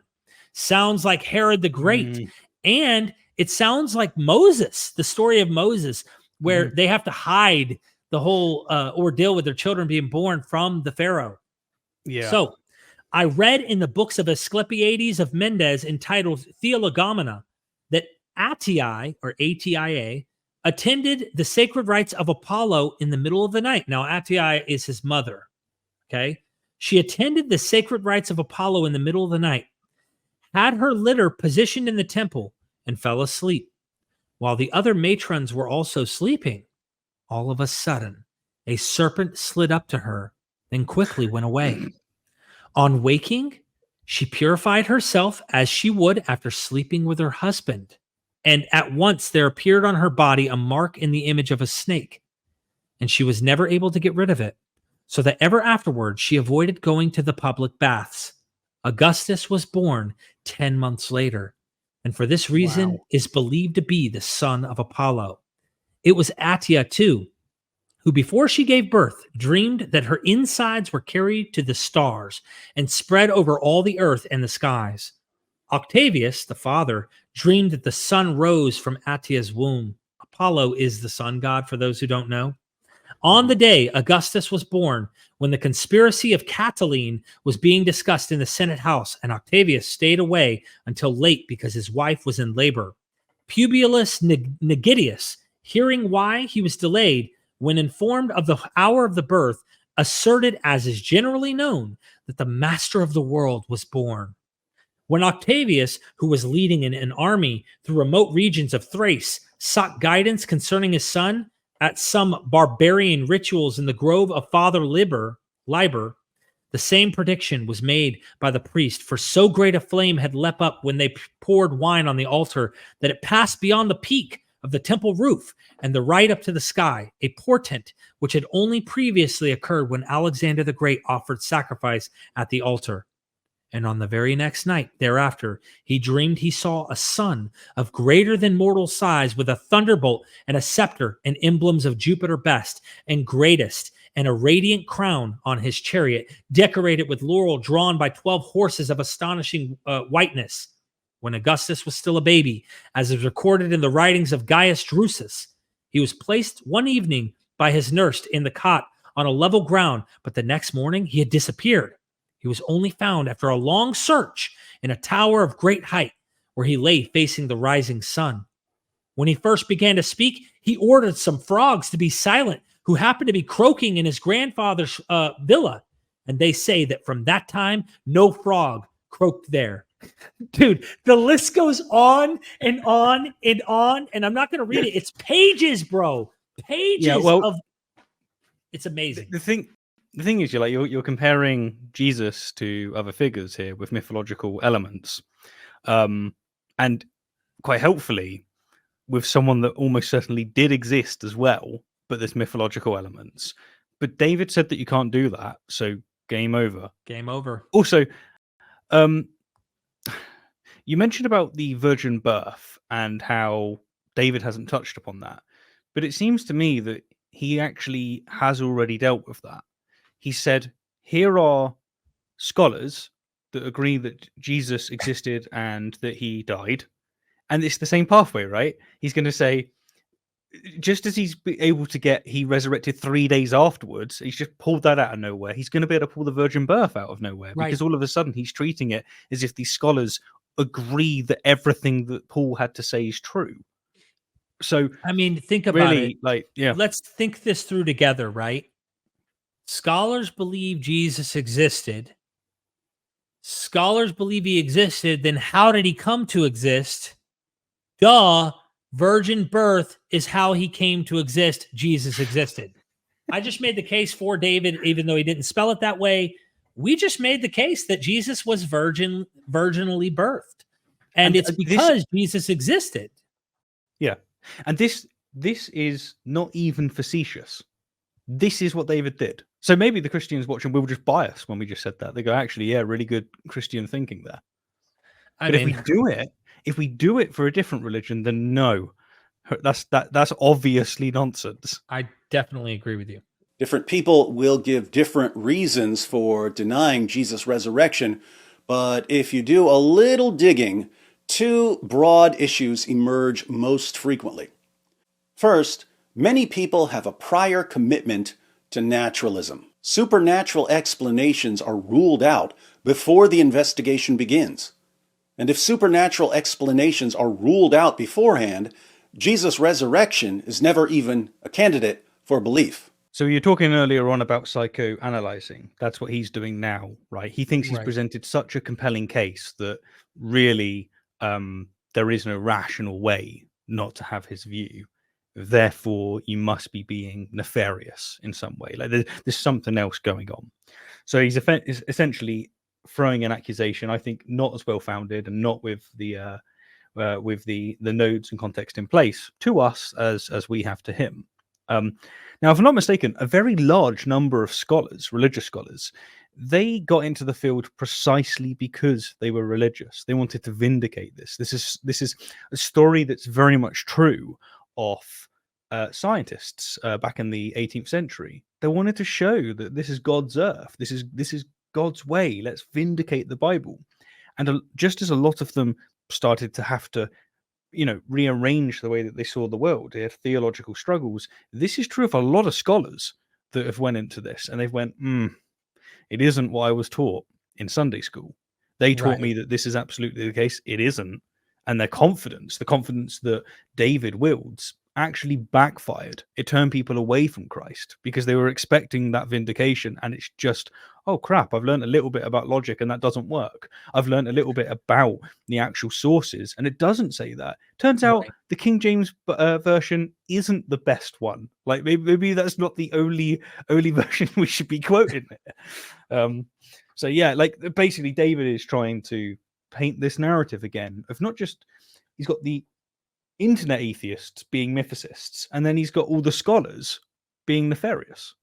I want to give David an alternative account of how someone like me came to this conclusion without boring your head off by giving you the whole story right now, because we're already dealing with criticisms. I started believing everything the Bible said was true. I believed literally these were historically true all the way to Adam and Eve. I literally was that kind of Christian. And what happened is, over time, as you pointed out, the bubble starts popping. But my bubble pop was not to naturalism or atheism. My bubble pop was realizing I couldn't not see mythology in other accounts that were also found in the Bible. So I found a way to reinterpret my biblical text and still kept an esoteric belief, a mystical tradition. But God was bigger than just the Bible, that I didn't want to ignore those other cults and their claims. And I'm not saying that I went around worshiping Asclepius or anything or Hercules, but I couldn't unsee how Samson was the Jewish, if you will, Israelite version of Samson, and the Greeks had their version, and Melkart with the Phoenicians, and Gilgamesh with the Mesopotamians for their strongman hero. And I started seeing so much overlap and similarities that I couldn't help but think God had his hand on all of these religions, because they're all actually portraying something that is overlapping in these myths. They're not identical. They're localized to their own tradition, but there's similar themes and tropes that I saw in genre that were overlapping. I did not know that actually critical scholars existed out there who said, actually, there's probably a long-standing tradition from Gilgamesh onward where Gilgamesh may have influenced the Melkart myth, the Heracles myth in the Greek world, and even the biblical Samson. However, even other critical scholars think that Heracles, which is the Greek pronunciation, which means the older version of Hercules, influenced the biblical Samson story. It may be Melkart, it may be Heracles, but there's actual potential influence that they're directly or indirectly influencing these myths. Now, here's the interesting thing. Notice none of that was naturalism. All of that was observing that there are other myths with other stories and other claims of those stories. I just stopped going, okay, hold on. The Bible's the only one. Once I did that and I realized the door opened and that there's mythology, once you realize that genre and even these miraculous claims are also stories, literary stories, you stop thinking these are literal historical events. That's what leads you down a different path. Then you do a little bit of studying from the scientific angle and realizing evolution's true, start recognizing some of the things you bring up philosophically.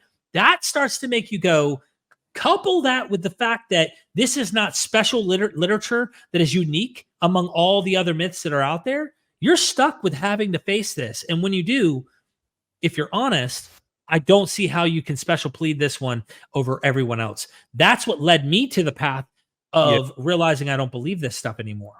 You emphasize such a great point. David's got it backwards. He's saying that they started with a presumption of naturalism.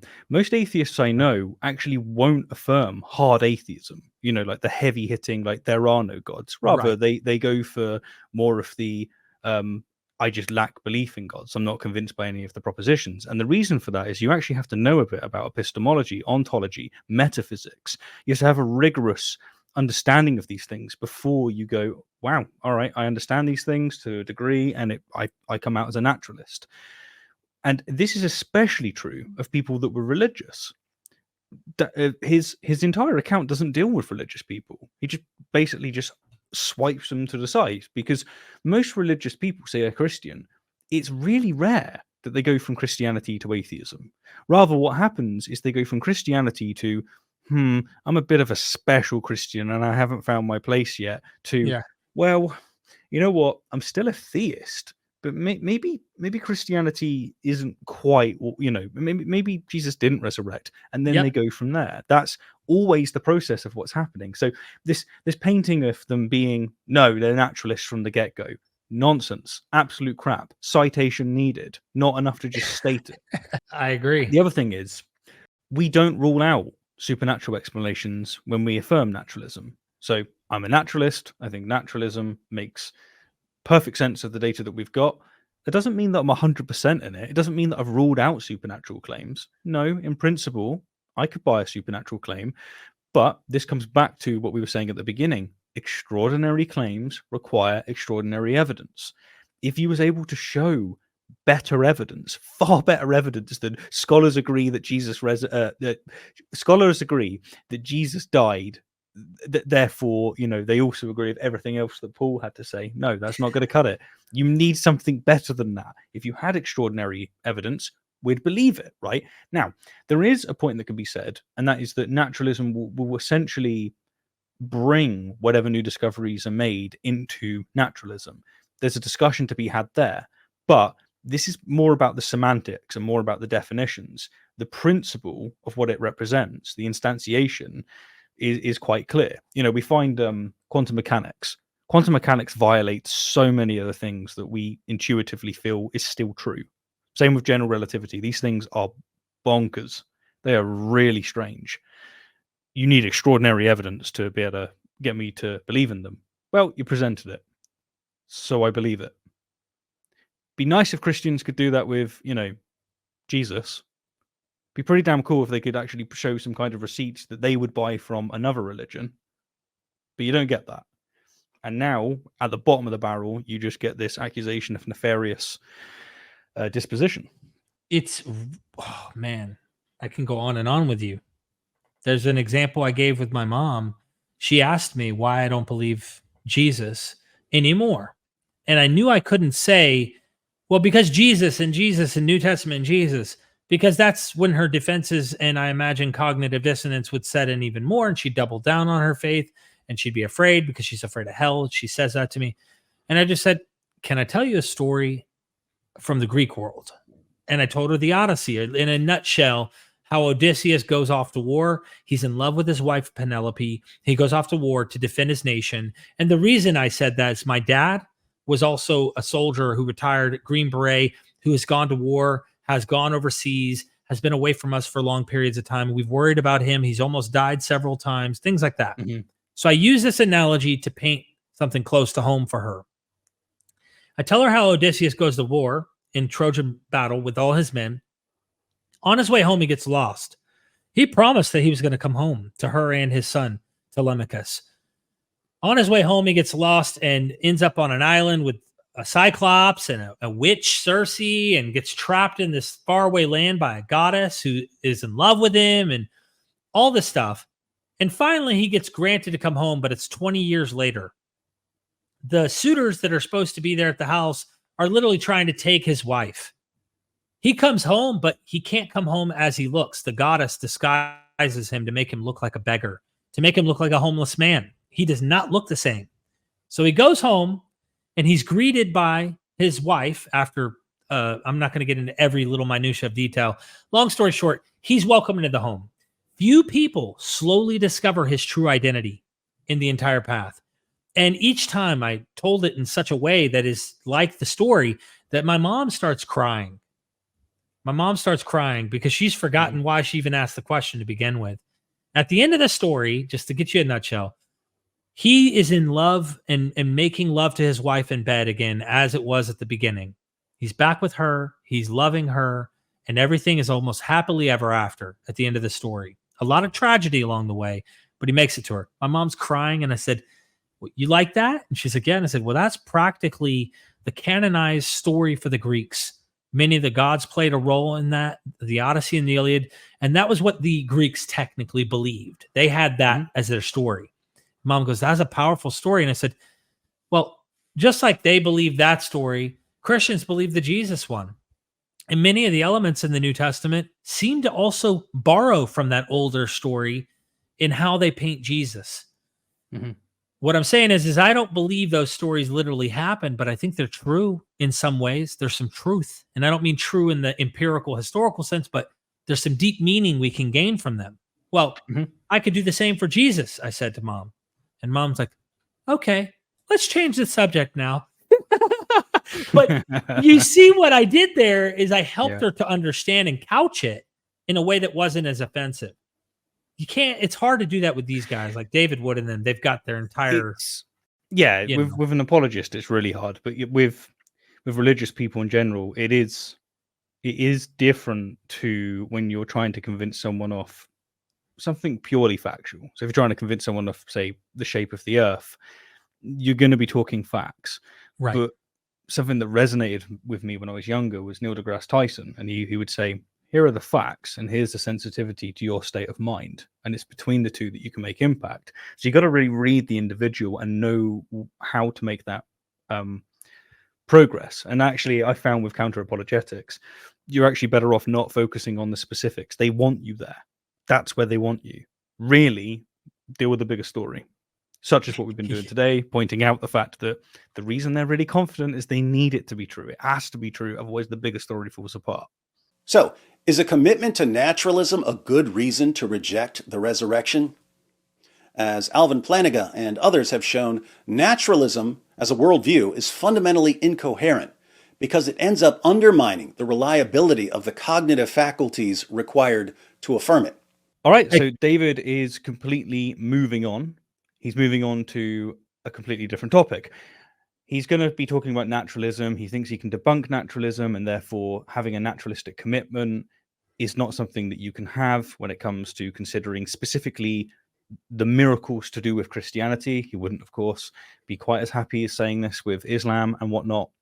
And he's going to present a variation of closer to C.S. Lewis's version of the evolutionary argument against naturalism. But yeah, let's hear it. If I could just make one comment as this too, as someone who's not familiar with the naturalist, I'm not in depth aware of the philosophies and epistemological backgrounds and such that you are. I would say, as someone, as a normal common sense person who once believed everything the Bible taught and just hook, line, and sinker accepted the entire thing, the demons, the gods, except I didn't realize there was polytheistic tendencies. I didn't know how to deal with the divine council, different things. As a Christian, it was one God and he had angels and there's demons and stuff like that. And then the devil, that kind of worldview.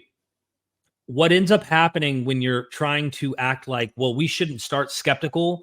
We should actually be open to all of these things and not just be critical up front and need evidence to prove they exist first before we just have this open mind and thinking they do. Is I went from that worldview to thinking maybe ifrits and leprechauns and demons and chupacabras and, where do you draw the line on mythical, fictional, fairies, the whole nine? How do you pretend that you should not then open your mind to every and all mystical, magical, nonsensical things? And that's what they don't get. I'm willing to play their game, even though I tend to be skeptical that any of these things actually exist and that the figments of our imagination and part of fiction and maybe part of our human lack of awareness of mental capacities that we're not really able to, in those days, understand, like mental health illnesses and such that we call demons or whatever it might be. Today, we have better explanations. I say all of that to say they won't follow that consistency. They want to pretend, they just want to open the door for their versions, and they don't want to let ifrits and they don't want to let the various other deities and demons and strange mythical creatures from other cultures and such exist. They don't grant them the same credibility. And that is where I say special pleading, even in this, it's just to make you convinced of their version. They're not following it consistently. And that's what annoys me. And that is such a fantastic point, because people that criticize naturalism in the way that Plantinga does and the way that C.S. Lewis does and the way that David's doing, they have it completely backwards. So if you ask a naturalist, why are you a naturalist? It's never, I started with this. And the thing is they look at naturalism in the same way that they look at theism. Theism's this big package. Here you go. Here's what you've got. Try figure out what's going on. Sure, but this is your package. It doesn't work like that with naturalism. Rather, and as you pointed out, you end up learning a bit more about the world, because by default, you're going to believe all sorts of things. This is why cultures believe miracles by default. It's why, the stats that he showed earlier, we're much more susceptible to believing bullshit when we don't know much. But as we learn more and more, we go, damn, that God of the gaps was filled. That wasn't a miracle. That was actually this. And you end up building up a structure where science keeps winning and it keeps providing greater explanatory value. And as you build up that framework, you have methodological naturalism, where you go, you know what? I'm pretty, for all intent and purposes, that's my default now. It's not I start with it. It's rather, this is a really good piece of equipment in my mind that works and makes better sense of the world. It could be violated. As we were saying earlier on, there are things you can discover which will violate it. Yes, naturalism will adapt for it in most cases, such as quantum mechanics. But it isn't like this default position of, nope, there's no supernatural stuff. And then when you do want to say that there's supernatural stuff, when you do want to broaden your mind, you don't want to broaden your mind so, open your skull up so much that your brain falls out. And that is what's being asked of us when it comes to certain miracles, such as those that you find in Christianity. So if you say you had a miracle where all of a sudden, out of nowhere, a statue appeared. Wow, you're going to need extraordinary evidence for this. Like this is an extraordinary claim. However, compare that to Jesus's resurrection and the narrative around Christianity. Not only did this incredible event happen, according to Christians, this incredible miracle, but we also have to buy that if you're not convinced of this proposition, you are deserving of eternal torment. Mm. It's just the sheer nonsense of it all, like the sheer, just how improbable it is. Like, not all miracles are built with equal probability. Like, some of them, we all of us, Christians included, stick in a bullshit category. But Yeah. arbitrarily open it up to the point where you go, no, that fits my one in. Like, no. And for different reasons, they'll put those in different bullshit categories. And for me, I guess that category, that threshold of what they consider bullshit and what I might consider on equal footing to what the claims of the New Testament are, we can look at Apollonius of Tyana. We can look at Vespasian, three Roman historians, which I think Josephus, I think, is mentioned in this, but I know that Suetonius and Tacitus mention this, and I may be mistaken on the third source there, but is that Vespasian actually healed a blind man in a withered hand? Did he have powers? Did he actually do this? If we grant that and we actually open up the door, putting that as a possibility and a realistic thing that Christians want to also do with Jesus, then you have to ask the question, if both of them are likely, one has the power over death, and then they have this apotheosis tale where they actually go and ascend to heaven, becoming a god. And Jesus also ascends to heaven with eyewitnesses and all that stuff similar to the Caesars, and healing powers similar to the Caesars, etc.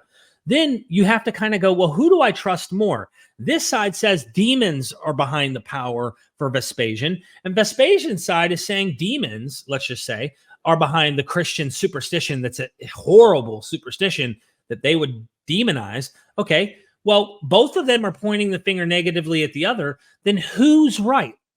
You're just buying into the propaganda of one over the other.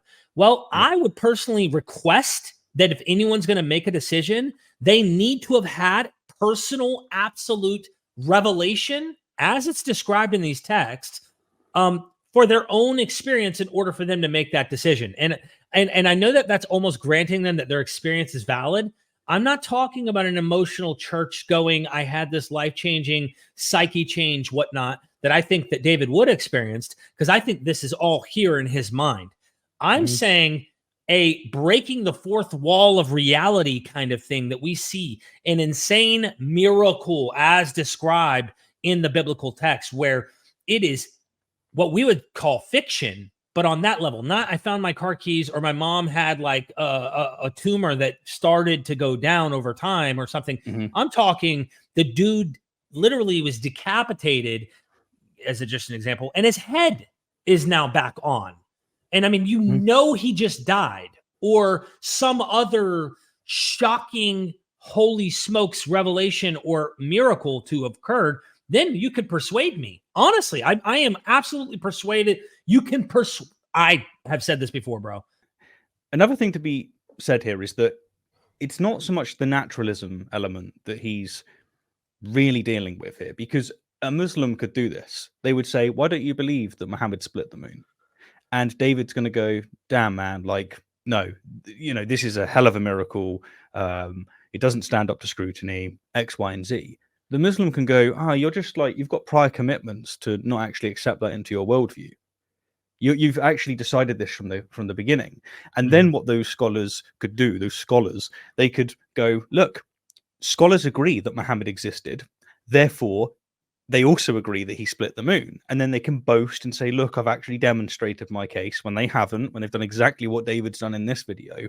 And then David would be dismissed by those scholars, by those Muslims, by saying, look, sorry, bucko, but, you know, it's just that you've got a prior commitment. If naturalism is true, how did you obtain your cognitive faculties, the processes that produce your beliefs? There's really only one game in town if you're a naturalist. Your ability to reason is the product of natural selection acting on random mutation. Natural selection, of course, favors traits that help organisms survive and reproduce. So if human reasoning evolved naturally, it's because it helped human beings survive and reproduce. Does this give us any basis for trusting our reasoning ability when it comes to questions of theology or philosophy or science? No. At best, our cognitive faculties would be reliable when it comes to finding berries or using a spear against an enemy or doing something to attract a mate. Interestingly, Darwin himself noticed this problem. He said, "But with me, the horrid doubt always arises whether the convictions of man's mind, which has been developed from the mind of the lower animals, are of any value or at all trustworthy. Would anyone trust in the convictions of a monkey's mind if there are any convictions in such a mind?"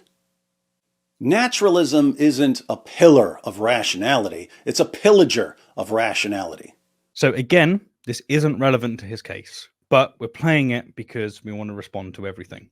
I have a video that you can see, we'll link it down below, where I've dealt with this claim in full. It's actually a C.S. Lewis rendition that David's just given. And what I'll do here is just provide a bit of the rejoinders and a few of the responses. So the entire argument here is that since if you buy naturalism, as David just explained, if you buy naturalism, then you're going to need a naturalistic way to explain how we are the way that we are. And the only game in town, at least at the moment, is evolution by natural selection. And it's damn well sufficient. It explains the data. So we evolved. But notice that we didn't evolve necessarily for truth. Rather, we evolved to survive. Mm-hmm. And so if there was selections for us to have false beliefs that are useful, such as religions, then that's going to come up. And what David and what C.S. Lewis and what Plantinga and others will do, the proponents, is they will say, therefore, we have no reason to trust our cognitive faculties whatsoever.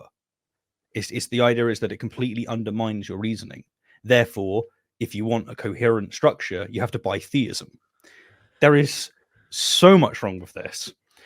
So, first of all, it's the central premise is just false.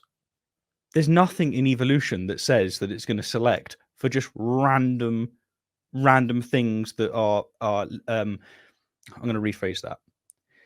So the biggest problem with this is that the central claim, the premise, is just false.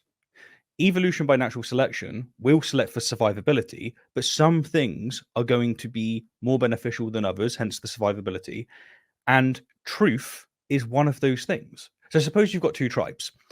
One tribe, what evolution wants to do is make sure that they don't drink from a river. The reason they don't want to drink from the river is because it's got cholera and it's killing their people and it's causing them to dissipate. Okay, one tribe has this belief about the world, and the belief is that all water from flowing locations, if the water's moving, it's really, really bad for you. You should only drink water that's still and from up high, so rainwater.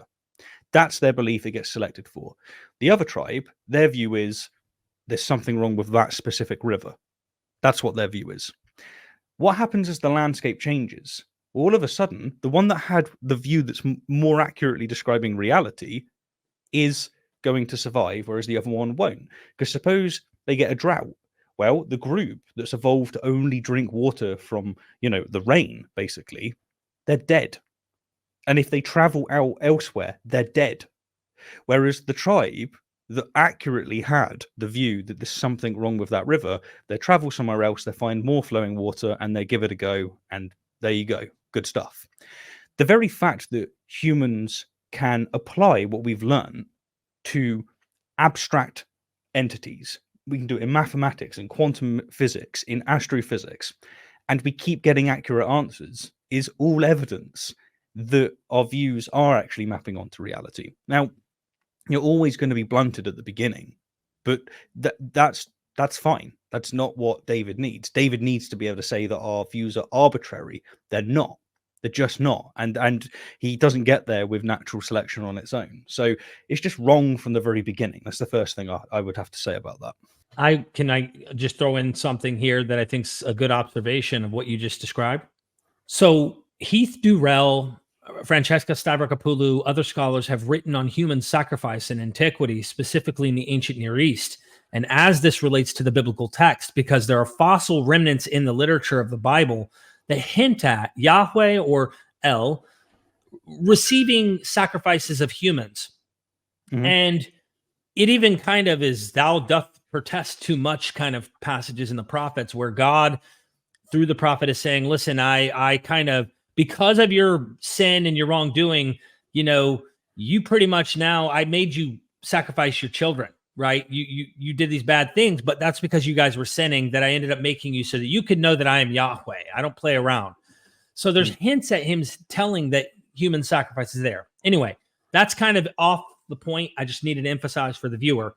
But the point is, one of the big, I guess you say, pushbacks that came was, well, if these Phoenicians, for example, were actually sacrificing their firstborn children, firstborn sons, to God, and this is like a Molech or a Molech sacrifice and such, then this population would have stopped surviving and it wouldn't have been successful and thrived, and humans would have been too attached to the children to actually perform such a thing. So this is not true.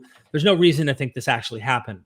Heath Durrell actually said, no, we have very good archaeological evidence that they did sacrifice their firstborn children. They were a thriving civilization, even though they killed their firstborn children. By the way, part of the process of doing that was for fertility, agriculture, and such the next year, that the God would bless them if they gave their most valuable, precious thing, that is the first child. The other thing Heath Durrell pointed out as humans, and he said the attachment to the first child, the birth rate and death of children was so prevalent that mothers did not attach themselves to the child till they had fully developed in many ways, so that they wouldn't have so much of a catastrophic emotional trauma in losing a child in that time. So to pretend in an anachronistic way that all these mothers would have felt about their children the way a modern person would feel is totally missing what the context would have been like for an ancient person. I say all that to say they thought the utility of killing one of their children as a sacrifice to the gods was noble and true and the right way of keeping life for the whole community. Well, do we today in any way think that that's actually a wise move? No. And ancients also vilified the practice over time. We evolved to realize that's backwards. That's not something we should do. And this kind of touches on your point. And I needed to emphasize that to say he sounds somewhat like the pre-suppers, though I have to give him a little credit for trying to play along with evidence type stuff. But it sounds like another sneaky way to bring in a Jay Dyer type argument that you have to accept our premise that you can't have rational thought or discover truth without first accepting the theistic premise, like you said. And I call bullshit on the whole thing. And this is why I didn't even play around with Jay Dyer's nonsense. No, it is. It's it's very much in the Presup playbook for sure. So you're absolutely correct to identify it there. As I said, I've dealt with it in a bigger video, but I will just leave one more consideration. Theism has the same problem. So suppose that, God exists, and as theists believe, as David believes, okay, well, how can you trust your cognitive faculties? Okay, because God revealed it in the book. Yeah, okay, but you know that God works in mysterious ways, such as the problem of evil, right? He might be testing you. So how do you actually know that your cognitive faculties are wired for truth? Okay, well, it tells us in scripture. No, you can't do that. You're using the very thing that you're assuming, right? So actually, there may well be problems here. And you, as I said, you contrast this with the fact that you use this skepticism and you use this mystery as a defense when it suits you. Actually, you're in a really big trouble. You don't know what's true, and you don't know, and you can't navigate the space. Despite that blunting, most of the proponents still see, no, okay, well, I can't know for sure, but it doesn't follow that I have no reliability whatsoever. And yet the same is true of naturalism. Yes, can't know for sure. We're all epistemically blunted. You got to pull yourself up by the bootstraps at some point, but that doesn't give them what they want here. But yeah, it's just not relevant to his case here. It'd be funny if he does make a response to this, and this is the bit he responds to. It would almost be poetic in the sense that it's not relevant to his actual case. But that's what I would expect to see, to be honest with you, because he's got to come back with something pretty impressive for his case, because he's so far given us nothing. But a more glaring difficulty, given a discussion of miracles, is the global abundance of miracle claims. In 2006, the Pew Forum issued a report titled Spirit and Power, a 10-country survey of Pentecostals, discussing statistics on Pentecostals and charismatic Protestants in the United States, Brazil, Chile, Guatemala, Kenya, Nigeria, South Africa, India, the Philippines, and South Korea. And the researchers found that approximately 200 million Pentecostal and charismatic Protestants in just those 10 countries believe that they have personally witnessed miraculous healings. Imagine what the numbers would be if the study had included all denominations in all countries. She's fallen off a cliff. Bro. Oh my gosh. Do you want to add all religions to that, David? Or do you only want to add in Christianity? Do you want to add in all the other religions and go, okay, cool. You know, if they've got miracle claims over there, lots of witnesses, I guess these mutually exclusive and jointly exhaustive views are true. You want to do that? Or do you want to just do Christianity? And do you want to just do the third world? It's just God appears more often in the third world where they lack education and socioeconomic status and opportunities. When people have generally suffered more, is that when God's going to come in and go, this is where I'm going to go? I mean, that does correlate with some of the narrative, doesn't it? But It implies that if you want to go to heaven, fuck off to a third world. It's amazing what you're pointing out. And I thought about this the other day at the gym. You know, I don't think Christianity is going to remain the number one religion in terms of popularity, and meaning more people will eventually be either Muslim or some other religion will eventually surpass that. And it makes me think, there's this confidence in numbers.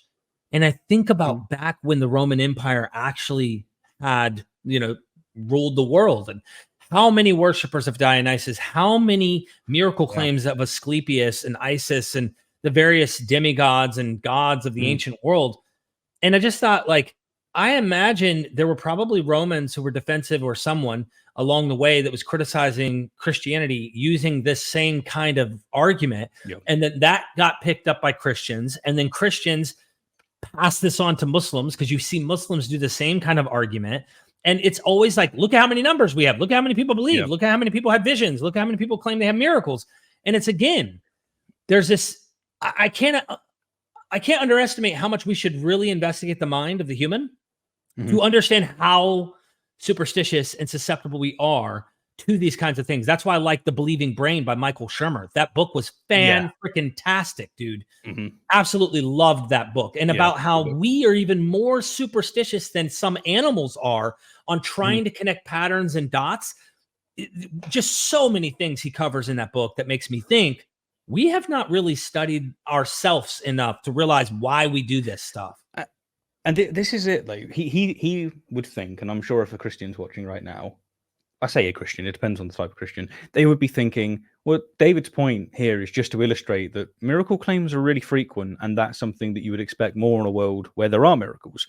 But this isn't helping him. This is actually worse. The fact that he's focusing on Christianity may give you the idea that, this is constituting good evidence of the kind of miracles that are stated in biblical views. But the problem is that you've just opened out Pandora's box, because you have these miracle claims from just as the other people from other religions are just as earnest as the Christians, but they can't be both correct, because in many cases, not always, but in many cases, they actually contradict. So if the Christian's saying, I was healed by the Holy Ghost, but someone from some other religion is saying, I was healed by some other deity, I was healed from some other supernatural force, they contradict each other. One of them's got it wrong. And when you open out this Pandora's box and you go, look, loads of people all over the world are claiming miracles. Yeah, that's one of the biggest motivations for naturalism, because it could be the case that they're all wrong, but you're one. You just fell out of the right vagina in the right country. Well done to you. And if you fell out in a third world country, all the better, because you'll be ignorant enough to buy this shit. Whereas it's just such a problem. Like, I know that David thinks this is doing him favors. It isn't. The other thing I just want to quickly mention is he mentioned all of those countries, and then he spoke about, like, look what's going on here, and he emphasized certain countries as well. However, it was most highly correlated, because I took a look at the study earlier on, it was most highly correlated, these claims of miracle healing, where there was high socioeconomic issues. So, for instance, Kenya, Nigeria, those two were among the countries with significant poverty rates, and they happened to be the countries that reported the miracle claims. Wonder what's going on there. Right. And the same trend is seen when it comes to other socioeconomic situations and the beliefs and religions that they have. It just isn't doing the work that he thinks it is. I want to just make two comments. First comment is this. I know from being Pentecostal-ish, I wasn't a Pentecostal, I was a non-denominational charismatic Christian at first. So I know that if you would have asked this question around churches on a survey, I would have checked, yep, I've seen plenty of miracles myself as a believer, which also factors in how many of these people are being told a miracle just happened in the church, but really didn't see a biblically described miracle, which, by the way, would have fit into a fictional category in other godly accounts that you would say, no, I don't believe that Heracles did that, or Isis did that, or Asclepius did that, or whoever, Vespasian did that. But Jesus did that, yeah. So I would have said that miracles had happened. And I'm saying today, I think other explanations psychologically explain what actually occurred, because I never saw an arm literally instantly come back when they did not actually have an arm. I mean, I've seen magic tricks. I've seen people pull illusions or do that kind of stuff, but not actual straight up miracles like that. We aren't sure. You know, there's so many problems with this, dude. Okay, so I made a video a while back titled "Why Doesn't God Heal Amputees?" And it's exactly the point that you just raised. Suppose that there is these miracle healings. Okay, do something that's generally impossible. Something that really is miraculous, such as you grow your limb back, such as, like something of that magnitude, not something that already happens naturally. So like you'll have it. So an atheist has stage 4 cancer, and then they get very lucky and actually they're okay. And they go, wow. But that happens to the Christian and they're like, thank you, God. Jesus, thank you, God, for saving me. Jesus, you saved me. It's like, bro, like, where's the methodology here? Like, this is just, I mean, what, did Jesus also help the other guy? Did Jesus look at the other children dying of leukemia and go, no. You're done with your soul building. You get to come to heaven. In fact, no, you don't. 2 of you children haven't bought Jesus, even though it's so obvious that Christianity is true. So you're actually going to hell. Like, I love what you did there, and I'm glad that was addressed. I just think, what is this doing? But just trying to add that people are still saying these superstitions are happening and stuff. But in a 2022 article for the New York Times, Dr. Molly Worthen writes, scholars estimate that 80% of new Christians in Nepal come to the faith through an experience with healing or deliverance from demonic spirits. Perhaps as many as 90% of new converts who join a house church in China credit their conversion to faith healing. In Kenya, 71% of Christians say they have witnessed a divine healing, according to a 2006 Pew study. Even in the relatively skeptical United States, 29% of survey respondents claim they have seen one. I was part of a house church, which meant we were willing and able to go beyond a typical church that's in a public building with a lot of people. It was more private, and we could go wilding out, music going absolutely in the spirit, singing, dancing, chanting, speaking in tongues, and literally being able to prophesy and have interpreters supposedly interpret what those words were that we spoke in tongues. And the pastor lady, by the way, was so in tune with claiming to have seen people rise from the dead in third world countries, claiming to have healed people who were dead and they came back from the dead and all that kind of stuff. This was part of my initial states into Christianity. The pastor lady did say this, and she was like so close to Jesus in my mind. This lady was so sensitive and delicate, loving, but yet hyper spiritual, and actually claiming to witness these things. Well, during this whole growing up in Christianity, in my early phases in Christianity, she would say that Jesus speaks to her and she can hear the Lord talk to her, and that he told her that he will be coming back sometime, not too far off from the time that I was going to this church, but definitely before she died.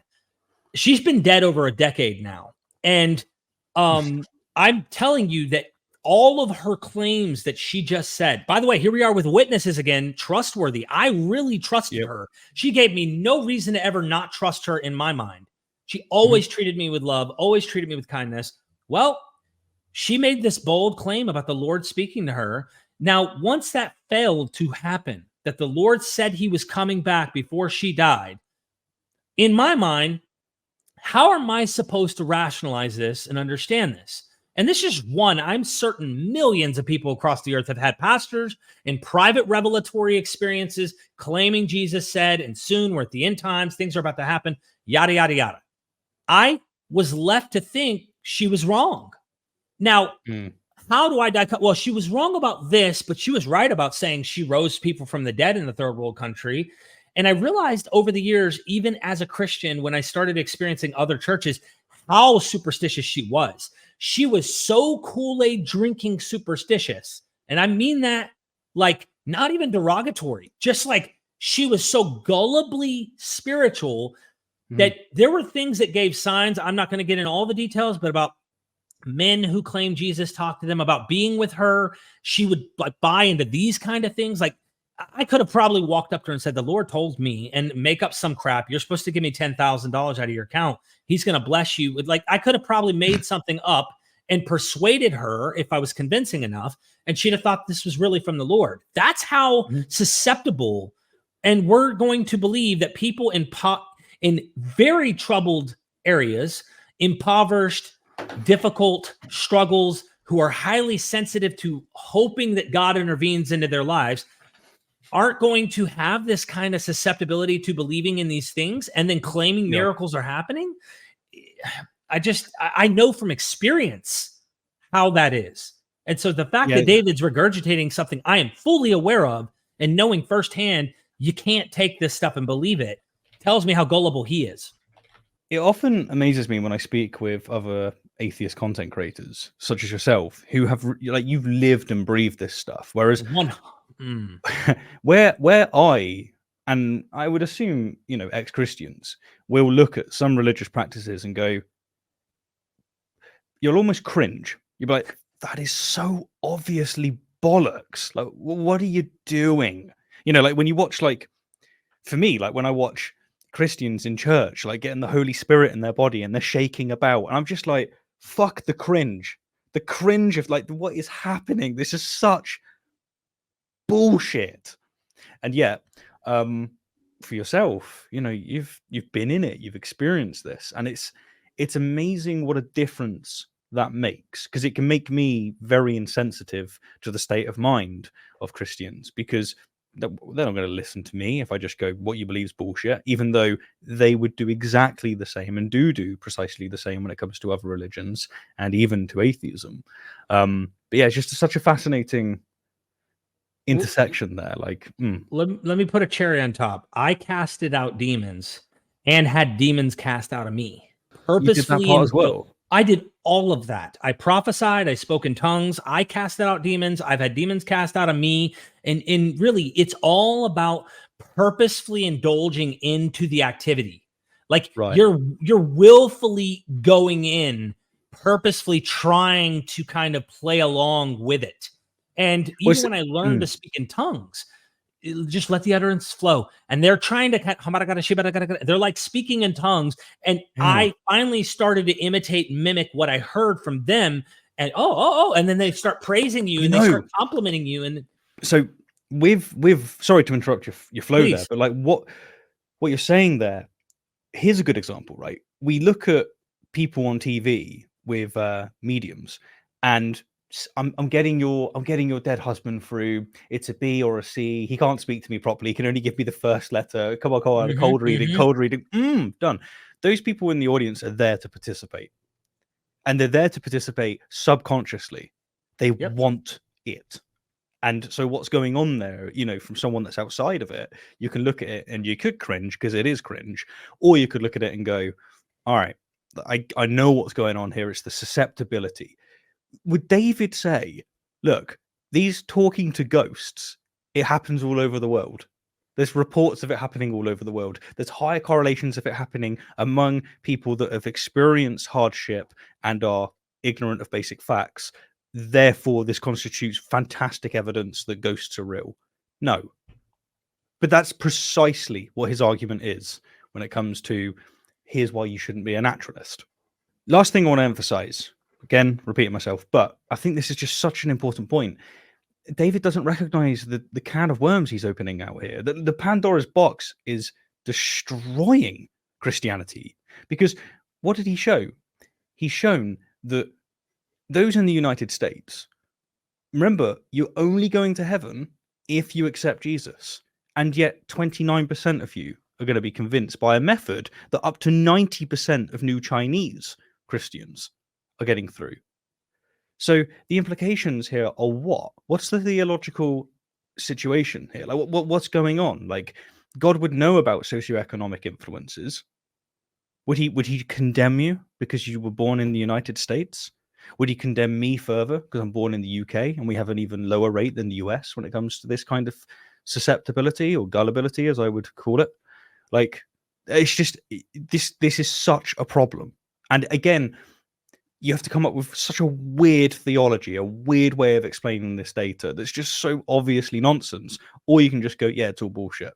I do want to add something to what you just said that goes to the previous point on him kind of doing the pre-sub C.S. Lewis thing you were talking about. And that is, again, why is it that the high amount of miracles are taking place with people who are in the worst of conditions, potentially?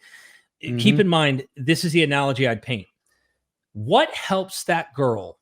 Just an example. We hear about these people who break free after 15 years of being captured in the basement of some abuser who gets 3 and 4 children through her and abuses them and chains them in the basement and literally uses them as sex slaves, technically. The woman finally escapes after 15 years. How does she psychologically survive for 15 years in a helpless situation? Yeah. You have to believe a lie in your head. You have to, something has to give. The Christian message, and Nietzsche talked about this, but it gets emphasized in other works by other scholars, is a slave mindset. Rome is completely occupying the land with absolute control. The bottom echelon of society, that is the weak, the meek, the helpless, the poor, the leper, the sick, those who are the lowest of the low. And notice, sell everything you have, become like us, be the poor, forsake all your goods, etc. Well, that is their weakness is their strength. They turned it into a philosophy of strength. And I imagine the women who are surviving in these absolute helpless situations have to convince themselves in some way at some point to accept their fate, to make that their strength in order for them to go on another day. I know, absolutely. I've seen it in the lives of people I know. Yeah, it is. And if it's not religion, they use something else, and something normally spiritual. It is absolutely a survival mechanism that we have. So, you raise a fantastic point there. After reviewing a number of miracle reports from around the world, Dr. Craig Keener concludes, it is no longer plausible to tout uniform human experience as a basis for denying miracles, as in the traditional modern argument. Hundreds of millions of claims would have to be satisfactorily explained in non-supernatural terms for this appeal to succeed. While many may be so explained, one cannot adopt the conclusion of uniformity as a premise without investigating all of them. David's just jumped from showing Pew Research, which is something we're going to say, all right, there's some good data to work with here, to a Christian, Craig Keener. But as he notes, Keener is commenting on what he thinks about these studies and more. Like, this isn't in the study, and I know that David didn't say it is, but like the way that he's just shifted here is giving like an authoritative transfer, but it just isn't the case. This isn't scholarly consensus. This is a Christian who teaches in a Christian school with a D-Min saying, something that's in favor of Christianity. Okay, wow. Wouldn't expect that. What about actual, sociologists? What do they have to say about this? Can you give me one of those quotes? Yeah, and I just don't know. I mean, I have not personally investigated this in depth, so I'm no expert on this, and I'm Mhm. totally pulling an opinion out of my butt to say, why can't a universal kind of human experience explain this phenomenon? Why would we start with that until you can prove an actual miracle occurs? I Mm. don't, you could say there's billions of experiences. Notice again, you say they're all across the Yeah. board. So we're going to say that there's like a universal spirit and that all of them are just giving a different name to the deity that's actively behind these things. And they're claiming Yeah. that to try and make them all kind of match that. Well, really, there's an ultimate source that's behind miracle claims. Or do we start with saying, man, humans for the longest time have always assumed gods, demons, ghosts, patterns, pulling out the the stomach parts of animals and predicting future, watching birds augur, and they're thinking, oh, that's a sign that this, and this is a sign that that. We have always attributed things to gods, and the more, like you said, the god of the gaps gets filled with actual information that helps kind of invalidate that part of it, and we just keep making God further and unfalsifiable and such. Why aren't we starting with humans tend to do this as a normal natural phenomenon until we have data of an actual arm Well, that didn't exist actually coming out, not in ancient literature, but like observable, testable, like people are seeing it and knowing this, not in a very highly superstitious setting where you're already susceptible to this kind of material. You know what I mean? yeah, I do, man. I mean, but that's it, isn't it? That's the data. You go, look, here are all sorts of cultures having all sorts of different miracle claims happening. We know that it correlates with socioeconomic circumstances. So, for instance, if you give them sufficient knowledge, they won't be making miracle claims based on that, but they'll be doing it on this. However, if they lose that technology, if they go backward socioeconomically, they will start making those miracle claims, and they do it towards different deities and different religions. So what we have is this mass data of they definitely can't all be right, but it's just across the board. How do we explain this? The naturalist is looking at it and they're going to go, yeah, like there's actually quite a simple explanation here. This is just something that humans do. They're not seeing miracles. It's not really miracles, but there is something to do with human experience. Whereas the Christian wants to go here and go, no. All its evidence constitutes that there are miracles, but they're all wrong apart from the Christian ones. Mm-hmm. Does that seem probable? Like, does that seem motivated other than if you've already decided that Christianity is true? This observation was recently with the Northern Lights that everybody's been seeing across the world. Pictures are all over the internet. Everyone knows about this. Well, I am friends on Facebook with Cameron Bertuzzi, and I see his post. And he sometimes has these funny posts, and then oftentimes you can tell you or some other atheist online, it tends to bother him, I would imagine. So he has to kind of put these posts in mockeries, and 95 Christians like it and comment and ha ha ha ha, they're dumb, da da da da. They kind of get in their circle. He's always what's his tagline? Exposing the intellectual side of Christianity. Sure thing, Cameron. By the way, Christianity's true. Like that's pretty much what he tagline. Well, what he did is posted a picture of the Northern Lights. They're beautiful by our observation, all these colors. And he goes, atheist will say, yep, it looks like God isn't true, or this is evidence that looks like God isn't true, or some funny little mocking post.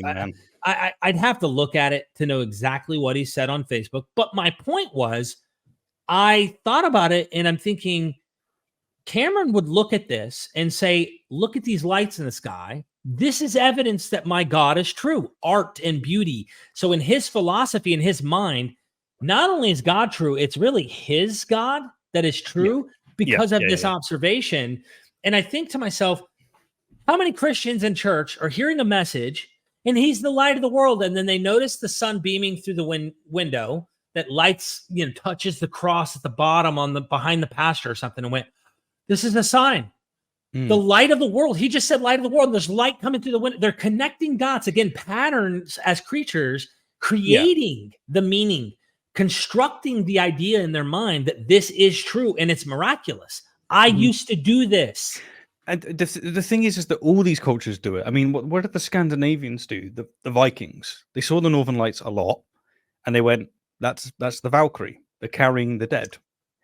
And yet, I mean, like, what are they going to post on Facebook going, oh God, Christians will look at this and not see that the Valkyrie are carrying the dead? Like, can't they see that the entire world revolves around us? These incredibly specific colors that we see in the sky because of fracturing and all the rest of it, it's for us. It's God's trying to like actually reveal a message to us, but he doesn't actually want to really reveal a message. He needs to be sufficiently mysterious, but like, look, he's put it in front of you. There's some beauty. We need to, right? And if you're watching, guys, tell me if you want this. We can get a collection of all of the absolute memeage that Cameron has posted on Facebook and just review it in a video. Would that be good? I think that would be good. That would be fun. Okay, returning to Keener. So he says that we can't conclude that these miracle claims are false, but we can. That's the thing. We can, because most of us have concluded that all sightings of the Loch Ness Monster are mistaken. And yet we haven't evaluated every claim, have we? I mean, has Keener, has David looked at every single piece of evidence for reincarnation? Does that mean Chupacabra? Yep. How do you know there's not really one out there? Okay, that's a dog that has mange. Okay, that's a bear that has mange. Okay, that's we have leaped, of course, without evaluating every one of them, assuming that it's a false observation of some type of creature that they might try to attribute this thing to. But where did the origin of Chupacabra myth come from? Was it a false attribution, or is there some mythical origin because of Crazy Beast out there that someone fictively invented this narrative, spooking little kids to not go into the woods or not to go by themselves somewhere or something? And it all started as a false, fictional Falcon Phoenix arising from the fire kind of thing. And they made it up. I don't know. But I can tell you, I'm not going to sit there and walk around pretending that actual Chupacabras are existing, sucking the blood out of cows and, you know, come on. This is it. Like, what we do is we make an inference to the best explanation, which is a staple of logic that theists wield all the time. They do it all the time in arguments. And yet the naturalist is not allowed to do it. Somehow he has to examine every instance of a miracle claim until he's justified in saying, I don't believe it. Like, you're playing tennis without the net when it comes to apologists. It's a mess.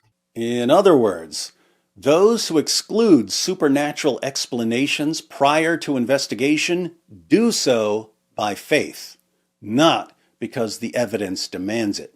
We're not actually doing this by faith. We're doing this, like you said, logical deduction, because once you have clearly, we can even join hands with David, falsifying many miracle claims and showing human motivation, false attribution, even like you've discussed this in previous videos, but I love, what's his name? Something Mention. He's a famous atheist singer. And he has this funny one. He's like, thank God for healing my mom of cataracts or something. But like really what happened is she had a remission. So like over time, it just dissolved and went away and, oh, it's God, it's Jesus. But like, we can falsify many things. And you know what's interesting?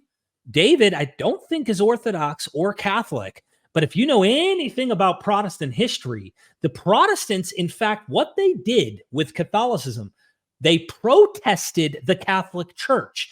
And Martin Luther and several of these leading bright men, hate him for anti-Semitism, but nonetheless bright guy, actually went and dissected all of these supposed miracle claims throughout the church's history that he points out couldn't have happened. Like he literally challenges the churches, like, you guys are making up miracle claims, blah, blah, blah, blah, blah. That's why we're going to sola scriptura. We're sticking with the Bible, not your magisterium claims of men throughout history. We're going with God's word. And what ended up happening, that evolved to criticism of the Bible itself. So Protestants started turning the scalpel, not just to the miracle claims of the Catholic Church over time, which were at that point selling literal tickets to heaven. Yeah. You want to get your friend out of your child out of purgatory, and you want to get here, pay the certain amount, and we'll get you up into heaven. And they falsified these things. They were able to show their myths and legends, and they're not really what happened. So we could hold hands doing that. We're just taking the logical conclusion and continuing that. You want to call it faith?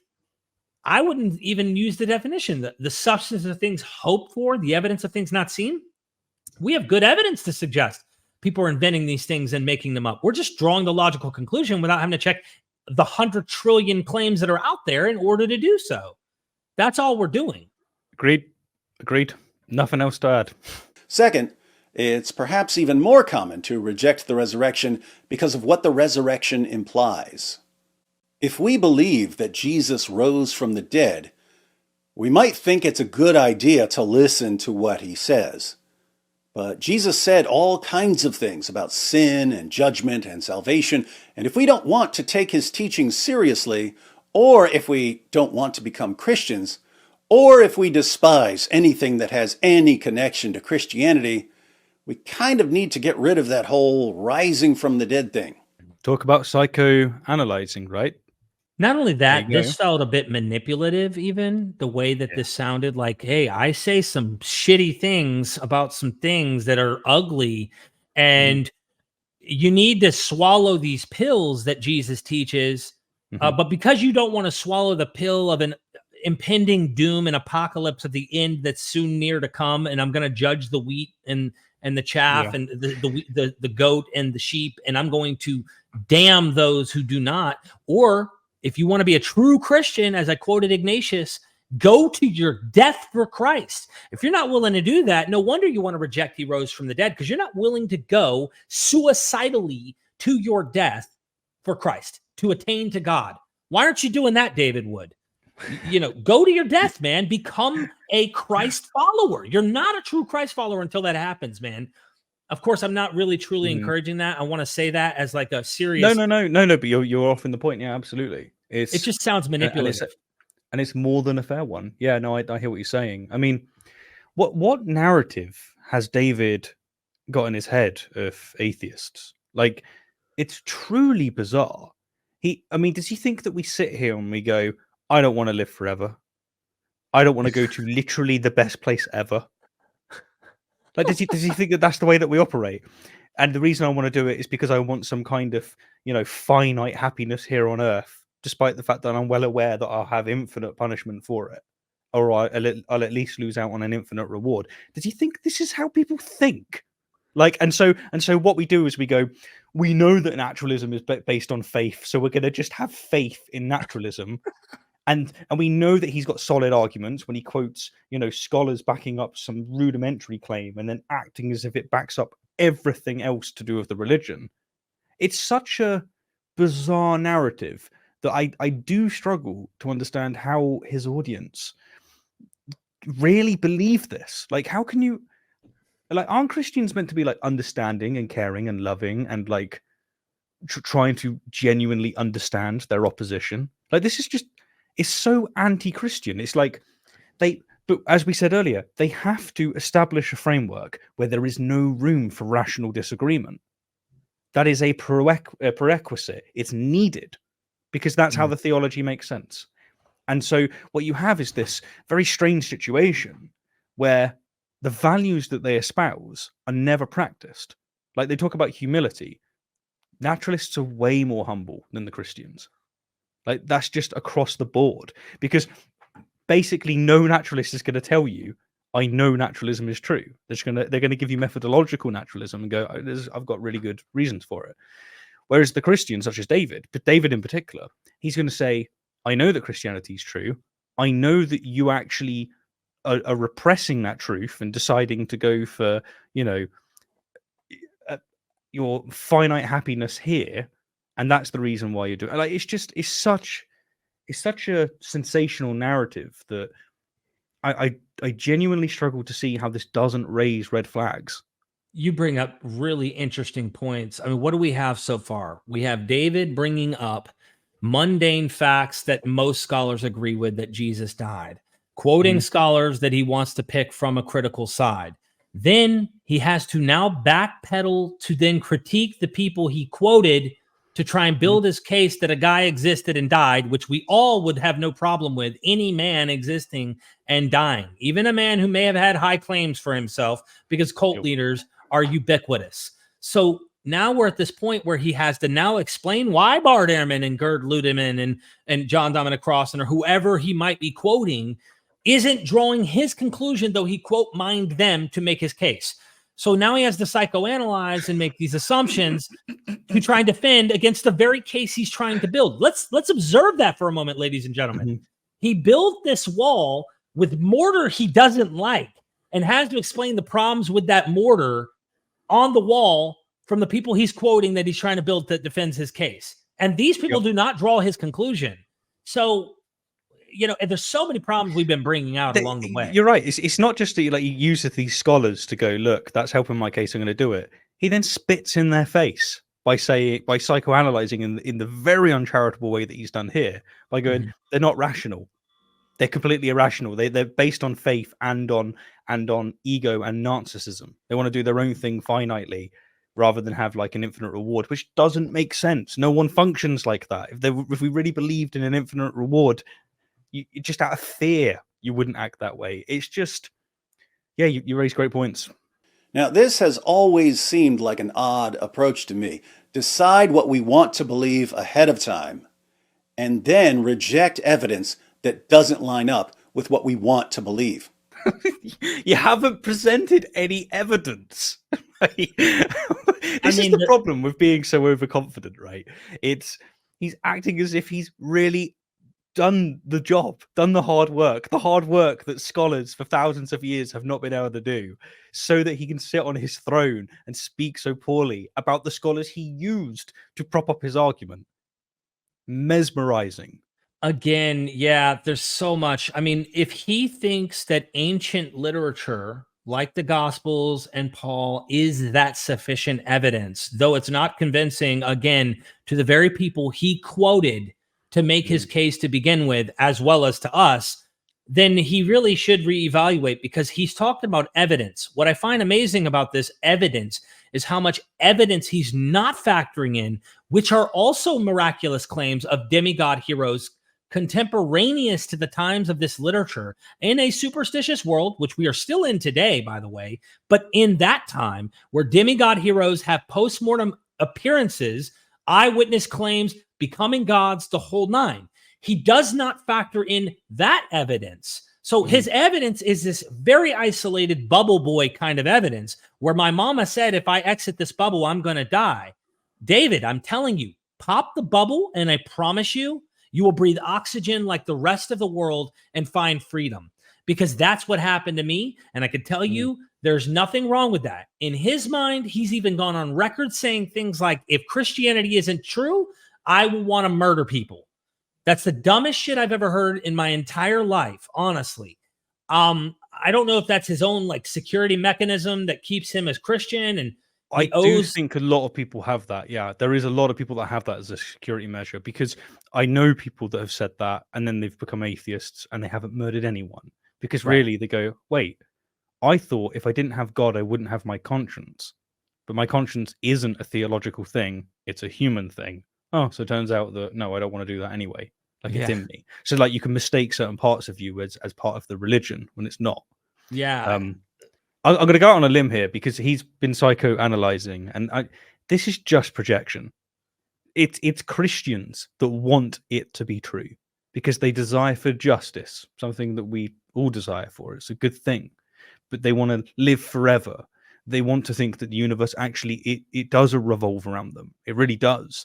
That they are actually created in God's image, that they actually do matter in the cosmic game at play. And so to accuse naturalists of wanting it to be the case that we're not important, that we're not going to see our loved ones, that there is no justice. The only justice we have is that which we create at the great resistance of Mother Nature. It doesn't make sense. Projection is the only way to make sense of this because it's such an asinine, vacuous thing to accuse naturalists of. I'd like to add to that to say, as someone who calls themselves a naturalist, an atheist, I would love nothing more than to see my family again after this is over. I would love nothing more. And I know that not all atheists are the same. I say this now, maybe my opinions about this change. I'd love nothing more than to live forever. Have immortality is kind of this utopia idea in our mind about no more pain and suffering, no more, have this another go at this without all the problems. That would be amazing if we could enjoy nothing but a peaceful, harmonious. As an atheist, I would want nothing more. But I'm also not going to pretend. I'm not going to play make-believe and that's just it to get through life. Right now, that's not my thing. And if I ever became someone who believed this stuff again, unless there was a real fourth wall broke into reality, divine actual situation occurred, which then persuaded me, I can't imagine only a traumatic, distraught type of thing would lead me to breaking down on an emotional level to do that. It wouldn't be reason and logic. Again, it would be something else that goes underneath all of my cautious faculties that would cause me to think that way. You know what I mean? I do. Most atheists that I know do actually want to live forever. But I have to say, after thinking about it for quite a bit, me personally, I don't. I actually think living forever would be hell. Because like we can conceive of what it's like to be alive for 100 years. We'll try 1,000 years. Like, whoa. I can feel myself wearing out as I live. Like, do I really, really want to be conscious for 1,000 years? I don't think so. But maybe I do. 10,000 years? That's quite a lot of time. Imagine it only got better, whatever that means. Right. Like, I get it. Yeah, we could play hypotheticals though, and like, okay, imagine it only got better and things only became more creative and more, we could come up with all of this make believe stuff to make it sound cool and interesting. But the more wisdom I've gained and the more I've come to appreciate the world, I've actually went more towards what Eastern religions are getting at, and that is a state of nirvana, a state of saying, you know what, I care less, and I feel more one with the universe, and less is being lent on my conscious experiences, and less is being lent on my egocentristic drives. And so the trajectory of that would actually be, I don't want to exist. But it's topic for another day, but very, very intriguing. And atheists normally condemn this approach. Suppose an atheist comes to you with some kind of evidence. Let's say he gives you evidence for common descent, the claim that all living things share a common ancestor. If your response is, well, I don't like what common descent implies because that would mean I'm related to pigs, so I'm going to reject any evidence you give me for it, the atheist will accuse you of being anti-science and anti-evidence and irrational and stupid and bigoted and so on. But then, if you present that same atheist with evidence that Jesus rose from the dead, you'll suddenly find that heaven and hell and the Salem witch trials and gay wedding cakes and all kinds of other topics are entering into his evaluation of whether Jesus was dead and whether he was alive again later. Okay, so wow, who are these atheists? I don't know who these atheists are. And they probably exist. And David, I give you the benefit of the doubt. You probably encountered this, and this has somehow caused you to make them all atheist. Again, you're pigeonholing all of us because some upset, chip on their shoulder type of atheist who may end up identifying as gay or something like that. And then now you're making that all atheists just want to sin, all atheists want to reject the evidence of the resurrection. Let me help you from an atheist who is probably more extreme and charismatic about miracles and stuff than you ever have been, and has now come to the other side, a different angle. You already heard, I started seeing mythical comparisons and started seeing that, hey, this stuff looks like genre that goes in a fictional category that we would all say Heracles and Romulus and Asclepius and other gods and demigods and their claims and miracles, and even the Caesars categorized. Justin Martyr says as much. So even though Justin Martyr wants to make Jesus above and a much better philosophy, and he is painting them in a similar category, though, they have a lot in common. Okay. So I'm sitting here thinking to myself, how do I explain this to David? And it's not about wedding cakes, and it's not about, man, I don't like what's being said here. It is the fact that there are so many other competitors that have so many other claims. And once I saw the special pleading for this one and not actually treating all of them equally or trying to go at them, at least in some ways, the ancients took those serious too, who practiced those religions, those cults. And I saw, again, man is the center of the universe. Once we got out of that egocentric mine's true and really evaluated others is when I stopped seeing the strength of the one claim that it was Jesus. And once you start realizing, keep in mind that the God of the Old Testament contradicts the God of the Old Testament. We're not even talking about the New Testament. There's so many problems when you realize where this God comes from in ancient Ugarit and Phoenician, ancient Near Eastern gods with polytheism and so many issues, so many things that don't match the Orthodox narrative within the Bible itself. You can then start to go, hold on, back up, throw my hands up. Why am I convinced of this anymore? Why does the power of the resurrection not grab me and claw my soul like it once did, like it's supposedly doing David? It has nothing to do with modern sin. You might pretend and psychoanalyze that that's what it is. But in reality, it was research that drove me away from believing Yahweh existed and that Jesus actually rose from the dead and was born of a virgin and walked on water. Because guess what? We can now go to other characters who have similar claims. And we know classicists categorize those things in genres that are fictional, fable, legend, mythology, and such. Jesus walks and talks and does very similar things in his own way. Unique stories, but very similar. Notice I didn't have to bring up modern things. No, man, no, you're only an atheist because of gay cupcakes and stuff. It fits the narrative better.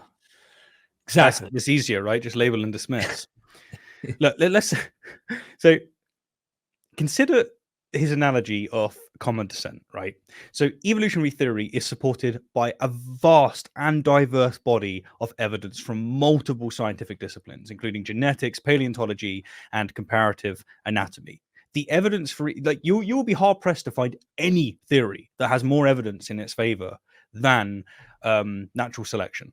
Like this is, you have to be ignorant not to buy it or to have ideological dispositions. This is why most Christians today now accept evolution, even though it causes really serious theological problems. So what David is doing is he's holding this up as like, if you didn't believe if you don't believe natural selection, then, well, there's problems, like you're showing that you're not really, paying attention at best. And actually there's something else going on at worse. And he's comparing this with the utter tripe that he gave us in this video, as if saying that scholars have a consensus that Jesus almost certainly lived and was executed, as if that constitutes evidence for Christianity and all of its miracle claims, like all of the paleontology, the comparative anatomy, the genetics that feed into natural selection. The comparison here is wild. Like that, you can't do that. But I guess he can, and I guess his audience will buy it. But it's no. You point out something I didn't think about, and that's an interesting point, right? So you're equating something we observe, test, can actually grab a hold of and see even today to be persuaded. And he's wanting to equate ancient literature, which is written with a propagandistic, cultic kind of, we write this that you believe, we're here to persuade you. And there's so many other cults doing these kinds of things, trying to say their gods and their demigods and heroes and whatnot did these things.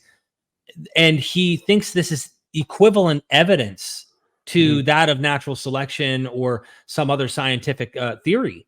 And that, I didn't think about that when I was responding, but I did want to make it a point of saying, when you study the field of comparative mythology, history, categorizing genre and recognizing genre in other books, other literature, we quickly know how to categorize a theophany myth, a romance narrative, a delayed recognition myth. For example, Odysseus goes on his travels, comes back, and his identity is hidden. Well, what's going on in the Gospel of Mark, where no one knows who he truly is? This is a delayed recognition myth. This trope of Jesus hiding his identity in Mark that no one knows, even thanking God that he only reveals this to the inner disciples and that others don't know who he is. But the thing is they still don't even get it. That is a motif. That is a literary motif. That is not a historical evaluation. You don't look at the Odyssey and pretend Odysseus and all this is historical. No, You find this as a literary tool. When you see those tools used in the New Testament, coming at this secular, not you must believe in my Kool-Aid, drink it.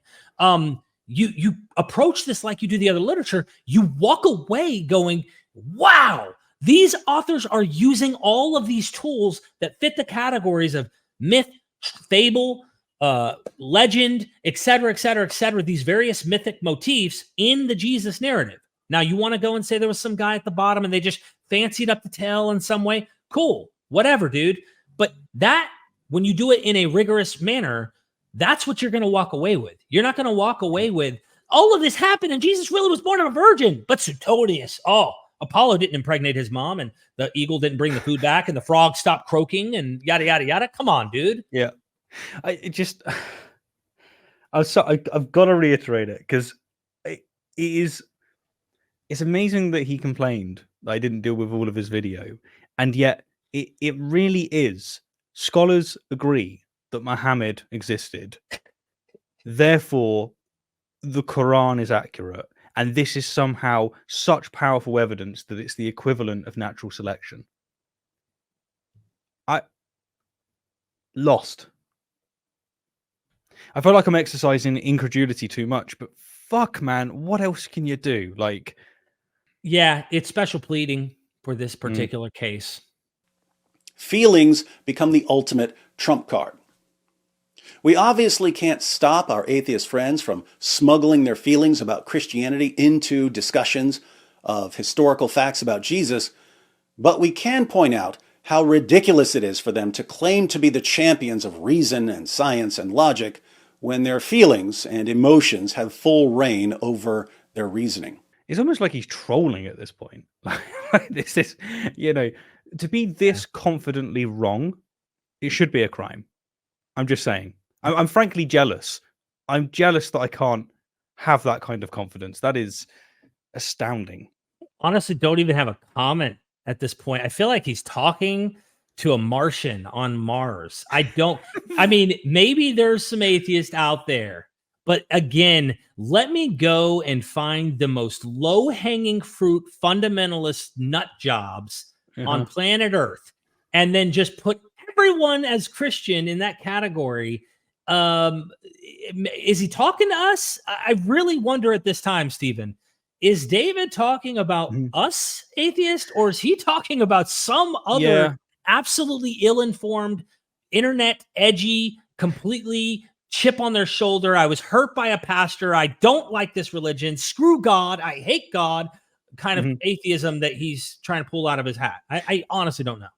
I know, it's like, if you want to suppose that there were a lot of atheists, even though it's not a majority, that have the kind of views that David is making out that they do. Imagine if we made a video saying this is why Christianity is nonsense, and our entire disposition was around the Eucharist, and that they actually believe this. Like they just look at it and go, dude, this isn't everyone. Like, this is Catholics and like certain types of Catholics. That's it. But it's worse than that. It's an even smaller minority. Like, even when he's talking about, these new atheists, these internet atheists, as we said earlier on towards the beginning, Sam Harris isn't a mythicist. Like, he doesn't even have that data. So it would be like focusing on a very small element of Christianity, like one of the tiny churches of the 33,000 denominations. Pick one of them, maybe Christian Science, and then just focusing on that and portraying all Christians as if they're that. They wouldn't accept this. They wouldn't tolerate this. But it's strange, isn't it? It's a human thing. We're okay doing it when it's the out group. Like, all of a sudden, ridiculously illogical modus operandi is accepted if it's to the out group. Now, there's other evidence that's relevant to this discussion, and there are additional objections to consider. But we already have enough to conclude that Jesus rose from the dead. All the available evidence tells us that Jesus died by crucifixion and that he was alive again later. Then why didn't you present it? You didn't give us shit, David. You didn't give us shit. Like, even if you're a Christian watching, Surely you agree with me when I say that David did not live up to his task. He provided nothing, nowhere near what he claims to have provided. It's like, I'm okay with him being as smug as what he is, but he at least should justify it. You know, like, is that too much to ask for? You know, you're very scientific minded and of course philosophically aware on levels I'm not. But what he is doing is appealing to the literature we would call New Testament from Paul. I didn't hear him go much into the Gospels. He avoided the Gospels because that's where the fanciful, more in-depth narratives about Jesus entering in private rooms, appearing to the 12.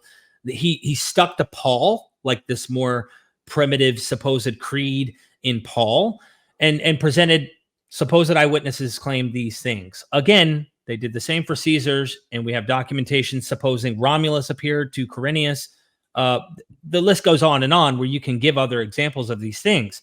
So we should then draw the conclusion, because these Roman emperors are said to have become gods, that they did. They existed. Some of them died in cruel ways by the Senate, like Julius Caesar. And then others like Augustus and the emperors that continued becoming gods. They became gods. We should accept that they are actually gods in heaven. You're not persuaded, David? Well, what the heck? I've just convinced you. I could show you the sources that eyewitnesses claim they saw these things. You don't trust those eyewitnesses, do you? Or you're going to try and rationalize those witnesses and explain motivated factors, potentially power or money, or potentially they get some clout or whatever it might be. Oh, you're finding ways to wiggle out of. You're just trying to sin against the Caesars, aren't you? You want gay cupcakes, don't you, David? I can't believe that you would dare not accept the Caesars as the Son of God. Friends and foes were so thoroughly convinced that Jesus had appeared to them that they were willing to endure torture and death for the privilege of proclaiming the Christian message. You didn't establish that fact, David. You just quoted Paul as if the scholars also agree with everything that Paul said. This is Frank Turek level apologetics. Like, I was facetious when I made my video and I had the title saying, you know, the worst apologist. In actually getting through this video, maybe that is actually the case. Like, I don't know. Look at my reference to Ignatius earlier. This is a Christian who never saw Jesus, never claimed to witness him, saw him, or anything, who's ready to die. And I'm only saying that to say, I imagine many Christians died.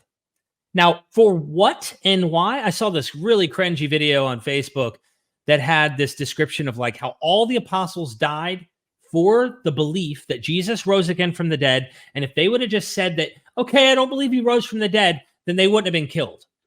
And that is a false narrative, because why these Christians, if any, died, if we're supposing there were a couple martyrs that we might have high confidence in supposing they got killed somehow, for the reason exactly they died, get me those sources. Pull those sources on the exact reason. And then, by the way, notice real quickly how Christians invented martyrdom myths for these early apostles. So much fanciful stuff. I think in one case, Paul gets beheaded and milk runs out of his neck or something.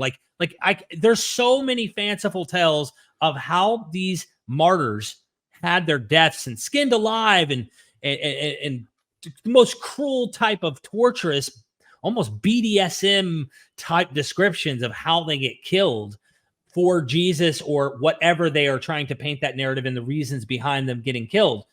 What I'm saying is they're already doing legend inventing about how these martyrs were killed.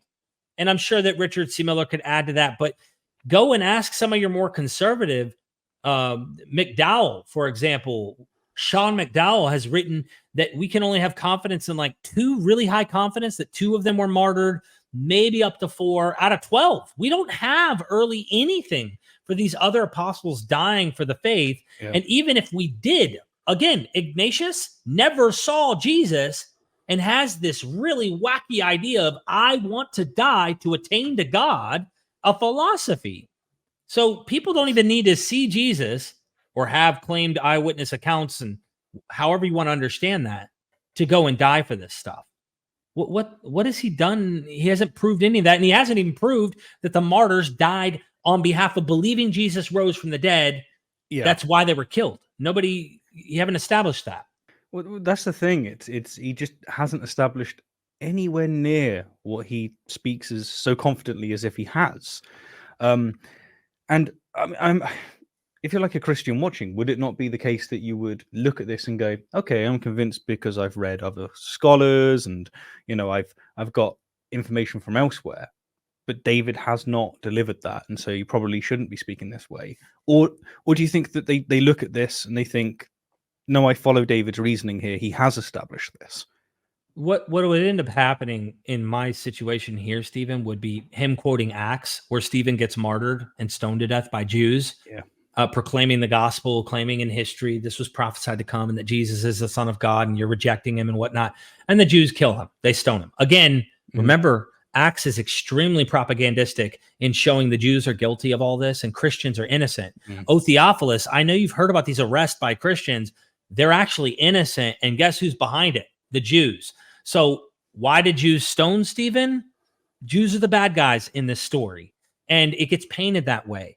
So over and over and over, that's what you're sold. And no wonder Christians have had anti-Semitic roots from the beginning toward the Jewish people over time throughout history. So yeah, you see what I'm saying? He'll probably quote Acts to say Stephen was stoned for believing it. And it's like, this is an extremely, I would say, fictive they're writing a fictive history. You know what I mean?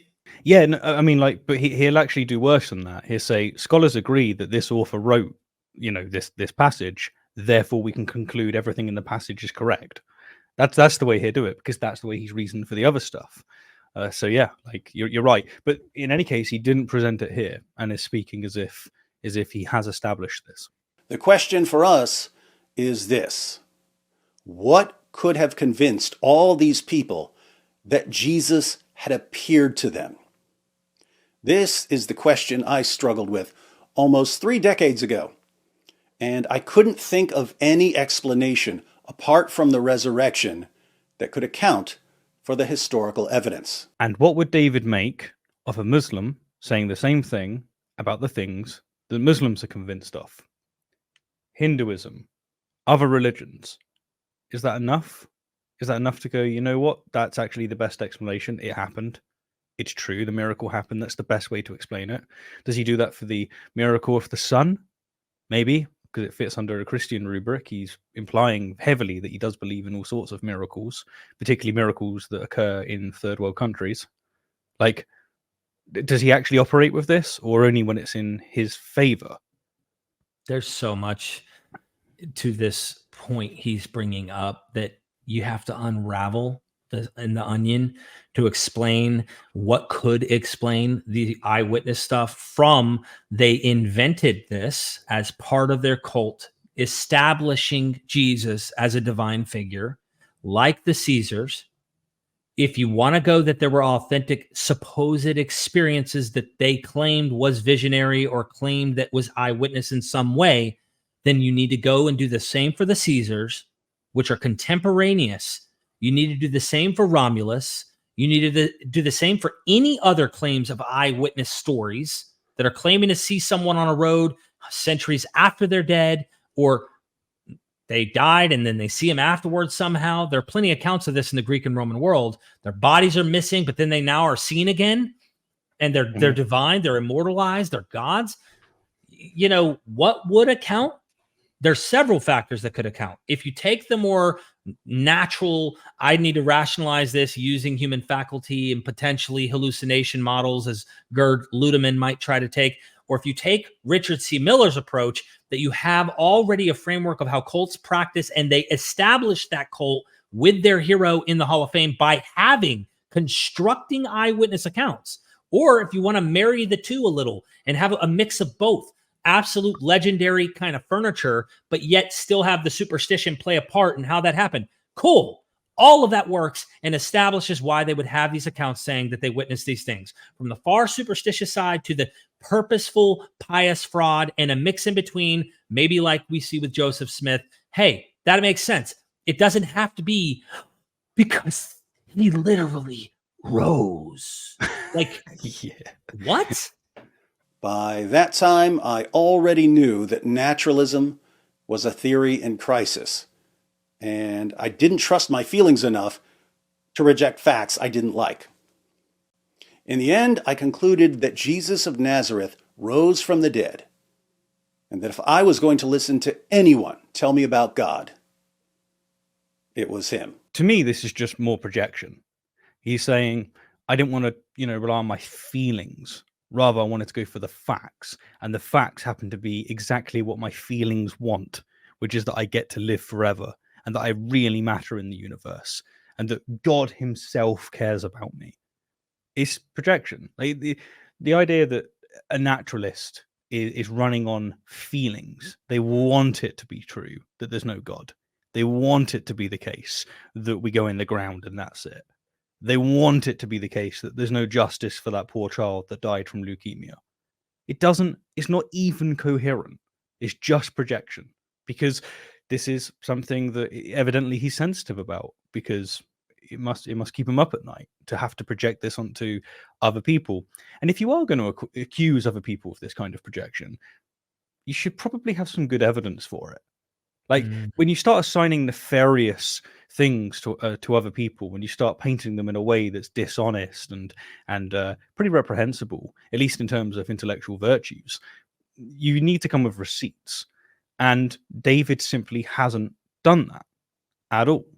Now, some people may watch this and go, Steve, are you not being equally uncharitable to him?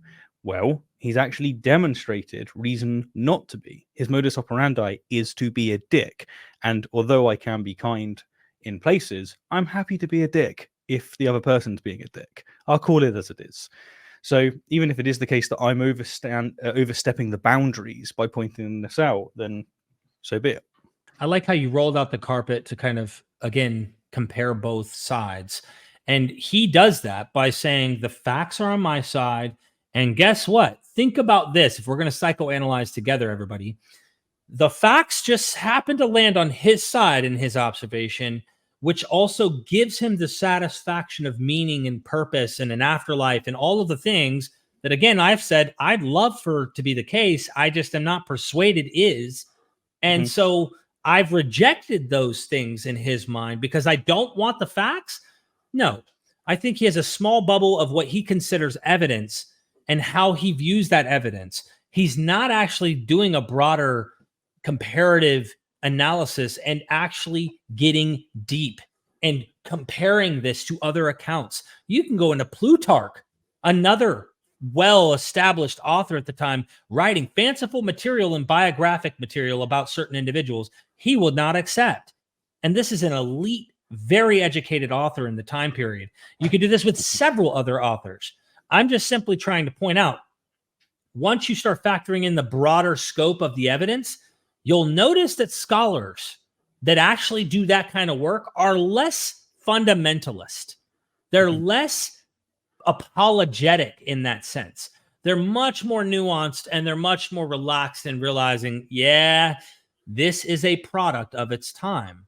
And Christianity has the characteristics of something that was birthed in the Roman Empire in the 1st century, because that's what it is, a product of that time, a mishmash of various ideas from both the Greek and Roman and Jewish world of the day, literally. And that is it, my dude. We have got to the very end of this video from David. I'm sure that our entire recording time is very, very short. I want to end on this note. In my first video where I addressed David, I emphasized non sequiturs and straw manning. That is what I was putting across. And this is something that evidently upset him and his audience. Now that we've been through the entire video, is it not abundantly clear that that's all he did? I felt that's it. I felt that. I mean, that's what I saw. Because straw man, and then non sequitur. That's all we got. But we did get it, to be fair, wrapped up in unbearable, insufferable confidence and condescension towards everyone that doesn't have his view. True apologetics right there.